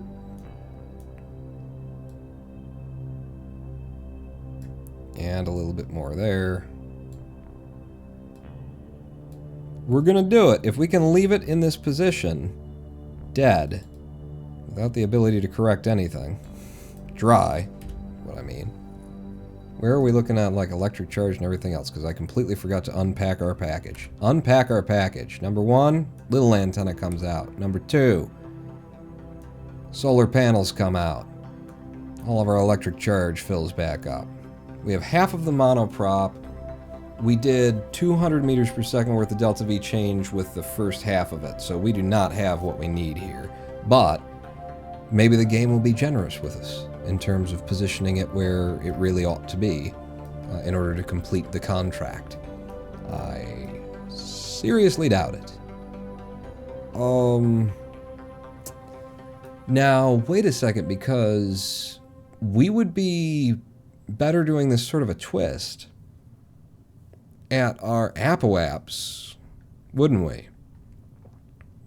Where we're at our slowest in reference, we'd be better at this at our ascending node for this one, right?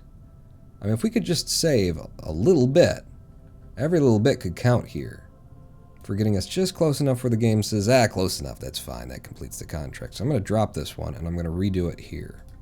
Dead at the ascending node. And we're going to see, that was 483 meters per second is what that was.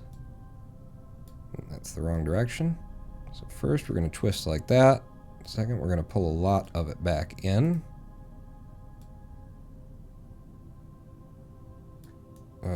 That's the wrong thing to even be looking at, isn't it?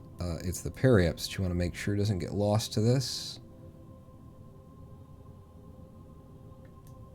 And that's actually... What am I looking at? I don't know. There's too many damn lines and it's too damn dark. Pull you down like so. And pull you over like so. It's a little bit too far. That's better. And then is that just prograde out a little bit? And then adjust you wrong direction. A little bit more like that. And then to be perfect, pull on one of these. No? I thought yes. Yes. My parry and app in the same place as yours. Yeah, that's a significant savings, down from 480 to 369.4. Because we're that much further outside of the gravitational well, we're going that much slower at our apoaps, making this kind of change in direction is cheaper, I believe. But that gets us right on line. Everything is very much in the places that it would need to be. So we've got the target, 369.4 meters per second. We might be able to pull this off. We might be able to get that done. F5 and take me all the way around. Are you taking me? You're time warping like one real-time second at a time? What do we... Thank you for the time warp assist. I'll tell you what, I'll try it again. There we go. Bring me around. Where's the planet? Is there... It should be like under you. Well, there's the moon. Yeah, there's the planet. Now coming above us. What a dance. Okay, we might be here a little bit too late to do this right. RCS off. And stop doing that. Get on my target. It's apparently going to be you. And RCS on. H. Will we actually get there? Did we just complete the mission? Maintain stability for 10 seconds. We are close enough right now to what they wanted. This is what I'm talking about. All I have to do is stop burning, and we complete the mission. We did it. We did it, people.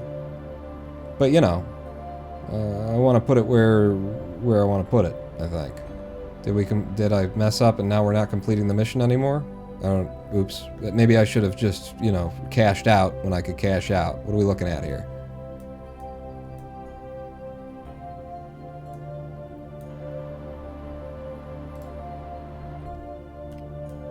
It genuinely did like me there, and now it doesn't. Hang on. I'm backing off of what we've done. There we go. Reach designated polar orbit around Kerbal. I was going to try and get it closer. Maintain stability for 10 seconds. Done. 5, 4, 3, 2. Thank you. Okay. Mission complete. I tried to be like, I can get it there. Don't worry about it. And yeah, no, we did it. We got it. And we have 20.57 monoprop left in the tanks, which is apparently somewhere around 150 meters per second in delta V or something. Managed it. Taking bets 5-1 odds. I did it. We got it. What do I win? 5-1. Give me a nickel. I wagered a penny. Yes. Who thought? Well, nobody really. Should have opened up like one of them poll things. We now have a polar orbit satellite. Not perfect or anything like that, but that's really nice. That's really nice. What if, like, with where this one wants to be as well, is it possible for me to, like, what are we looking at on here? Your periapse is 2.381. Your appwaps is 3.3. Like, is it possible for me to line us up so that this one goes around and then that one goes around the other direction? You know? We got DV. Do we have DV? We got DV, baby.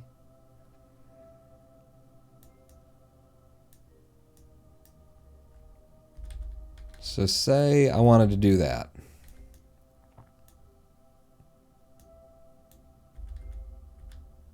You know where you should do it from, Pawn? What?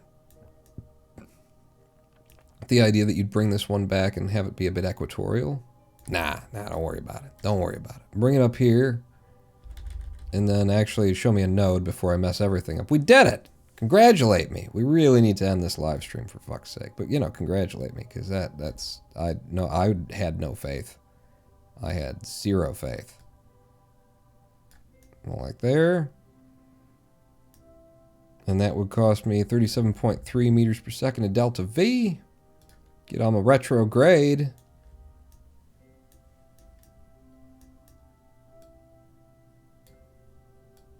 No, don't do any of that shit. Alright, doesn't matter.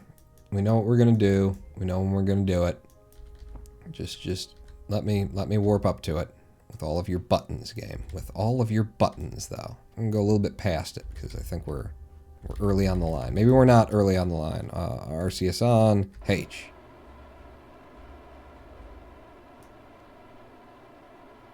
We got DV.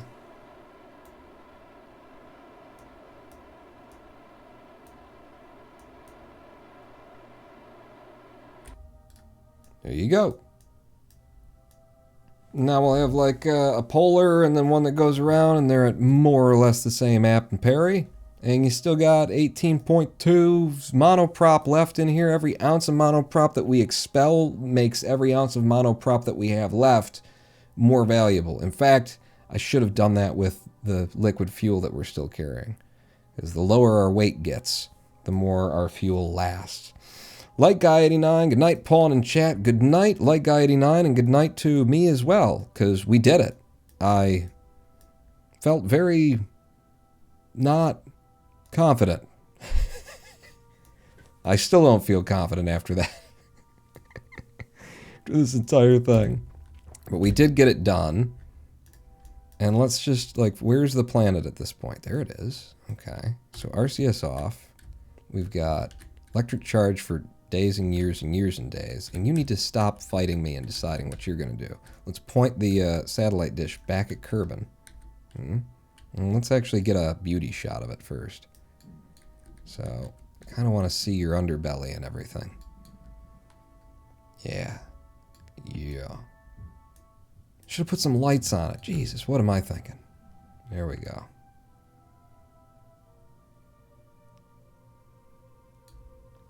Huh?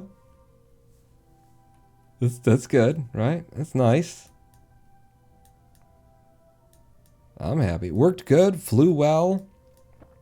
Had everything that it needed, except for some of the things that it needed.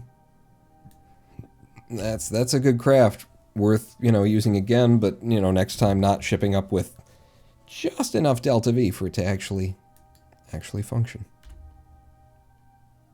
We did it. Back to the Space Center. That's money in our pockets, and that's me feeling successful for the day.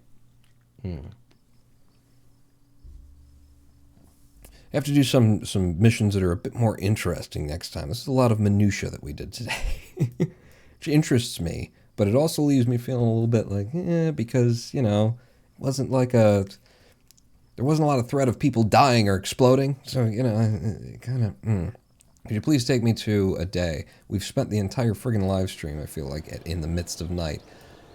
That's what the sun is like. I forgot. So, we return to 2.5 million Kerbals. I feel like we had that before we ran the mission. How much, what was that even worth to me? Well, that's, yep, they do not sort them by any reasonable thing. What would it have been? It would have been position. Starts with a P. No? Attach, conduct, escape, explore, ferry, gather, launch, position. The P, there, I missed it. It was between the O and the S. That was worth 100 grand. A little bit over 100 grand, and we threw at least one craft away that probably cost 12. 100 grand is what we made off of that. Ladies and gentlemen, boys and girls, thank you all so much for sticking with me across a bit of a slower-paced sort of a Kerbal live stream. The first of our live streams that I feel like I didn't do the pacing very well.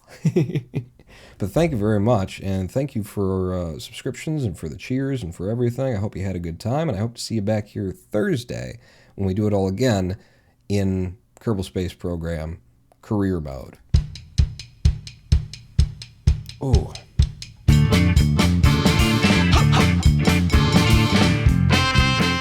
For I am the Ronin Pawn. It's been here for 4 hours and 43 minutes. That's our longest one yet, isn't it? Since we restarted doing this. 4 hours, 43 minutes. My shoulders blasted. I got a pizza. Lady Pawn ordered sitting out there for me. The things that I do for you, huh? I sit here and I get completely into my own world and do my own thing and require things to be the way that I want for like 4 hours and 45 minutes for you. Yeah, maybe back here this Thursday, 2 days from now, 8 p.m. Eastern U.S. time for more of this crap. Thanks for coming out. Pawn out. Singing la la la la la.